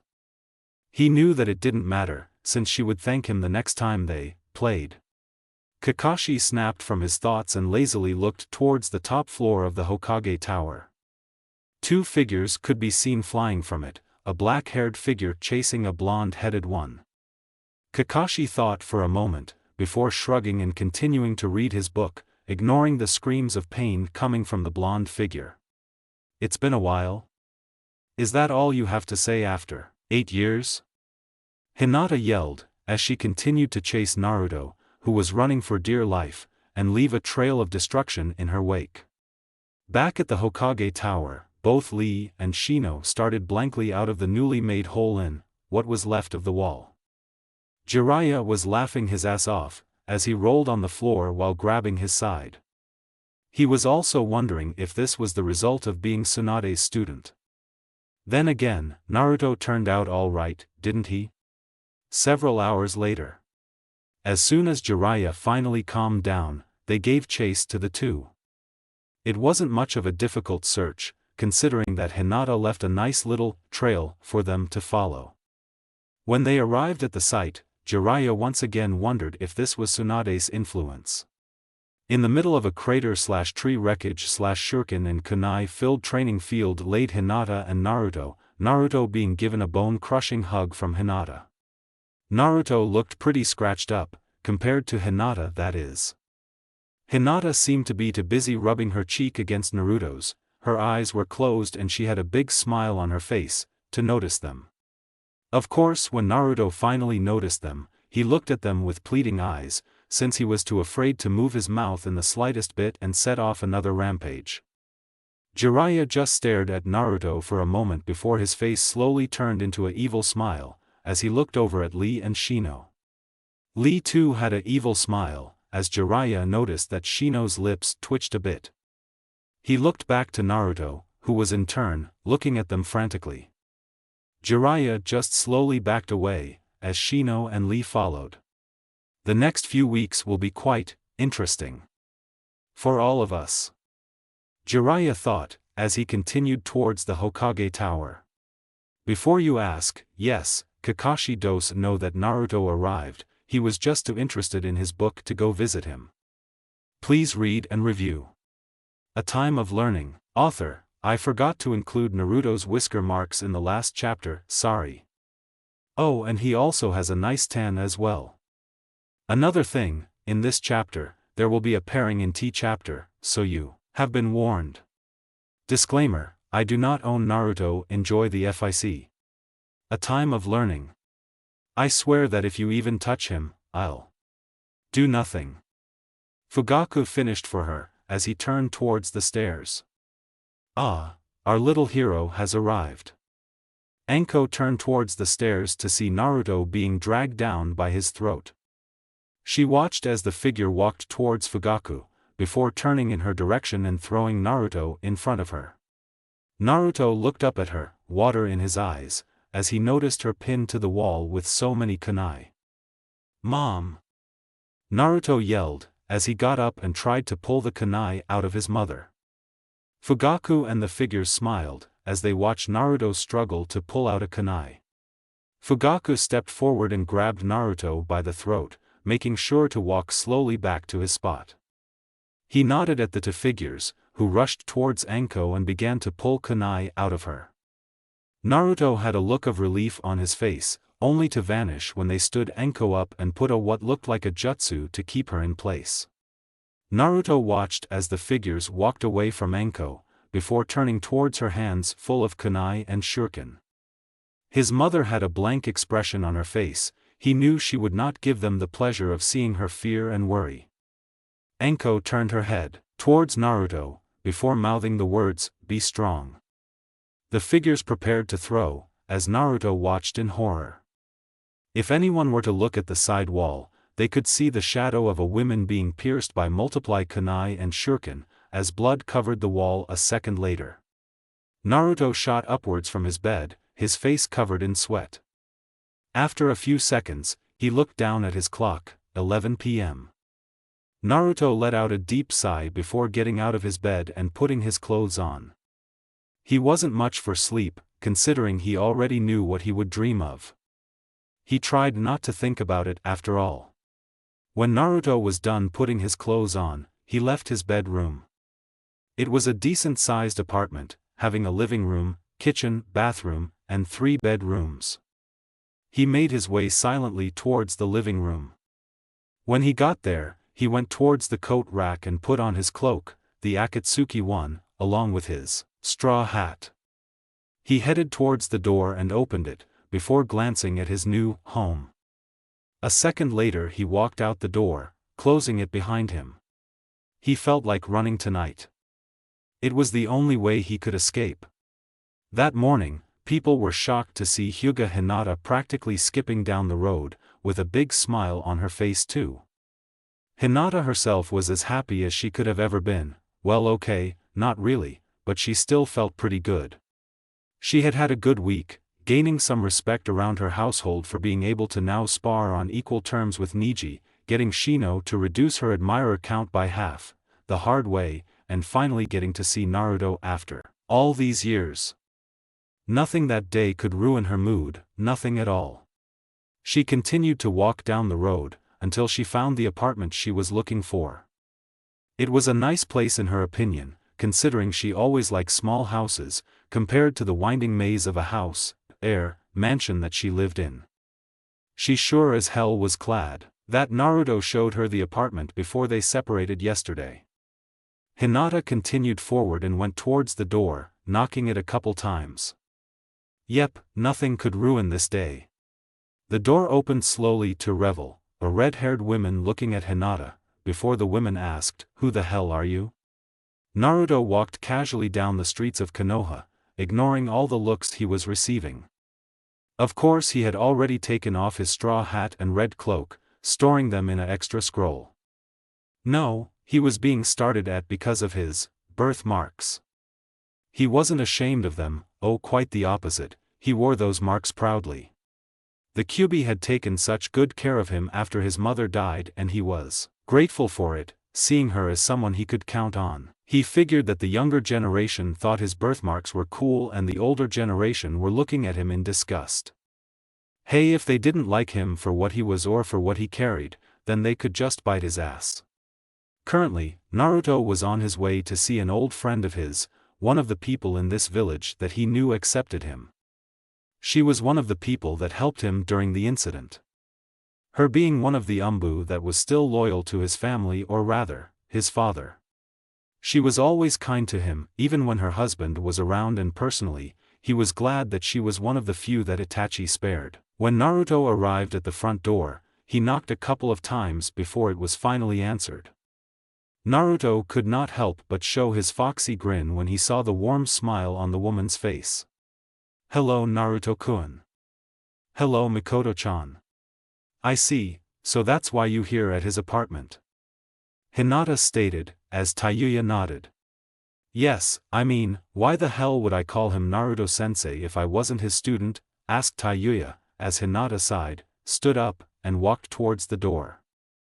Taiyuya looked at her with a confused expression. Going somewhere? I'm going to go find Naruto. I mean, that's why I came here in the first place, she said, as she turned her attention to Taiyuya. Coming? Taiyuya thought for a moment. Sure, why the hell not? She replied, as she stood up and also headed towards the door, but not before looking in the direction of the kitchen. Kaijin, me and Hinata-san are going to go look for Naruto-sensei, Taiyuya shouted. Leaving so soon? Asked a voice, as a large man came into the living room. To tell the truth, the guy was as tall as Shino and had muscular body that could make Lee jealous. He didn't bother to wear a shirt, not like one could fit, that is. He did wear black baggy pants, which was pretty much it, considering that he walked barefooted. He had short black hair, his bangs, however, did come down far enough to cover his glasses. His stance was similar to a primate's, since he walked on all fours or his hind legs, depending on how he felt. Yeah, you mind taking care of her while I'm gone? Taiyuya asked hopefully, as Kaijin thought for a moment, taking in the gains and loses. Fine, Kaijin said a second later, as a smirk appeared on Taiyuya's face. Well, have fun then, Taiyuya yelled, as she pushed Hinata out the door and closed behind her, Hinata wondering what Taiyuya meant by her. A second later, crying could be heard from Taiyuya's room, as Kaijin sighed. Damn, she's up already. Kaijin then proceeded to Taiyuya's room, in hope of stopping the crying, and not having to change her. Sasuke was having a nice time walking around Konoha, well, as nice of a time someone could have with about 100 females tailing behind you, attempting to hide themselves and failing miserably every time you turn to look in their direction. Sasuke was starting to get irritated, but quickly calmed himself down. They'd hopefully would leave him alone until he reached the mansion, and from there on only the more desperate fangirls would follow. Don't get him wrong, Sasuke is straight. It's just that when it came to women, he was picky. Besides, most girls that were in his fan club had either been duped, were desperate, delusional with fantasies about him, or were just looking for something to take up their spare time, while they stared at his ass. It sure as hell was even more difficult when your mother nagged at you to get off your ass and finally get laid, wanting grandchildren. Sasuke mumbled something about how his mother should stay out of his sexual life, even though she was right. Speaking of which, he was supposed to meet with his mother about something today. She wouldn't tell him, only saying that it was a surprise and that he was going to like it. He continued to walk towards the Uchiha mansion until he finally reached the door. He took out his keys and unlocked the door, stepping inside and closing the door behind him. Sasuke made his way to the living room. When he arrived, he saw his mother sitting on the couch across from a stranger who was sitting in one of the chairs. Both of them were drinking some tea. Sasuke eyed the figure's clothing before his mother finally noticed him. Oh, you're finally home, she said, as she scooted down the couch a bit. Please come have a seat, his mother said, as her son took a seat beside her, taking a moment to get comfortable. Mikoto cleared her throat. Well, before we begin, let's get the introductions out of the way. This is Uzumaki Naruto, it's nice to meet you, Naruto said, as Sasuke nodded in confirmation. I'm I already know, Naruto stated, as he took another sip of his tea. There was an awkward silence for a few seconds, before Sasuke spoke up. Why are you here? Sasuke asked, getting straight to the point, as his mother's eyes light up. Sasuke, do you remember when you said that you wanted to learn more advanced weapon skills? Mikoto asked, as Sasuke nodded slowly, afraid of where this was going. Well, that's part of the surprise. Mikoto seemed a little too full of glee, as she smiled at Sasuke, not a kind smile, but the evil smile that you usually get when you're screwed. Naruto-kun here is going to be your new tutor. Hinata and Taiyuya walked down the streets of Konoha, heading towards the one place that Hinata could think that Naruto would be at around this time. Hell, it wasn't anything new that Naruto was a ramen fanatic, considering that he ate it whenever he could. At least, that was what Tayuya had been telling her for the last hour. Hinata could still remember the first time Naruto had taken her to eat at the ramen stand. Sorry kiddies, no flashbacks this time. Hinata herself was enjoying the time she was spending with Tayuya, since they seemed to have a lot to talk about, or at least she would have, if not for the male population of Konoha and their starring. Hinata just ignored them most of the time, since a lot of them thought of her as some piece of meat that could be used then thrown away. Though there were a few exceptions, and that was the males she already knew. The only time that she wouldn't ignore the others is when they tried to get physical. Of course they would be sent through several walls a second later. When they finally reached the ramen stand, Hinata smiled as she entered to see her cousin was busy eating some ramen. Yes, Hyuga Niji was eating ramen, and for more reasons than just liking the taste. He would usually eat here around 11:30, that way he could get to have at least one bowl of ramen. Then he could spend time with his girlfriend, who went on her lunch break. It was an odd pairing, a shinobi prodigy going out with a ramen stand waitress. Then again her sister's crush was even more screwed up, not like she ever told the guy. Besides, Ayam had been able to change Niji for the better, and for that she was grateful. There were other people here, of course. Kakashi and Sakura were also having some ramen. He was probably treating her to lunch for the sole purpose of just doing some bonding with her. Either that or Sakura had some more blackmail on him. Sakura did take after Tsunade when it came to that sort of thing. As Hinata was busy remembering, Ayam looked up from her work and noticed her. "Hey Hinata-chan," she yelled, as Hinata came to. "Hello Ayam-chan," Hinata said, as she looked over at Niji, who was busy eating some ramen. While Kakashi, book in hand, and Sakura turned to face her. "Yo!" Kakashi said, while he kept his eye on the page he was reading in his book. Sakura smiled at Hinata. "How have you been Hinata-chan?" "Just fine," Hinata replied, as Sakura took notice of Tayuya, who had stayed quite the entire time. "Who is she?" she asked, as Hinata looked over at Tayuya. "This is Tayuya-san, she was traveling with Naruto-kun," Hinata said, as Ayam froze at Naruto's name, while Niji spit out his ramen, thankfully not on his girlfriend. Hinata realized her mistake a second later. Oh shit. There was an intense silence in the room, as Ayam stood there, staring at Hinata as if she weren't telling the truth. She continued to stare at Hinata for a few moments before speaking. "Is he really here?" she asked Hinata. "Yes he is," Hinata replied, as Ayam thought for a moment, while looking downwards. Everyone but Sakura stared at her with sympathy. Ayam was like a sister to Naruto, or at least in her opinion, and was probably hurt at the fact that she knew nothing of his return. Then why the hell hasn't he come by Tio visit? That lazy bastard. Everyone face-fronted, as Ayam walked up to Niji, grabbed him by the arm, and dragged his poor ass out the door. "Where are we going?" everyone could hear Niji ask. "To find Naruto, what do you think?" "But, what about my dash dot? You can have some more later." "Now come oh dash."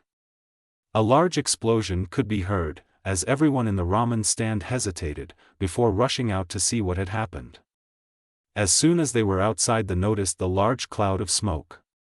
Tayuya looked over at Hinata. "I bet you $20 that Naruto-sensei's pissed someone off," she said, as Hinata thought for a moment, before sighing. Fine, and with that, they were off in that direction. Niji having to carry Ayam all the way. A little while before, Katan, Ryuka no Jutsu. Sasuke shot another giant fireball at Naruto, only for it to hit its target this time. Sasuke was hovering in the air a bit, since he jumped a little too high. He wondered what the hell made his mother think this guy could teach him anything.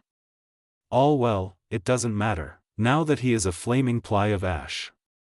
Naruto-kun. Whatever you do, don't kill Sasuke-kun. Mikoto called out from the sidelines, as Sasuke looked at her confusedly. Didn't I just kill H-. Sasuke's thoughts were cut off, when he saw 2 waves of kunai flying from the fireball. Sasuke pulled out a kunai and deflected as many as he could, while dodging the rest. When he landed on the ground, Naruto shot out of the fireball, as the flames finally went out. Naruto tried to slash Sasuke with his own kunai, while Sasuke blocked it. No promises, Mikoto-chan, stated Naruto, as he pushed and tried to slash him with the kunai. Sasuke jumped back at the slash, then charged towards Naruto. Their kunai met, as Sasuke pushed Naruto back and tried to slash him. Naruto bended backwards, avoiding the kunai. Sasuke then brought the kunai back and tried to stab Naruto, as he did a backflip to dodge it. When Naruto landed a second later, Sasuke aimed his kunai low and slashed downwards, as Naruto jumped into the air, while throwing a wave of kunai at him. Sasuke deflected the kunai, as he shot another katana at Naruto, who just simply moved out of the way, while he formed some seals. Doton, Rikuju Basuto. Naruto's fist struck the ground, as it split open and dirt shot up into the sky, forming a huge dust cloud. Naruto looked at what the dirt was, and raised an eyebrow.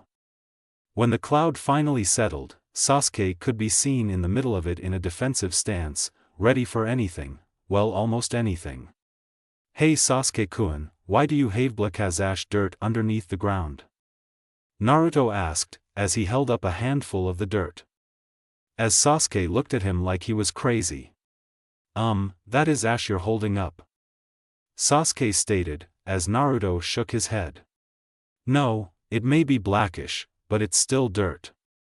It's even got some chakra residue on it, Naruto stated, as he moved his sleeve up to reveal a wristband.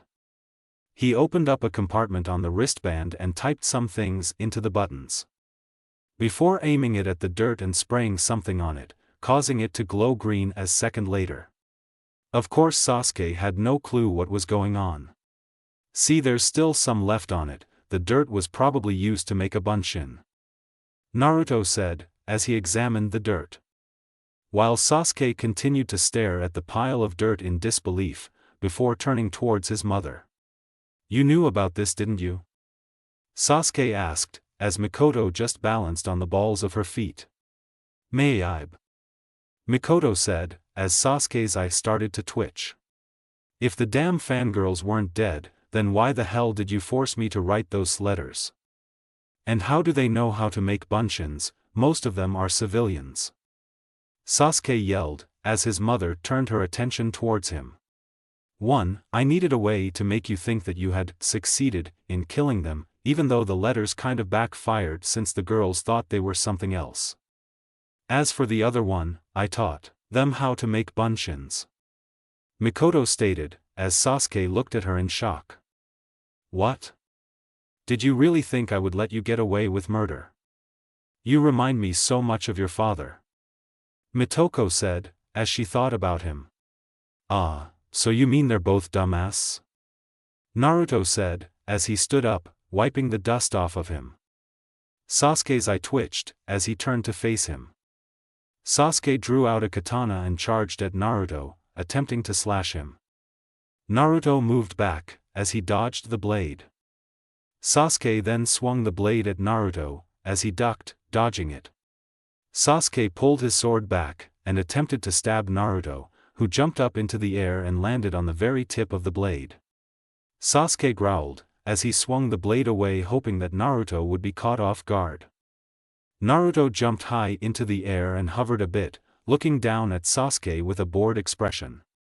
Sasuke glared at him, before his face formed into a smirk. Let's see you handle this, Sasuke thought, as he began to form some seals. Katan, Fury Arashi, Sasuke yelled, as 3 big-ass tornadoes shot out of the ground, them forming a triangle around Sasuke. Naruto's eyes widened as the tornadoes came together to form an even larger tornado. Naruto quickly thought of something only to sigh a second later. Looks like I'll have to use it, damn, and I wanted to show Hinata-chan first. Naruto though, as he focused on the chakra moving in his system, while beginning to spin rapidly. Hack show Kaiten. Naruto yelled, as he spun at an insane speed, while a blue barrier appeared around his body. As soon as the Furia connected with the Kaiten, it was immediately stopped and pushed back towards the earth, while the Kaiten itself fell to the ground. When it was just 7 feet off the ground, the Kaiten and Furia tried to overpower one another, only to result in a large explosion. Hinata, Tayuya, and the others arrived at the scene.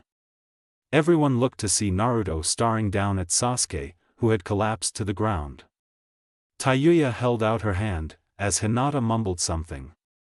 Before reaching into her pockets, pulling out a 20, and handing it to Tayuya, who had a big smile on her face. Sakura looked at Naruto not only in awe, but also with interest. Kakashi-sensei, who is that guy? Sakura asked, as Kakashi looked up from his book. Oh, him? He's going to be your new teammate. Author, yes, I did keep the original team, for the sole fact that I thought it would be interesting to see Naruto be on the same team as the people whose clans tried to kill them. Another thing, the fangirl thing was supposed to be a long-term joke, which I dragged out for 2 or 3, but seeing as how some people found it creep, I don't think I'll be doing any more, anytime soon. And finally, no, Naruto cannot use the Hyuga fighting style, only the special techs like 64 hands or Kaiten. Please read and review. Just a small journey. Author, nothing new, only that the fanfic may be coming out faster. Due to the fact that I'm now on summer break. Disclaimer, I do not own Naruto. Enjoy the FIC. Just a small journey. It had been over a week since Naruto returned to the village, and one hell of a week it was. First off, Ayame had yelled at him after the fight with Sasuke for not coming to see her first, while Neji just looked at him with pity. He had gone through this crap more than once. After that he had an interesting meeting with Tsunade, Yugao, and Shizun. All 3 of them tackling him to the ground in a bone-crushing hug, which was actually literally possible due to their strength, in a very public place. Most guys looked at Naruto in shock. I mean, come on, it's not every day that you're tackled to the ground in a bone-crushing hug by 3 of the hottest girls in the village. If that were true, we'd all be in heave. Moving on, Naruto then went to see Irika, who was busy talking with one of the women in the village. Her name was Kurenai, or that's what Naruto thought. Of course, when Kurenai watched Naruto come over to Irika and see him after so long, she was happy for Irika, but when she saw the whisker marks, well, she had second thoughts. That was until Hinata showed up, with a smile on her face, which actually surprised Kurenai, since she didn't smile all too much. When Kurenai noticed who Hinata smiled at, she decided to give him a chance. Naruto also went over to see another Umbu he knew, which made her somewhat happy. Hana wasn't one to get over-excited, neither were her dogs, but she still would give the guy a hug and be glad he was back, since he was pretty much the source of life in the village. Now at this point, with Mikoto, Shizun, Tsunade, Ayame, Yugao, Hinata, and Hana, possibly more, as some of his closet friends, some people would think that Naruto was one lucky bastard. Hell, I sure know I do. Anyway, for what Naruto was doing at the moment. Naruto was currently heading over to the assigned meeting place of his new team. Of course he knew that Kakashi was the leader, so he came a couple hours late. He had barely gotten to know the people on his team at all, only that they were trained by his grandparents and that Sasuke and Sakura did not receive one of the family summoning contracts. Nope, the frogs and slugs went straight to Naruto. The seal for frogs on his left hand's palm and the seal of slugs right on his chest, which explain why Tsunade always wore shirts that exposed a good portion of her chest. It was a good thing he decided to wear bandages around his hands, or else Sasuke would get pissed, again. Naruto sighed. Ever since he beat the shit out of Sasuke without trying, the guy had been challenging him to a fight. What he failed to understand is that Naruto wasn't really interested in fighting at all, only in pushing himself beyond his limits to test himself, and if he became stronger because of it, that was only a side effect. Naruto in general wanted to have a nice peaceful life, but due to some circumstances he was forced to continue fighting. Naruto continued to walk the streets of Konoha, ignoring the cold stares he was receiving from the older generation and enjoying the nice breeze that was passing by. Just like when he was younger. When Naruto arrived at where he was supposed to meet his team, he took in the surroundings.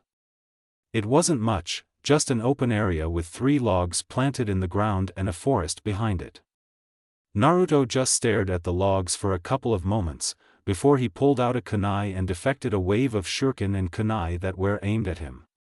He then moved his kunai to his right, with the kunai sideways. "You know, I never was one for surprises," Naruto said, as Sasuke looked at him with a glare. Before glancing at the kunai, which was being pressed against his throat. A second later 2 bunshins appeared on the scene, one having Sakura over its shoulder. The clone put her down, as both of them disappeared. Naruto then put his kunai back into his holder, while he walked over to the shuriken and kunai that were used to attack him earlier. He then started to examine them. "I see you went with the kunai made for assassinations. Faster than normal and made to make 0 sound. They also break easier. It has a nice structural build, but they could be better," Naruto stated, as Sasuke looked at the kunai. "It's a piece of crap, the kunai doesn't even work properly." Sasuke's eyes widened as a red cut appeared on his right cheek. "Oh, they work perfectly, Sasuke-kun. I should know since I designed them after all." Before Sasuke could ask, in a large poof of smoke, Kakashi appeared right before them. His book in hand. "Yo!" Kakashi said, as he continued to read his book, while Sakura pointed at him accusingly. "You're late," Sakura yelled, as Naruto yawned. "Yes, Sakura-chan, that was apparent a couple of hours ago," Naruto said, as Sakura glared at him. Naruto turned his attention towards Kakashi.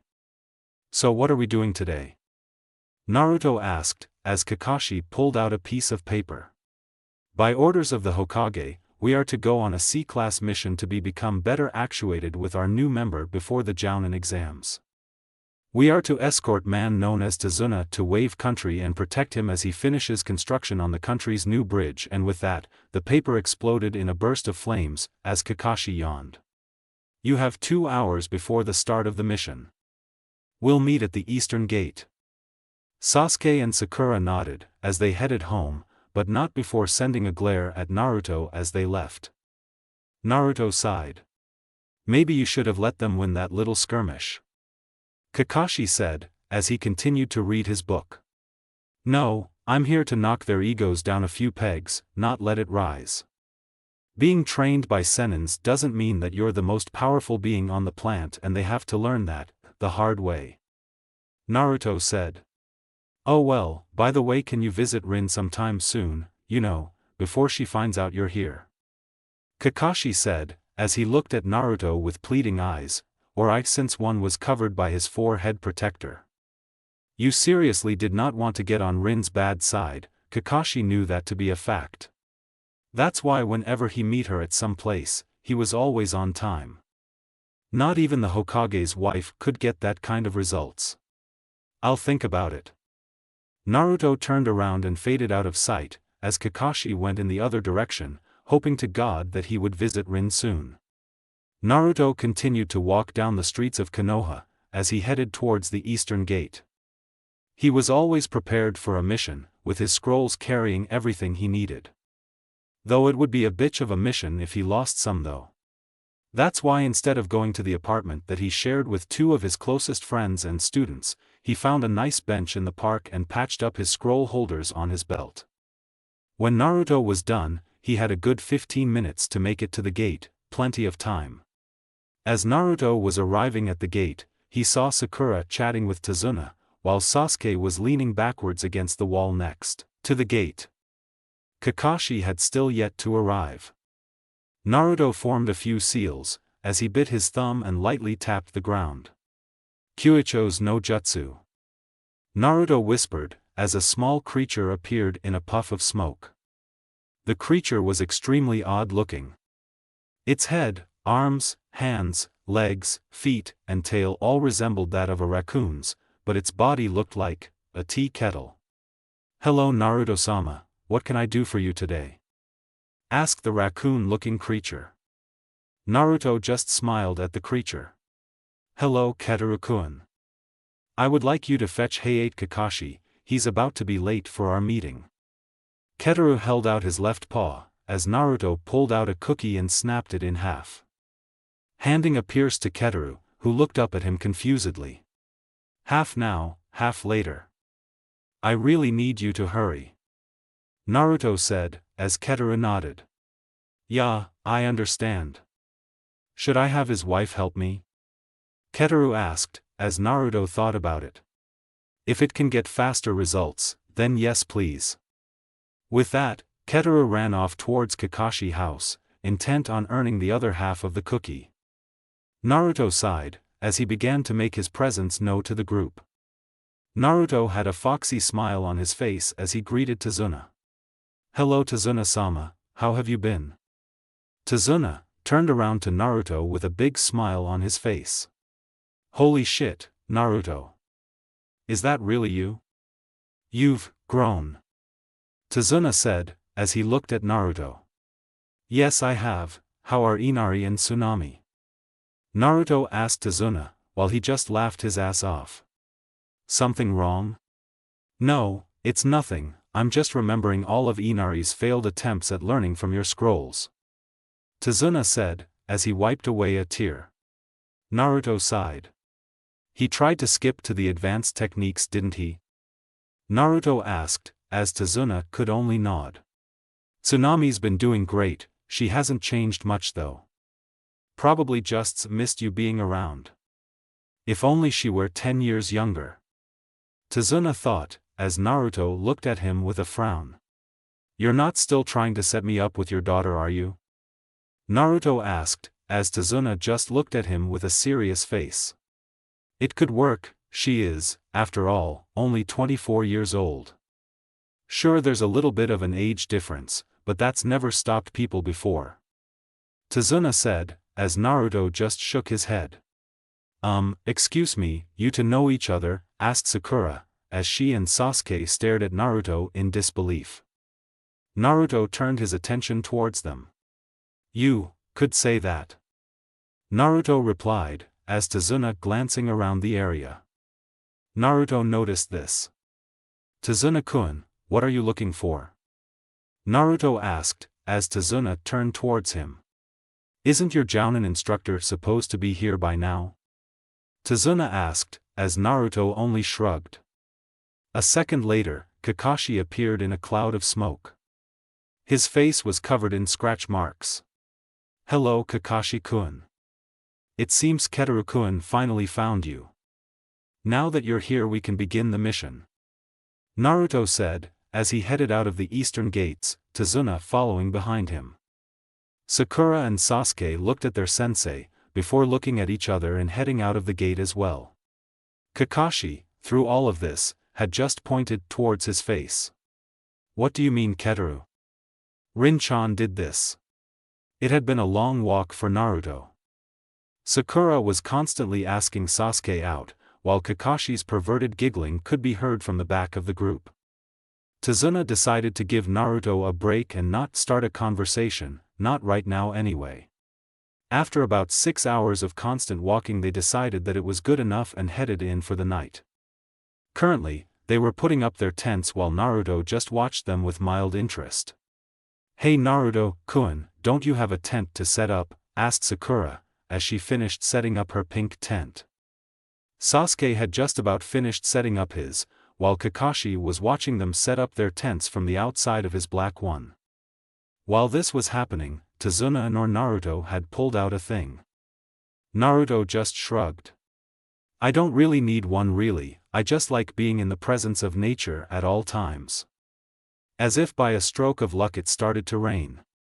Naruto yawned as he turned in the opposite direction. "Well, good night." Naruto walked a bit further, until he was at a large clearing. At that point he started to form some seals. Shichutu no Jutsu. I think I used the correct name. If I didn't, fuck it then. I'm not in a good mood. Naruto said, as 4 large wooden pillars shot out of the ground, while pieces of wood started to shot out from the pillars and form walls. In less than a minute, a huge 2-story house was right in front of the group of tents. Naruto looked back at them. You're free to come in if you want. And with that, Naruto and Tazuna walked into the building. The group of nin were soon within the house, as they once again put up their tents. They might have been inside the house, but they still wanted privacy. The group were sitting around a campfire in the house, while they were cooking some very stale rations in an attempt to get them to taste a little better. Well, at least they would be if Sasuke wasn't arguing with Naruto. Now, Sasuke-kun, is that really something you should say to people? Naruto said, as the anger from Sasuke was clearly visible on his face. It's true, you bastard. You go around acting all badass and shit, you don't even have a rank. You're nothing but a wannabe shinobi. Sasuke stated, as Naruto looked at him lazily. First I'm a bastard, now I'm a wannabe. Please make up your mind.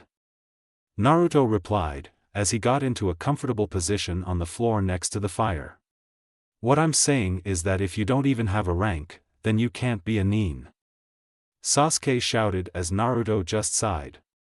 Missing nin are nin, aren't they? Naruto asked, as Sasuke getting overly frustrated at Naruto's calm manner and pulled out a kunai. He began to charge at Naruto, who just sat there. Just as he was about to reach Naruto, a black blue appeared in front of him and grabbed his wrist. Sasuke-kun, I think you should go for a walk. To clear your head. Kakashi said, as he glared down at Sasuke.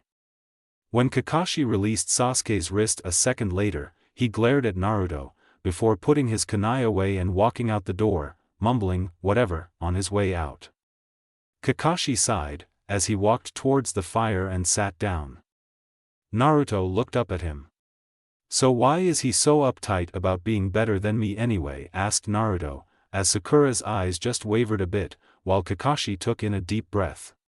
It has something to do with the team member you replaced. Author, don't expect some big flashback next chapter, just a short summary, that's it. I have something else in mind, please read and review. While the wave rises. Author, nothing really. Disclaimer, I do not own Naruto. Enjoy the FIC. While the wave rises, Part 1. It has something to do with the team member you replaced. Naruto listened to Kakashi as he explained everything about their original third team member. His name was Liger Zack. He used to be the oldest member, besides Kakashi, and would be around the age of 17 if nothing had happened to him. Zack was apparently came up to Naruto's shoulders and had wavy fiery red hair, long brown eyes. He was a warm person, that kind to everyone, including enemies, outside of battle. Zack's family were not originally from Konoha, no, they moved there when Zack turned 4, they had originated from another country. His parents died when he was 10, leaving him all alone with his brother. Zack was one of the Konoha's proclaimed Gujinbuki brothers, him and his little brother, Liger Irvine. While Zack was a specialist in seals and weapons, no one knows what item he uses or how Irvine fights. People aren't sure that even his team knows what he does in a fight. Naruto was shocked to hear who his team members were. Hanabi and Okami, who were, along with Irvine, a year younger than he was. Naruto's aunt, Shizune, was the Jounin instructor, but that's going off the main topic. Incidentally, something happened during the first Chunin exams that they went through and it had caused the death of Zack. Both Sakura and Sasuke made it through without a scratch. Of course, only those two know what happened to Zack, but they kept their mouths shut about it ever since. Even when his little brother came to them, wanting to know what happened. Poor kid hadn't been the same since.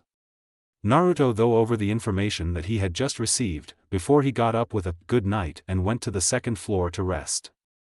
The next morning Sasuke came back and packed his things, while the rest had breakfast. Everyone was silent as they ate their breakfast and packed their stuff. When everyone was outside, Naruto reversed the jutsu, having the house disappear without a trace. In the next few hours, the mood had seemed to lighten a bit, since Sakura and Kakashi were discussing the politics that were happening within Konoha and some of its neighboring villages. Tazuna and Naruto also talked while they walked the hardened path in the forest. Sasuke just stayed in the back, as he kept silent the entire time. And then he burned down half the house with it. Tazuna said, as he bursted into laughter.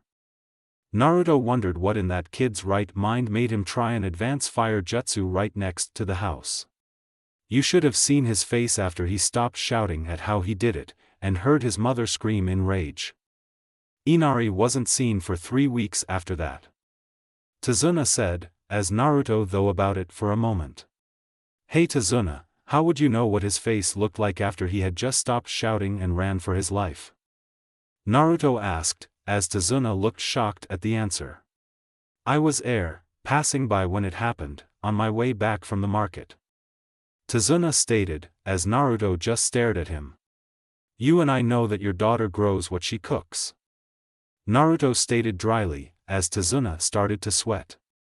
Well, You egged him on to do it, didn't you? Naruto stated, cutting Tazuna off. There was an awkward silence between the two, before Tazuna dropped to his knees with his hands in a para position. Please don't tell her. Tazuna begged, as Naruto stared at him and wondered how stupid could one man get. Naruto heard something, as he looked at the others who were staring at him and Tazuna. Get down. Naruto said, as Kakashi pulled Sakura to the ground while Sasuke was able to reach Tazuna in time, as a huge-ass sword flew over them. Naruto remained standing, as the blade caught closer to him. Just as it was about to hit him, Naruto grabbed the handle, spun around in the air a couple of times and placed it behind his back, like how Zabuza wears his sword, speaking of the devil. All I need is the music, and this would be perfect. You know Zabuza-kun, your aim sucks. Naruto said, as he looked over at a man who was leaning backwards against a tree, his eyes were closed and the man deep in though. Zabuza, as Naruto referred to him as, wore black pants and nothing on the top except for 2 large belts that crossed his chest. He also wore sandals. He wore bandages around his mouth and a hidden mist head protector with a slash through it. He was 6 feet 2 inches and had short black hair. Naruto raised the sword, and with the same speed and power, threw it over to Zabuza. He easily caught it, as his eyes shot open. Well Naruto-kun, you've grown quite a bit. He stated, as he placed the sword on his back, while he looked over the group. Hello Kakashi-kun, how's life? Kakashi looked up from his book, which he pulled out from his bag after seeing who attacked them. Still getting lost. Kakashi replied, as he turned the page in his book. Zabuza just chucked. You'll never change. Zabuza replied, while Sakura, Sasuke, and Tazuna looked at the other two like they were crazy. What the fuck? He tried to kill us a second ago and now you're talking casually with him. Sasuke yelled, as Naruto just put up his index finger. Grown-ups are talking. Naruto said, as he turned back towards Zabuza. So what are you doing here anyway? Last time I checked, you were in Cloud Country. Naruto said, as Zabuza sighed while rubbing his temples with his index finger and thumb. We were, but Haku wanted to come to Wave to get some special herbs. I honestly have no clue what she's going to do with them. Zabuza answered, as Naruto just stared at him. That still doesn't explain why you just tried to cut our bodies in half. Naruto stated, as Zabuza looked over at Tazuna and gave a smile. Me and Haku were paid to kill that man, I mean we kinda need the money at the moment. Since we left all of our cash back home. Zabuza replied, as Naruto sighed. Who's paying you and how much? Naruto asked, while he thought about might having to fight Zabuza. He sure as hell wanted to get this mission over with, he had something he needed to discuss with the Hokage. A man named Gatu, he's offering to pay 150,000 for the death of that man. Zabuza stated, as he pointed towards Tazuna, who looked a bit frightened. Naruto just looked at him with a bored expression. How about I pay you twice that to not cut our heads off? Naruto said, as Zabuza thought it over. You know I would take the offer, but 10 to 1, Haku's going to make me work for free, again. Zabuza sighed, as he thought about all the times he worked for free, because it was a noble cause. Naruto put some thought into it as well. How about after we get Tazuna to his house, you, Haku and my team kill Gatu to stop him from trying to hurt Tazuna again and collect the money and then some that he owes you. Naruto mouthed to Zabuza, as the hidden mist swordsman smiled and walked over to Naruto. Deal. Zabuza said, as he and Naruto shook hands, Zabuza pulling his hand back a second later and walking into the forest. Sasuke and Sakura just stared at him in shock. Did he just sell us out? His team. When the hell did we become his team? Honestly, if you can't tell who is thinking which, then you are sad, strange little people. Kakashi walked over to Naruto and watched what was visibly left of the swordsman vanish into the forest. Kakashi just continued to read his book as he stood next to Naruto. A nice breeze blew by them, as the trees rustled a bit. It's been 2 years since the last time I saw him. Naruto stated, as Kakashi continued to read his book lazily. It taking up every detail in the book before turning the page and looking up at Naruto. You should be happy you get to see him at all. Kakashi said, as he also looked into the forest. I mean, he did take Anko's death pretty hard. He stated, as he began to read his book once again. Naruto looked over at Kakashi, then back towards the forest. I guess that's what happens when your sister dies. Naruto thought, as Kakashi walked towards Tazuna, while Sakura and Sasuke walked up to Naruto. Okay, Naruto. We want some answers now. Sakura said, as Naruto just held up his hand, his index, middle, and ring finger the only ones up. Both of them looked at him confusedly, as Naruto started to count down. 3, 2, 1. Out of nowhere, something tackled Naruto to the ground, hard. It was a girl around the age of 15 and looked around 5 feet 6 inches. She had a forest green sweater and shorts in the same color and style. The girl wore a blue robe around the sweater and she also wore sandals. Her hair was put into a bun, while the bangs were put into two ponytails in the front. The girl seemed to be crushing Naruto, since they could hear some bones cracking. Naruto-kun. How have you been? The girl said, while she hugged Naruto tighter. His bones could be heard snapping more clearly now, as Naruto looked down at the girl. Except for my bones being crushed on a daily basis now. I've been fine, Haku. Naruto answered, as Haku blushed and let go of Naruto, who stood up and snapped his back into place. God, that feels better. Naruto said, as he looked over at Haku, who was smiling at him. So what have you two been doing for the past 2 years? He asked, as Haku thought it over. Well, we managed to find a place to stay in Cloud Country and receive jobs every once in a while. We've managed to get a reputation in the parts, so business was higher than normal, and for the past couple of months, we've done nothing but accept missions. Haku said, as Naruto raised an eyebrow. What are you doing here? I mean, with that much business, you wouldn't have come here just to collect herbs, Naruto said, as Haku sighed. Zabuza-kun was getting worn out with all the missions we were doing, so I came up with an excuse to have him take a break for a while. Besides, the herbs I'm collecting can be used to help us on future missions. Haku replied. Really? Naruto said, as he looked over her to see if there was any sign that she was lying. Really? Haku said, as she looked over at Sakura and Sasuke. Who are they? Naruto glanced at Sakura and Sasuke, before he finally realized that they had been there the whole time. He smiled sheepishly. Whoops. Haku-chan, this is Sakura-chan and Sasuke-kun. Naruto said, as Haku gave a short bow. It's nice to meet you, she said, as Sakura just stared at her hesitantly before she quickly did a short bow. It's nice to meet you too, Sakura replied, as Sasuke just looked at her for a moment before heading towards Kakashi and Tazuna. Sakura looked up from her bow and sighed, before standing straight up. Naruto watched Sasuke walk off and shrugged, before he looked at Haku. Zabuza-kun told you to come with us, didn't he? Naruto asked, as Haku nodded. Yes, he may be kind towards you and Kakashi-kun, but he still makes sure he gets paid, Haku stated, as she looked over at the other group.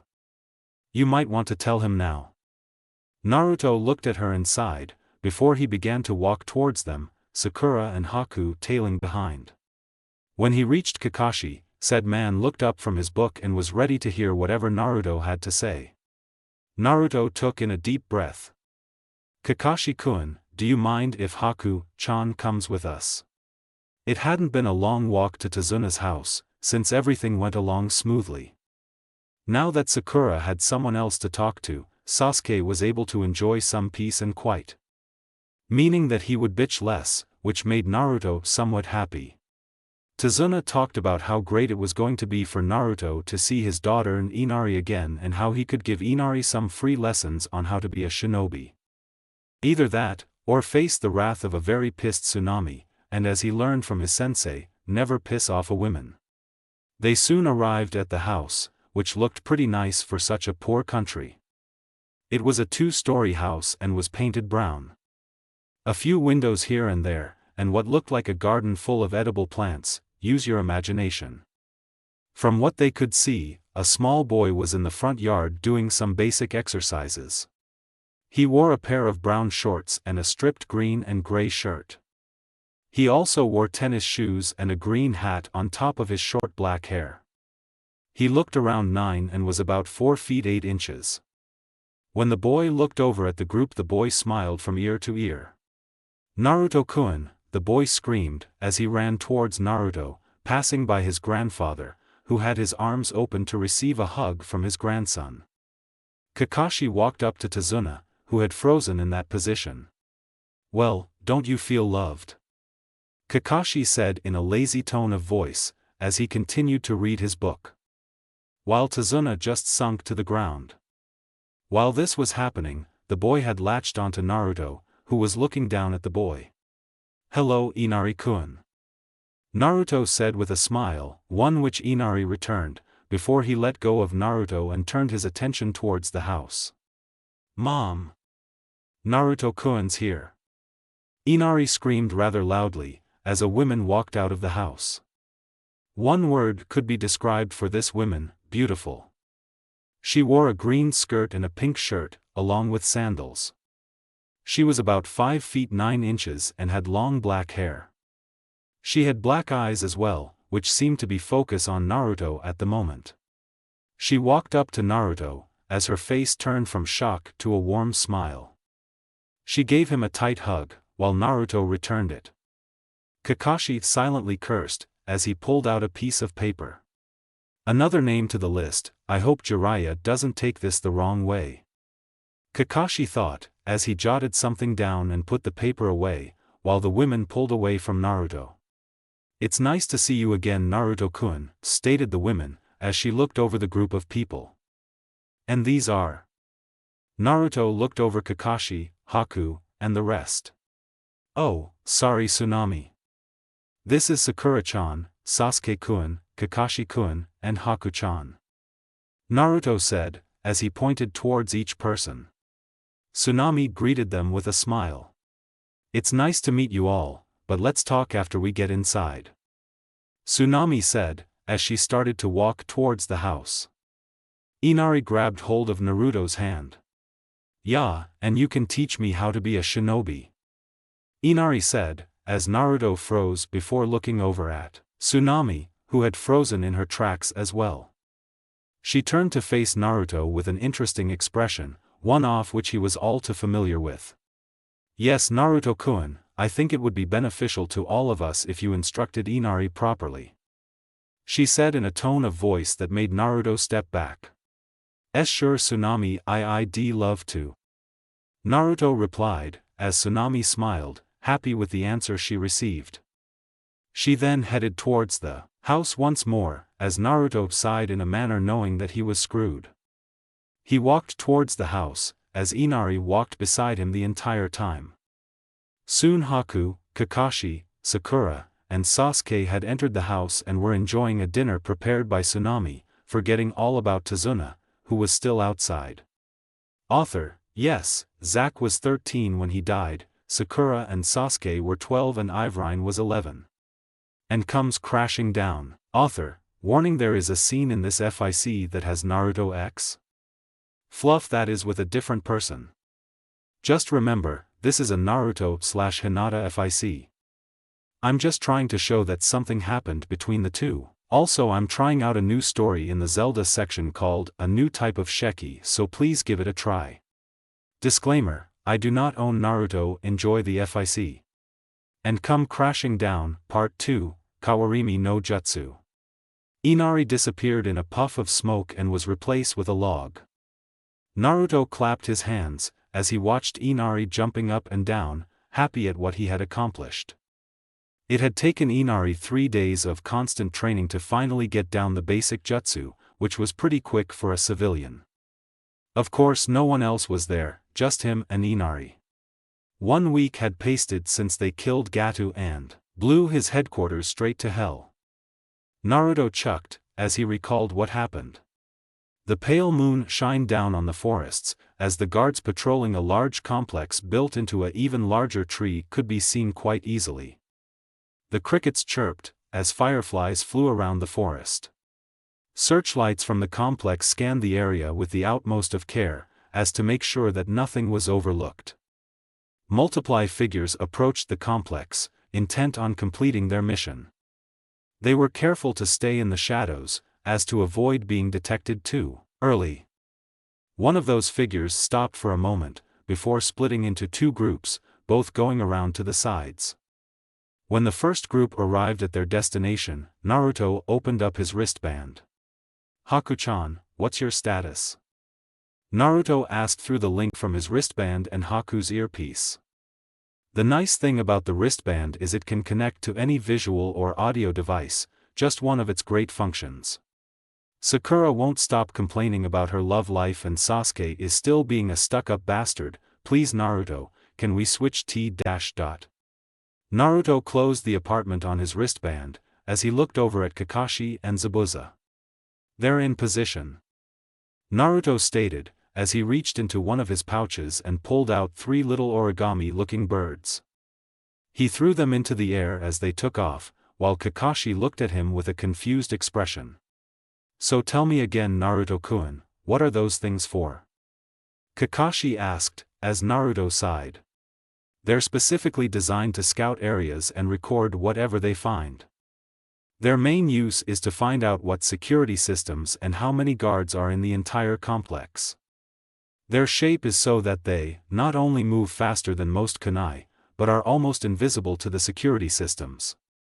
Though their heat signature can still be picked up," Naruto said, as he flipped open his wristband, while 3 hologram screens appeared, surprising Kakashi and Zabuza for a moment, before they relaxed. "Through these screens, we can see what the mechs are seeing," Naruto said, as Kakashi turned his attention back towards him. "Mechs? It's the name of the birds. I needed a name that was short, but also rememberable," Naruto said, as he turned off the holograms, having received all the information that he needed. Naruto then pulled out a larger bird that looked like a hawk and summoned 2 spiders, who immediately attached themselves to the bird. Naruto threw the bird into the air, as it spread its wings and flew off towards the complex. Naruto didn't wait for them to ask. When the sick arrives at its destined point, the spiders will drop down from it and remove the security systems. Then they lay eggs, which will hatch and grow into spiders whose height will come up to my knee. They'll cause confusion in the base, as we move in and kill Gato," Naruto said, as the other two nodded in confirmation. They waited for a while, as screams could be heard throughout the complex. Soon the searchlights went out one by one, as Naruto walked towards the complex. Zabuza and Kakashi followed him without a word. They passed through the hallways of the complex, seeing the countless bodies of dead men and women scouring the floor. They ran into light resistance, since most of the guards were too busy having acid sprayed on their faces or were having their bodies being sucked dry by multiple spiders at once. They looked in each room, searching for any survivors before moving on to the next one. Naruto throwing a small device on the walls as they went down the hallways. They needed to do a thorough job after all. When they finally reached the largest room in the complex, Naruto pushed open the gigantic doors, as he walked through to see 70 or so guards, while Gato was sitting smugly in a large chair. "So you are the intruders, Zabuza. I thought we had a deal," Gato said, with a hint of venom, but he still kept his composure. Zabuza just looked at him with a not caring expression. "We did, he just offered a better one," Zabuza said, as he pointed towards Naruto, who also had the same expression. Gato just chucked a bit before smiling cruelly. "It doesn't matter, I never planned to pay you anyway." "Guards," Gato said, as all the guards in the room pulled out various weapons. "Kill them." At once, all of the guards charged at the three, as Naruto stepped forward, while giving a bored yawn. A second later, his eyes flashed, as all of the guards stopped in their tracks. Even Gato was stuck in his position, not able to move no matter how hard he tried. What is this? Why can't we move?" Gato yelled, as Naruto just reached into one of his pouches. He pulled out what looked like a small white ball. Naruto then turned his attention towards Gato. "Because your fate is sealed," Naruto said, as he threw the ball above them, it bursting into thousands of little pieces, which covered not only all the guards, but Gato as well. He only had one thought as he felt the little white pieces cover him. "Is this salt?" he thought, as Naruto just stared at him with a bored expression. Naruto cocked his head to the side. "So deal with it," he said, as he formed a one-handed seal. At once, all the guards in the room and Gato imploded, killing them instantly. Kakashi just pulled out his book, while Zabuza moved towards Gato. "Hey Naruto, mind if I take what's left to the hidden cloud village? There's a huge sum of money on this guy's head," Zabuza stated, as Naruto shrugged. "Do what you want. Just make sure to collect your pay from Gato's personal bank," Naruto said, as he left the room, while he opened up his wristband. "Haku-chan, we've completed the mission. Please dispose of the bodies." Before she could even answer, Naruto closed his wrist band and walked through the hallways. He wanted to see if there was anything worth taking from this place. Zabuza was smiling, as he stuffed thousands of dollars worth of cash into his bags. He already had 3 bags of cash. Hell, 1 bag was enough to pay off the money Gato owed him. But since Naruto was such a nice guy, he sent a few large spiders that could hold several large bags of cash. That was more than enough to cause him to work faster. Kakashi was leaning against the wall, while reading his favorite book. Had known Zabuza for a good portion of his life. Though he gave up his family name a long time ago, he was still a family member. Zabuza wasn't much of a social guy though, not since some weird diocese killed off most of his family. Only him, his father and sister were left. He soon left them, having figured out what or who had spread the diocese in the first place. "You still trying to accomplish your dream?" Kakashi asked, as Zabuza stopped in his tracks. There was a silence between the two, before he spoke. "It's all I have left, Kakashi," Zabuza stated, as he began to once again put money into the bag. Not even turning to face him. Kakashi sighed, as he turned a page in his book. "What about Haku?" he asked. "You know that my dream come first. Hopefully afterwards, me and Haku will be able to live somewhere where she could be happy, maybe even a village like Konoha." Zabuza said, as he zipped up the bag and started working on the next one. Kakashi just made one comment towards this. Hopefully. The entire group stood outside the complex, Haku, Sasuke and Sakura having reluctantly disposed of all the bodies. The spiders that Naruto had sent to help Zabuza were also there, though they were having trouble standing up due to the sheer amount of bags on them. Zabuza also had a body bag on his back, which supposedly had Gato in it. Naruto just stared at the complex for a moment, before he pulled out a small device that had a button on it. Naruto brought it up to the side of his face and pushed the button, causing the complex to burst into flame. The shock of the explosion passed by them, affecting everyone but Naruto. He was already used to it after all. Naruto then turned around and headed towards Tazuna's house, the others following him. All that was left to do was wait for Tazuna to finish the bridge and then they would head home. With Gato gone, the building of the bridge was going smoothly. More and more people began to work on the bridge when they found out what had happened to Gato. The greatest thing that happened to Naruto was the smiles he received from the people of Wave. That alone was enough to make it all worth it. Besides my paycheck, of course. Naruto thought, as he felt something tug on his arm. He looked down to see a smiling Inari. Did I do it right? Inari asked, as Naruto smiled at him. Not bad for a civilian. Naruto stated, as Inari glared at him. Naruto just chucked in response. When am I going to be shinobi then? Inari whined, as Naruto just pulled out a scroll and handed it to him. When you can do every jutsu in this book and have completed every exercise in the scroll, and have made up your own training routine. Naruto said, as Inari thought about it for a moment, before he grabbed the scroll and ran off. I'll be a shinobi soon Naruto-kun, just you wait. Inari yelled, as Naruto gave chase. He had a feeling that he didn't get that scroll back soon, he was going to be in some deep shit. The stars looked beautiful from where Naruto was. This was his favorite spot in Wave Country, an open plain with a couple of rocks scattered about it.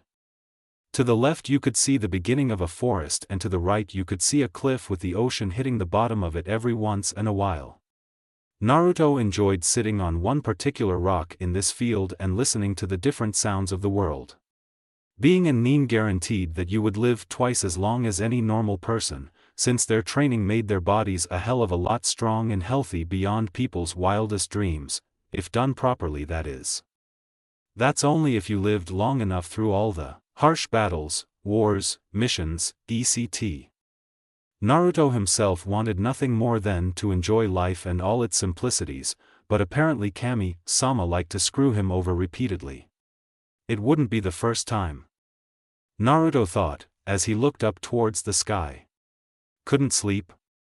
A voice asked him, as Naruto snapped out of his thoughts. Apparently you couldn't sleep either, right Tsunami-chan? Naruto asked, as he turned to face the women. She was wearing a simple black kimono, which wouldn't have been much, if it didn't show her figure perfectly. Naruto just stared at her for a moment, before shaking his head, while Tsunami greeted him with a smile. Mind if I have a seat? She asked, as Naruto moved over a bit on the rock. Taking it as a yes, she moved her over to where he was and sat down before looking up at the stars with Naruto. There was a comfortable silence between the two, as they listened to the world around them. It's so beautiful. Tsunami said, as she continued to glaze up at the sky. Naruto was also amazed at how clear it was. Not even the moon was visible from where they were. Just like the last time Naruto was here.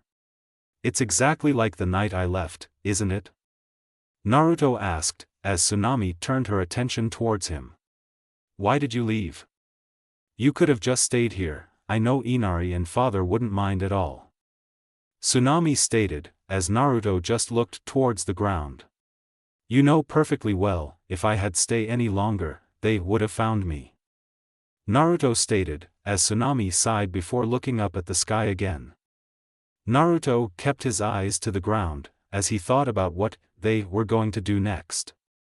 It wouldn't be long before they would begin, which gave him little time to get everything ready. Naruto wondered if it was going to all be worth it in the end. Naruto-kun.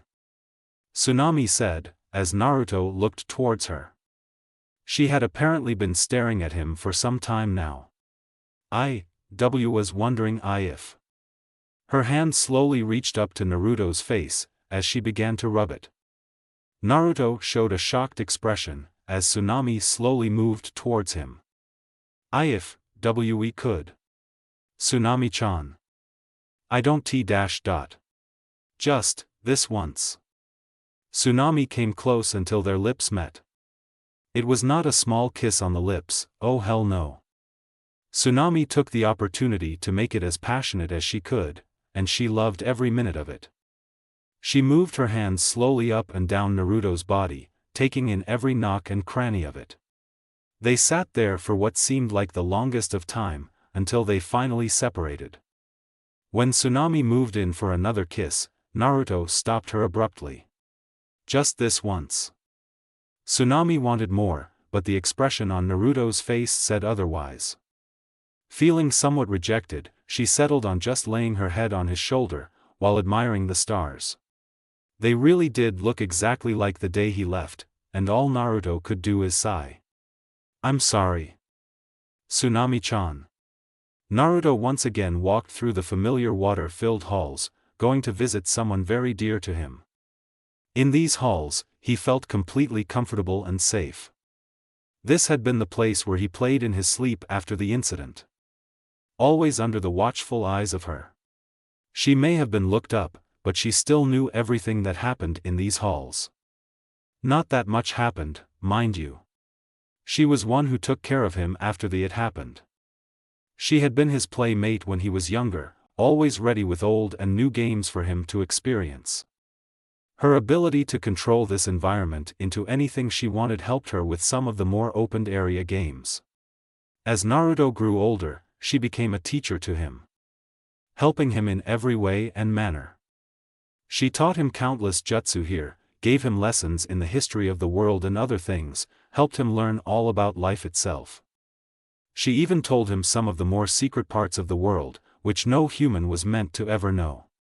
She was the person that helped him through it all, she was the one that gave him the ability to keep going, she was the one that believed in him no matter what, and for that, he could not help but smile at her. Which is exactly what he did when he passed through the bars to her cage and found her sitting on the opposite side of a table that had a shogi board set up. She was wearing a red kimono, which was made to reveal her shoulder, and the upper part of her chest, her breast were completely covered. She had long red wavy hair that stopped just at the shoulder blades, her bangs combed to the sides.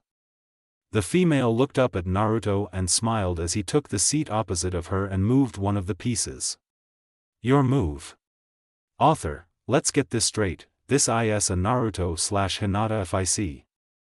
It's just I wanted to show their connection, Tsunade and Naruto, and that they were pretty close. Moving forward, no regrets. Author, to all who read this is not the original chapter 16, it is a remake. The original was supposed to be from Sakura's point of view for the entire chapter. But my computer fucking erased it. So you'll just have to settle for one from Naruto's point of view, sorry kiddies. Disclaimer, I don't not own Naruto. Enjoy the FIC. Moving forward, no regrets. Before his meeting with the Kyuubi, the red-haired women in the last chapter, Naruto sighed. He knew that Sakura had seen him and Tsunade last night, he could sense it. He had a little talk with the forest and it seems that she had attempted to follow Tsunade to wherever she was going. Of course they stalled for time by making Sakura's time in the forest a living hell, while allowing Tsunade to pass through it peacefully. Around a couple of minutes after Tsunade had begun to just stare up at the stars, he told them to release her.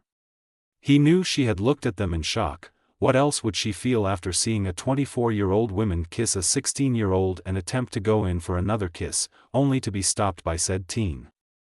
Sakura probably also noticed Tsunade's reaction, which would also cause problems for him. He didn't know how or where, but he knew that Sakura would eventually corner him and demand some answers. Naruto sighed, as he looked down at Tsunami's sleeping form. She apparently found his shoulder very comfortable, since she had gone to sleep a little while after just laying her head down. Naruto sighed, as he knew what was going to happen after this, but decided that it was for the best. After all, a civilian would be too easy of a target for them, and Naruto just couldn't risk anything with Tsunami. Besides, she's like 8 years older than him? He didn't think that it would work out anyway.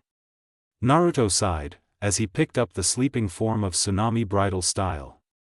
Tsunami instinctively wrapped her arms around his neck, as she got into a more comfortable position for her to sleep. Naruto then began to walk slowly towards the forest, making sure not to disturb Tsunami in any way. It was going to be a long night for him. Naruto opened the door quietly, as to not disturb anybody in the house or the person he was currently carrying. Naruto closed the door and headed up the stairs, going directly for Tsunami's room.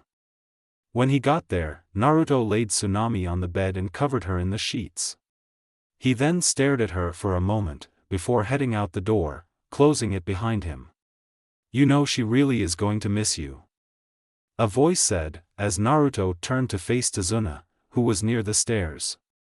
He had apparently been raiding the fridge, due to the fact that he still had some bread in his hands and had just finished. Tazuna had a face that few people ever got to see. Him actually being serious is rare for him, but possible. Naruto just looked back at the door. "I know," Naruto said, as Tazuna just took a bite out of his piece of bread and thought for a moment. A few seconds later Tazuna swallowed, as he stared at Naruto for a moment. "Are they still after you?" Tazuna asked, as Naruto just sighed. "I was almost caught about a year ago, but besides that I've managed to escape them. Naruto stated, as he took out a kunai and twirled it around his hand. Tazuna's face showed some concern. "You know what will happen if They'll burn down Wave Country, I know. It's not in the original plan to go after Wave so soon, but if there's something worth taking here, what's to stop them?" Naruto asked, as Tazuna just sighed. "Seriously Naruto, if you're I won't be, so don't worry about it," Naruto stated, as he headed towards his room and grabbed the doorknob, before looking over at Tazuna. "Good night, Tazuna-kun." "Good night, Naruto," Tazuna said, as Naruto's door closed behind him. Tazuna then made his way towards his room, which he was sharing with Kakashi and Zabuza for the remainder of their stay. Tazuna just opened his room's door and closed it behind him, having only one thought on his mind. "I hope you know what you're doing." After the meeting with the Kyuubi. It was beautiful morning in Wave Country, the birds were chirping, the dew left on the plants was shining brightly. Naruto was being a lazy ass and enjoying every minute of it. No, seriously, he was. Him and Kakashi were the only ones who had yet to actually get up. It was already 12 o'clock and they had yet to wake up at all. They were supposed to have left by now, but they would not wake up. Sakura had even tried to go upstairs and wake them, until Haku and Tsunami stopped her, saying it was for the best that they wake up on their own. Both of them knew that if they were sleeping this great, then it would be better not to wake them up.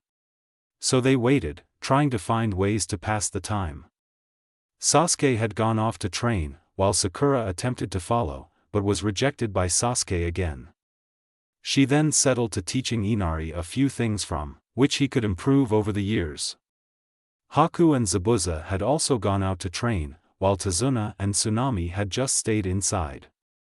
It was around 2 p.m. that they finally woke up, and soon regretted it.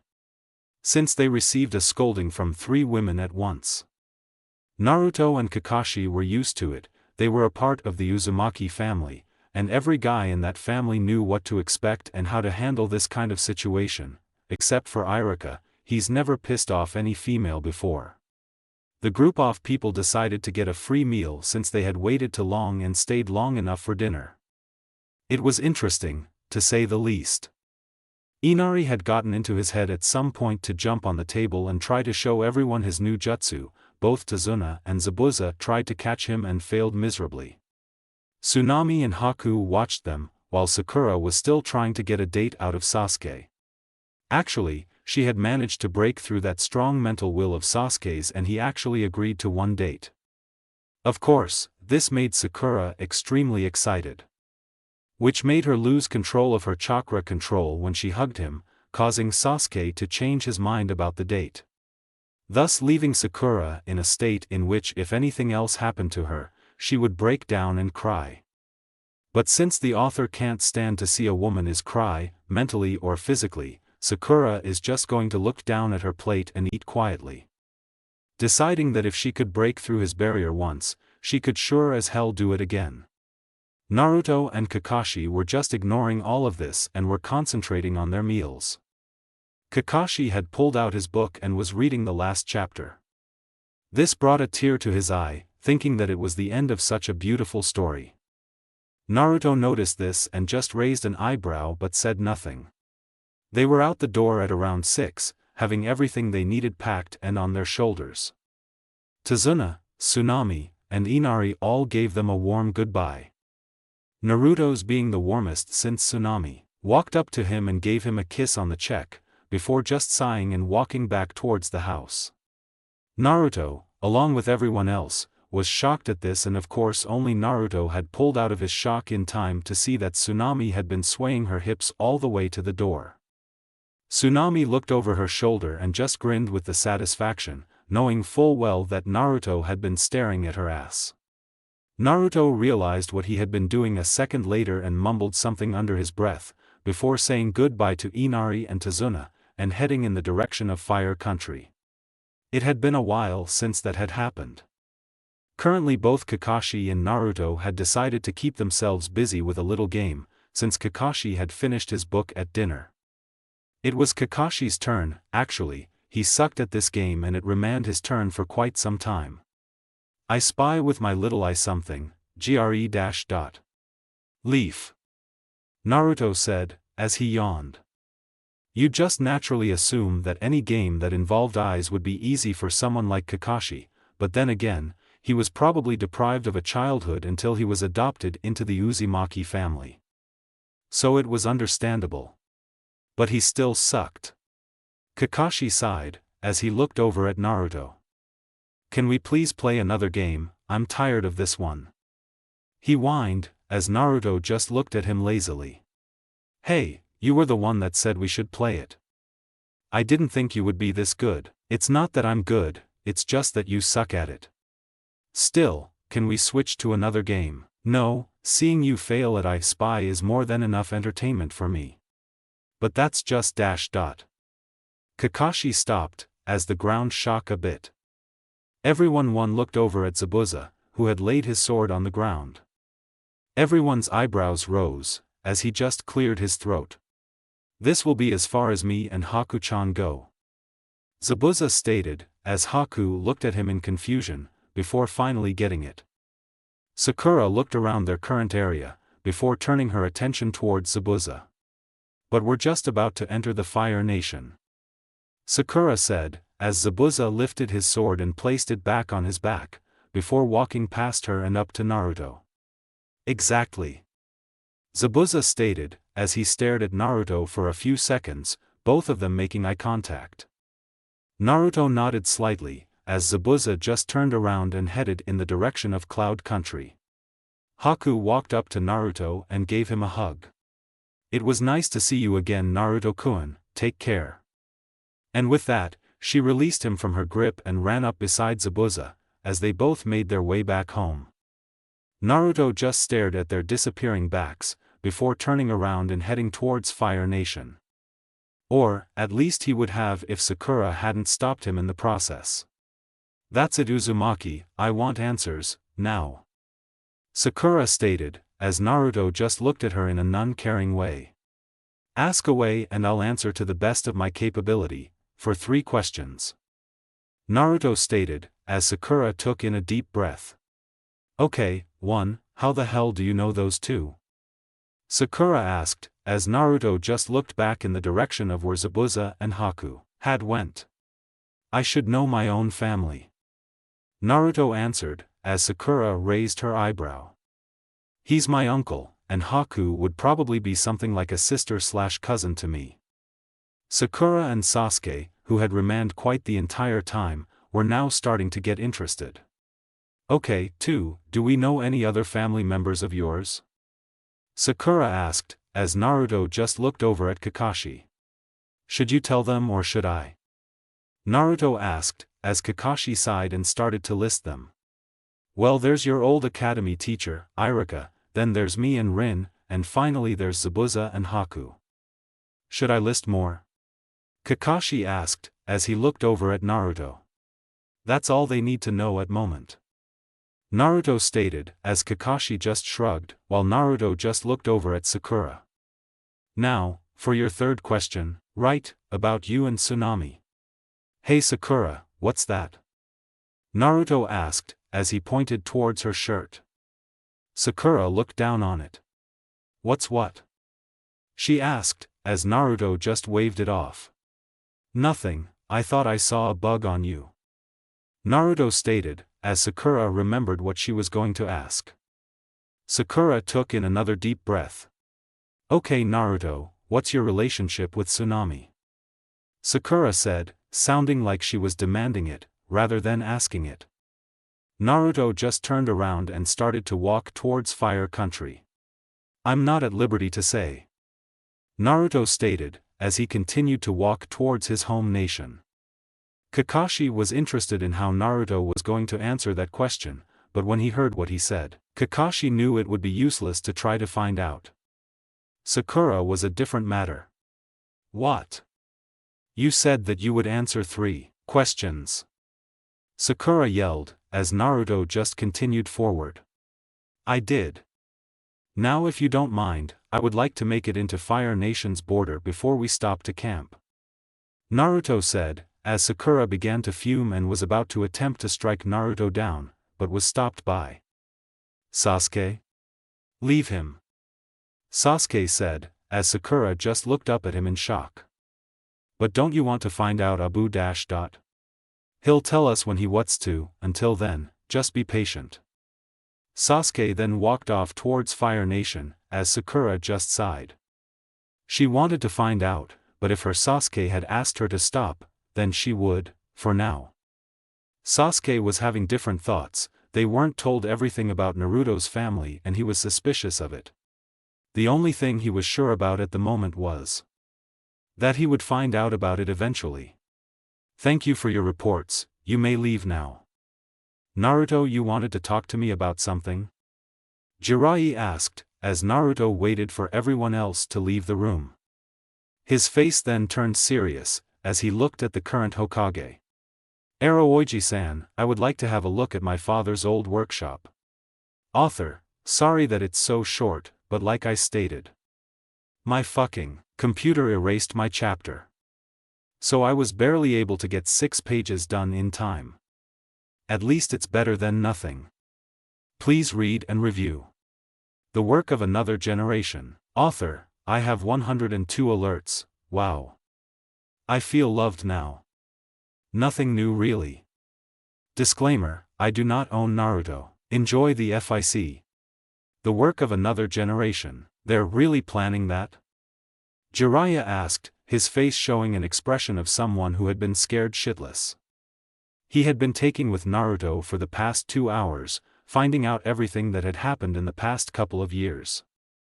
He soon regretted it when he found out everything. Naruto nodded in confirmation. They'll be here soon, too.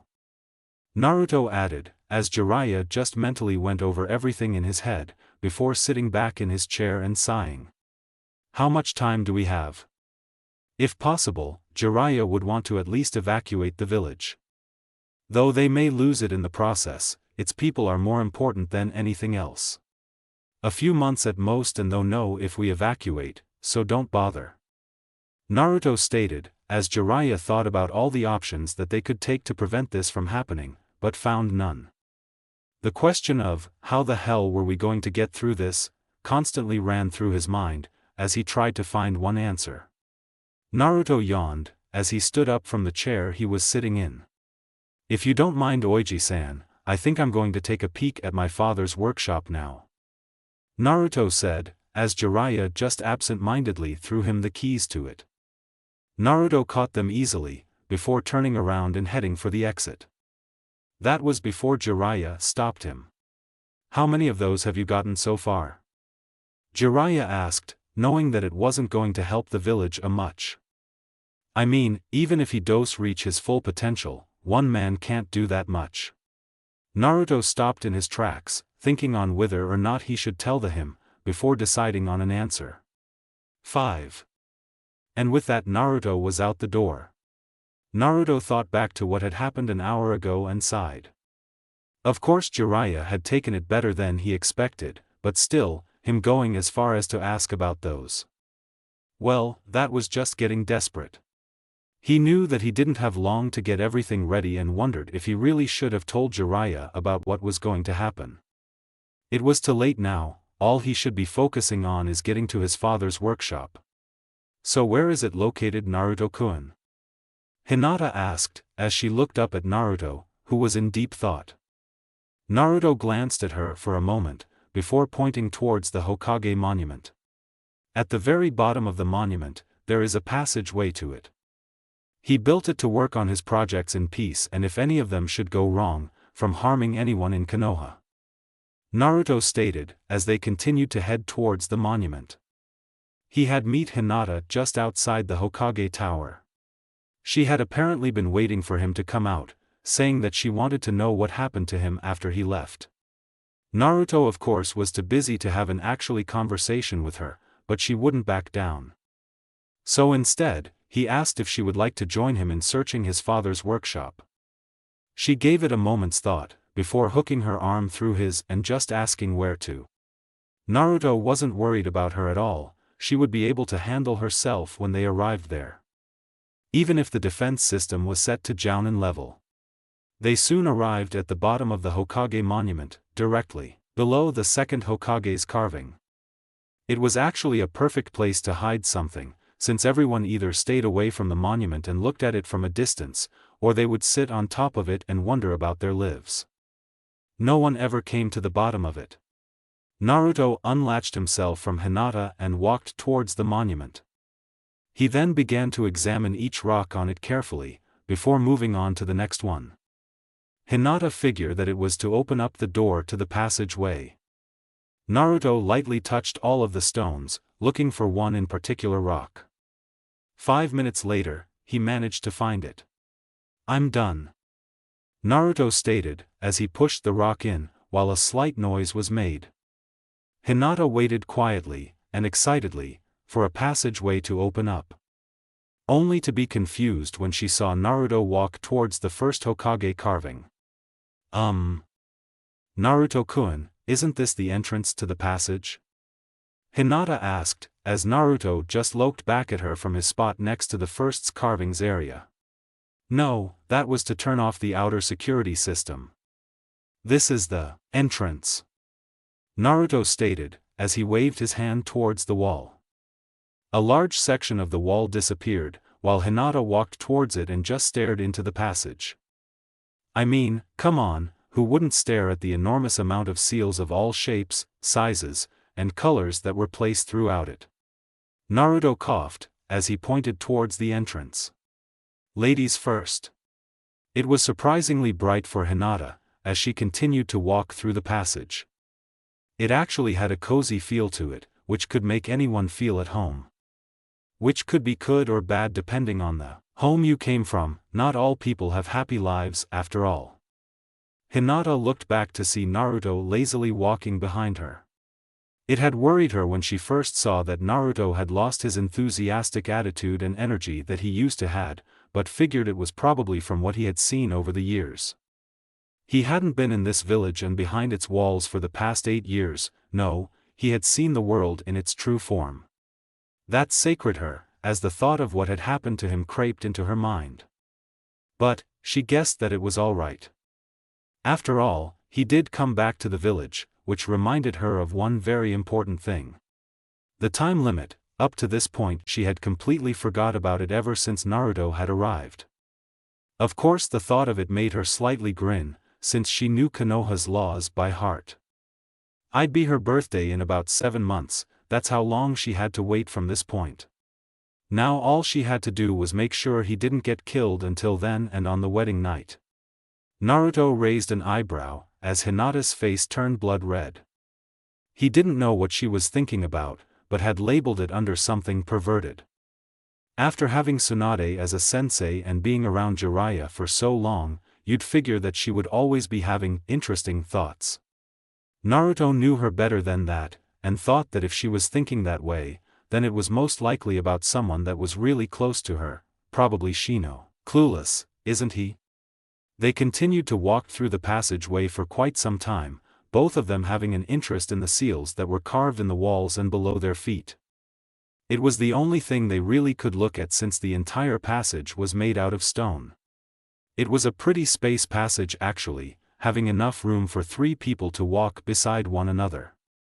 But Naruto wasn't sure if he had taken care of all the security through the passage and wanted to keep an eye on Hinata. He would rather surround her with Kage Bunshins, but that would undermine her fighting capabilities and would violate her personal space. So he settled for this. About another 5 minutes later they finally stepped foot outside of the passage and took in the sights. The area they had come out of was something to look at. They were in some form of a miniature canyon, looked around 1 mile in diameter. The walls had a barren look and feel, while the ground was covered in grass. In the center of the canyon was a single tree. It was a pretty small tree compared to the gigantic ones in Konoha's main forests, but was still big enough for someone to sleep underneath it. Behind the tree you could see some stone steps that lead up to a door. It was a mixture of orange and yellow, and had the Uzumaki clan's symbol on it. Hinata was about to walk towards the door, when Naruto put a hand out to stop her. "Wait," Naruto said, as Hinata looked at him with a confused expression. A second later, she went into a taijutsu stance, as she turned her attention to the things that had surrounded them. They, in basic terms, had the upper body of a man, but the head and lower body of a jackal. It had black armor covering its upper body, shoulders, chest, back, while its skin was dark brown and its eyes were pitch black. In its hands were various weapons, scythes, katanas, sais, lances, etc. What was the most disturbing thing about them was that they were all ignoring her and staring at Naruto. Naruto just continued to stare in the same direction, as a black-skinned version of the creatures walked through the group and stopped in front of him. It stared at him for a moment, before tilting its head sideways. "You're not the commander?" it asked, as Naruto just continued to stare at it. "No. I'm his son," Naruto stated, as the creature put 2 and 2 together. "That's why you look like Commander," it stated, as it paused for a moment, before saluting Naruto. The other creatures dropped their fighting stances and saluted Naruto. "Your orders, sir." Hinata looked at the creature's new behavior, before looking up at Naruto with an expression that pretty much anybody could tell that she wanted answers. Naruto noticed this and sighed, before turning back to the creature. "You." Naruto said, as he pointed towards the black creature. "Come with us, the rest of you return to your stations." The creatures let out a chorus of highs, before all except the black one were gone. The black one stood there waiting for its next orders. "You are to accompany us the entire time that we are here, and to answer any questions that we might have," Naruto said, as the creature just let out a high, while Naruto walked towards the door. Hinata right on his tail. "Naruto, what the hell are those things?" Hinata asked, as Naruto just continued to walk towards the door. "They're sentinel units," Naruto stated, not even turning to face her. Hinata's face showed a confused expression. "Sentinel units? Yes, they were created by my father." "Created? It's hard to explain, so please drop it for now," Naruto said, as he looked at Hinata with pleading eyes. He did not want or need to go through the long explanation of how his father created them and hoped that she would drop it. Hinata herself just eyed Naruto for a moment, before sighing and nodding. She figured that he would tell her eventually. When they finally reached the door, the black creature tailing behind them, they found it strange that the door opened so easily. That was until the black creature, or squad leader A, stated that his old commander preferred the door to be unlocked. He depended too much on both the seals and the units, and that could have cost him. The room inside was actually pretty nice. The walls were made out of pieces of stone that were laid evenly upon one another. The ceiling was covered in various chains and hooks, while the floor had a few tables. In the leftmost corner was a huge fireplace. It was probably used to light up the room, among other things. On the left wall were various tools that a person could use to make just about anything. In the middle of the northernmost wall and right wall were doors. Naruto thought for a moment, before turning to Hinata and asking her to remain in that room while he checked out the others. When Hinata asked him about the sudden change of moods, he just replied that he would like to be alone when he checked out the rest of his father's old workshop. Hinata froze for a moment, before nodding and saying to take his time. Naruto thanked her and asked Squad Leader A, or SLA from now on, to stay with her. He then proceeded to explore the rest of the place. The door to the north led to a large dojo, or some form of it. It was probably used to test new things like weapons, seals, unites, etc. It was basically an empty room with hardwood floors. There were a few weapons out on the walls, but besides that, the only other thing there was the lights on the ceiling and the Uzumaki symbol on the northernmost wall. Back in the original room, the door on the right was actually a hallway. They decided to follow it to the very end before exploring any of the rooms. The hallway itself curved around the dojo with 2 doors in the east section, 2 in the north section, and 1 in the west section. In the east section, the first door was a storage room of some kind. Well, that's what they originally thought until Naruto found what it had been storing. The room had its own stairway, it seems. The first room seemed to have only a few boxes and the rest was barren, but when you went lower, well, you'll find out eventually. Most likely when I feel like writing about it, but until then I'll just leave it as a miniature cliffhanger just because I can. The next room in the east section was a library, or some form of it anyway. All of the walls in that room were covered with bookshelves, the shelves themselves going up 3 stories. The ceiling had a chandelier light theme going on, while the floors were also made out of hardwood. In the center of the room was a large desk that was covered in various scrolls and books, along with a large-looking scroll sitting next to it. The first room on in the north section was a lab from what Naruto could tell, which wasn't hard for anybody to tell that it was a lab. The walls, floors, and ceilings were made out of metal, while the lights were placed inside the ceiling, you know, like how they have them in classrooms. There were a few metal tables spread throughout the room, all of them having various tools and other equipment on them. What really caught Naruto's eye was the 3 tubes on the left wall of the room. They were huge enough for one of those creatures to fit in them easily, which rose Naruto's suspicions on just how they were made. The next room on the north section was surprisingly a living room, believe it or not. It had white walls and a white ceiling, while the floor was once again made out of hardwood. There were 2 couches in the room, along with an extra chair. The room also had a small kitchen and a table for people to eat at. There was also a door on the left side of the room that, when Naruto checked it, turned out to be a bathroom. The room just had plain lights, nothing special about them. The final room turned out to be a bedroom for 2 people, the walls and ceiling having a nice shade of dark blue, while the floor was, once again, hardwood. There was a small fireplace in the upper right corner of the room, while a large bed was right up against the left wall. There was also a chair in there, along with some wardrobes. Naruto only had one thought when he saw all that there was to see in the workshop. I'm home. Author, please read and review. A peaceful moment. Author, hello, I have so good news. Due to circumstances, I'm going to for once respond to reviews. Why, you ask? Well, that's the circumstance. You see, I'm bored. I never thought summer could be so boring, but I was wrong.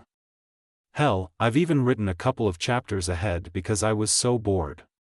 So, in an attempt to cure it, I'll answer any questions that give away too much info on what's going to happen. Also, if you have any ideas for the FIC, then please tell me. I could really use the help, yeah. Disclaimer, I do not own Naruto. Enjoy the FIC. A peaceful moment. Naruto was sitting next to a tree and reading a very good book. He needed this time to himself, with everything that has went on. It had been almost a month since Naruto returned from the mission in Wave and moved into his father's workshop. It had been difficult to even do that actually, especially with Tayuya and not having to take care of her. Naruto laughed, as he remembered it. You can't be serious. Tayuya stated, as she looked at Naruto in disbelief. Naruto just nodded his head to confirm that he was. Kyojin just looked up from his book and stared at Naruto for a moment, before going back to his reading and perverted giggling. Actually, I am. I was able to find my father's place and it's perfectly fine. Naruto stated, as Tayuya thought for a moment, before heading into one of the other rooms. Naruto wondered what she was doing, until he noticed which room he went into.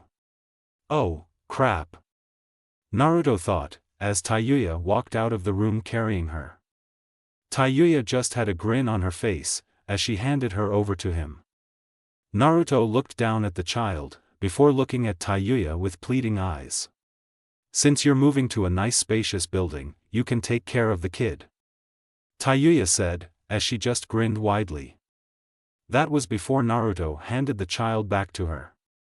I don't have time to take care of her, you know that. Naruto said, as Tayuya handed the child back to him. She was now officially getting pissed. Yeah, well, soon I'm not going to have time taking care of her either, remember? Tayuya asked, as she frowned for a moment. Naruto, remembering that it could happen any day now, resisted the urge to give the child back to her. Tayuya was grinning mentally, sucker. Alright, I'll have the sentinel units at my house take care of her. Naruto stated with a grin, as Kyojin face fronted, while Tayuya just had a shocked expression. You have sentinel units?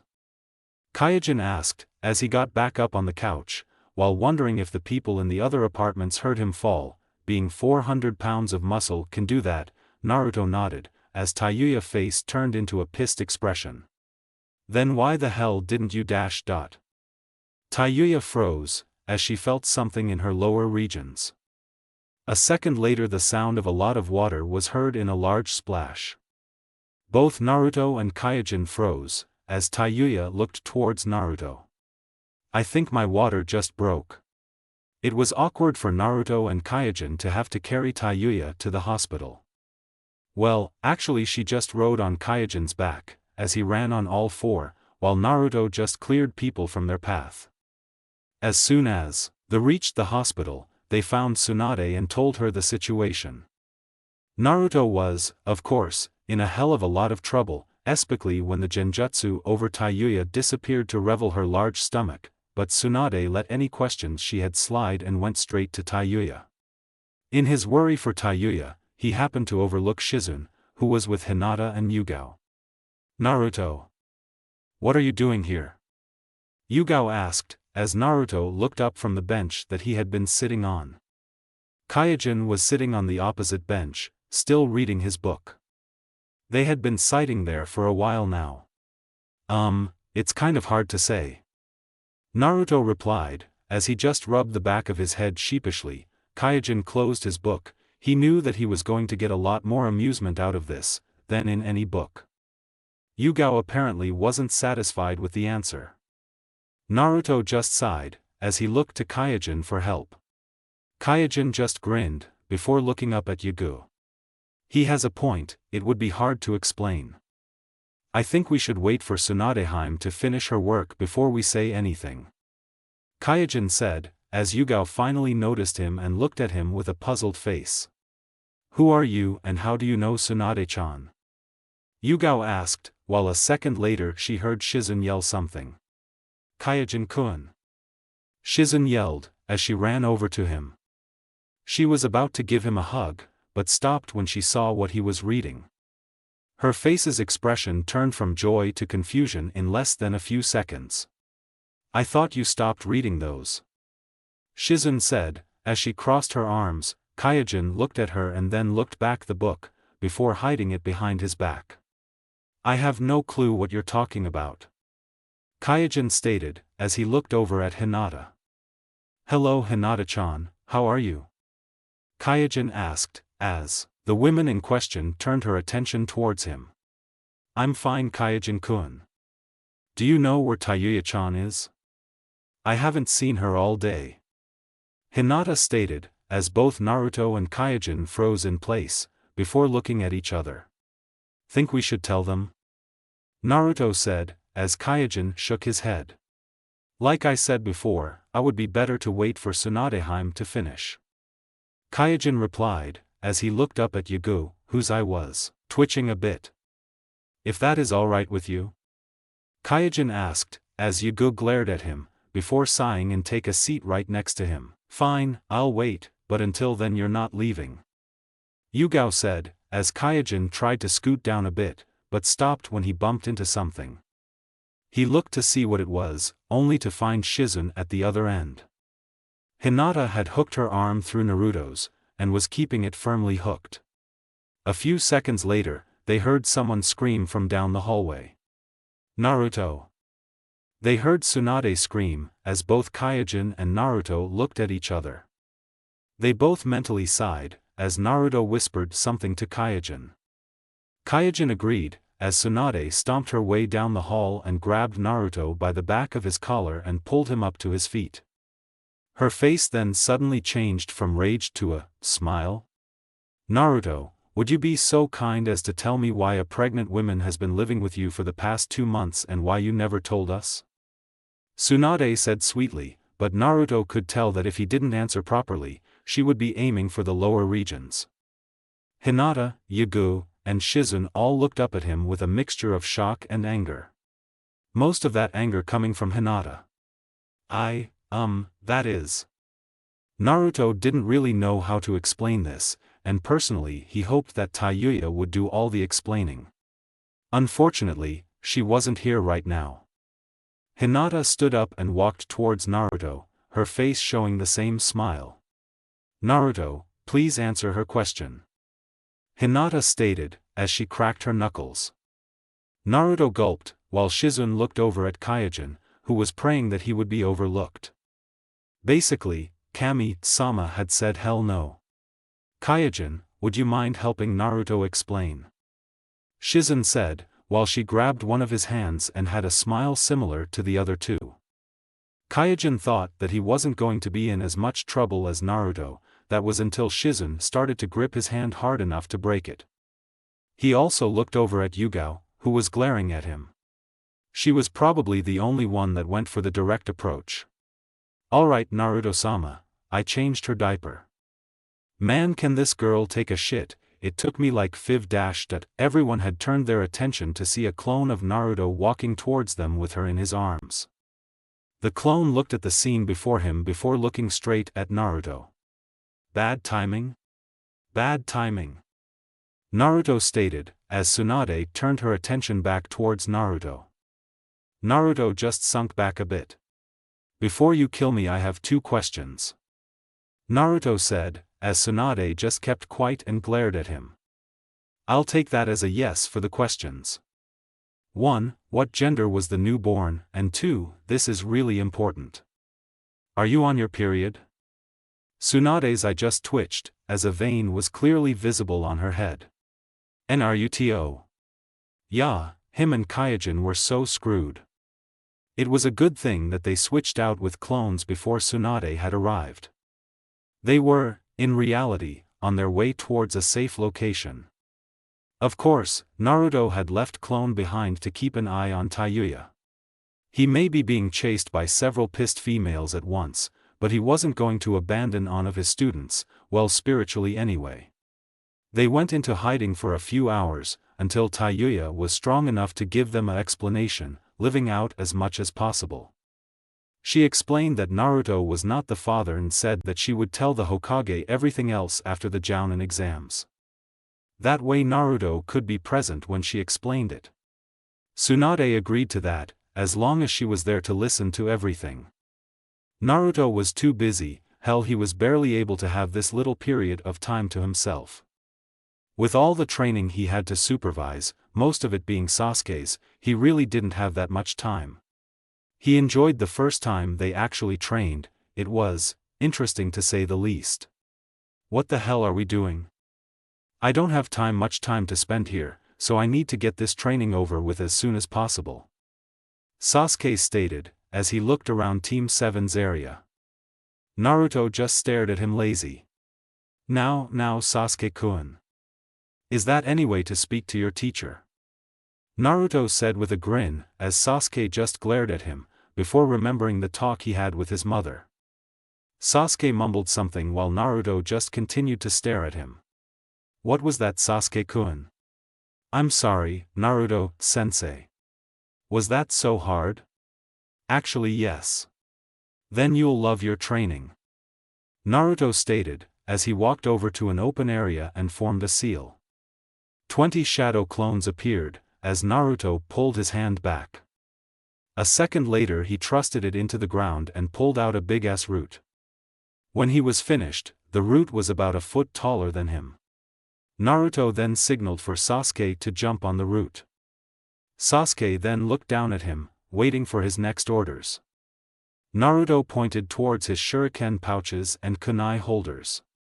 Give me all of your weapons except for one kunai. Naruto said, as Sasuke hesitated for a moment, before taking off his pouches and handing them to Naruto. He then pulled out 2 katanas and a windmill shuriken, handing them to Naruto as well. Naruto then did some seals and hit the ground, causing it to turn dark green for a second, before reverting back to normal. Naruto looked up to Sasuke, who seemed to be getting impatient. Now Sasuke-kun, I was going to start you off with some basic training. But since your mother told me that you were too skilled for that sort of thing, I thought we might try something advanced. Naruto said with a grin, as Sasuke's eye started to twitch. Naruto walked until he was near the trees, before turning to face Sasuke. The object of this training exercise is to defend against the 20 clones using only one kunai. You are not allowed to attack them directly, you are not allowed to leave the stomp. Naruto pointed towards the ground near the stomp, while a fly landed on the ground, only to be sucked in by it a second later. Or face the consequences, and the clones have unlimited kunai. Any questions? Naruto asked, as Sasuke was about to raise his hand, when Naruto cut him off. Good, now begin. Naruto, sensei. I think we should stop for now, Sasuke said from on top of the log, while Naruto looked up from his book. But you've made such great progress. Why stop now? Naruto asked, as Sasuke collapsed to the ground. He waited for the ground to pull him in, but to his surprise, nothing happened. Sasuke looked up at Naruto with a confused expression. Why didn't it pull me in? Sasuke said in between breaths. Oh, it would have, if it were still working. Naruto stated. What do you mean? The jutsu wore off 2 hours ago. Naruto stated, as he went back to reading his book. The clones, the ones who were left, walked over to Sasuke and asked if he needed some help. Sasuke glared at Naruto the entire time. Naruto looked over at his wristband to check the time, before sighing and standing up from his spot near one of the trees. Naruto looked at Sasuke in a lazy manner. Alright, that will be enough for today. Clones, please escort Sasuke-kun back to his residence. Naruto said, as the clones that weren't holding Sasuke up bowed before leaving. Sasuke was pretty much dragged off by 2 clones, while the others just made sure nothing happened to him. Naruto waited a couple minutes after they left before facing the opposite direction. It's alright girls, you can come out now. Naruto stated, as females of all ages started to walk towards him. Some jumped out from the trees, while some appeared in a puff of smoke. Naruto stared lazy at the females, before speaking up.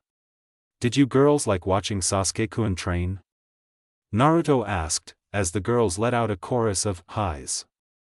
Naruto just grinned at this. "Good, now it's Vivian hour to watch him train, and make sure to tell me when you're leaving, or the clones that surround the area might try something irrational, alright?" Naruto asked, as the females let out another chorus of highs, while Naruto formed 20 more shadow clones. "Please hand your money to the shadow clones before you leave. Any questions?" "Yeah, are you single?" a female called out from the crowd, as Naruto hesitated for a moment before sighing. "Who else wants to ask that question?" Naruto asked, as almost half of the girls rose their hands. Naruto thought for a moment, before grinning slightly. "Well, I'm sorry to inform you ladies, but I am engaged to someone at the moment." "Terribly sorry." Some of the girls sighed in disappointment, while Naruto just grinned. "I so love using it as an excuse," Naruto thought, as he watched his clones collect the money. Naruto sighed. He had felt some females grab his ass before he allowed them to watch Sasuke, but he didn't know that it was almost half of them. At those point in times, he was able to use it to get him out of those situations. He was actually meaning to take to Hinata about it, really he was. He knew that she had probably found someone by now, and with his return, things could get complicated. He only hoped to get him and her out of it so that she could have a nice happy life. That's all he wanted for her, and he was too busy for that sort of thing at the moment. "Naruto-kun." Naruto heard someone call out to him, as he turned to face Hinata, who was running up to him. Hinata smiled, as she looked down at Naruto, who put away his book and just stared back. "Would you mind helping me?"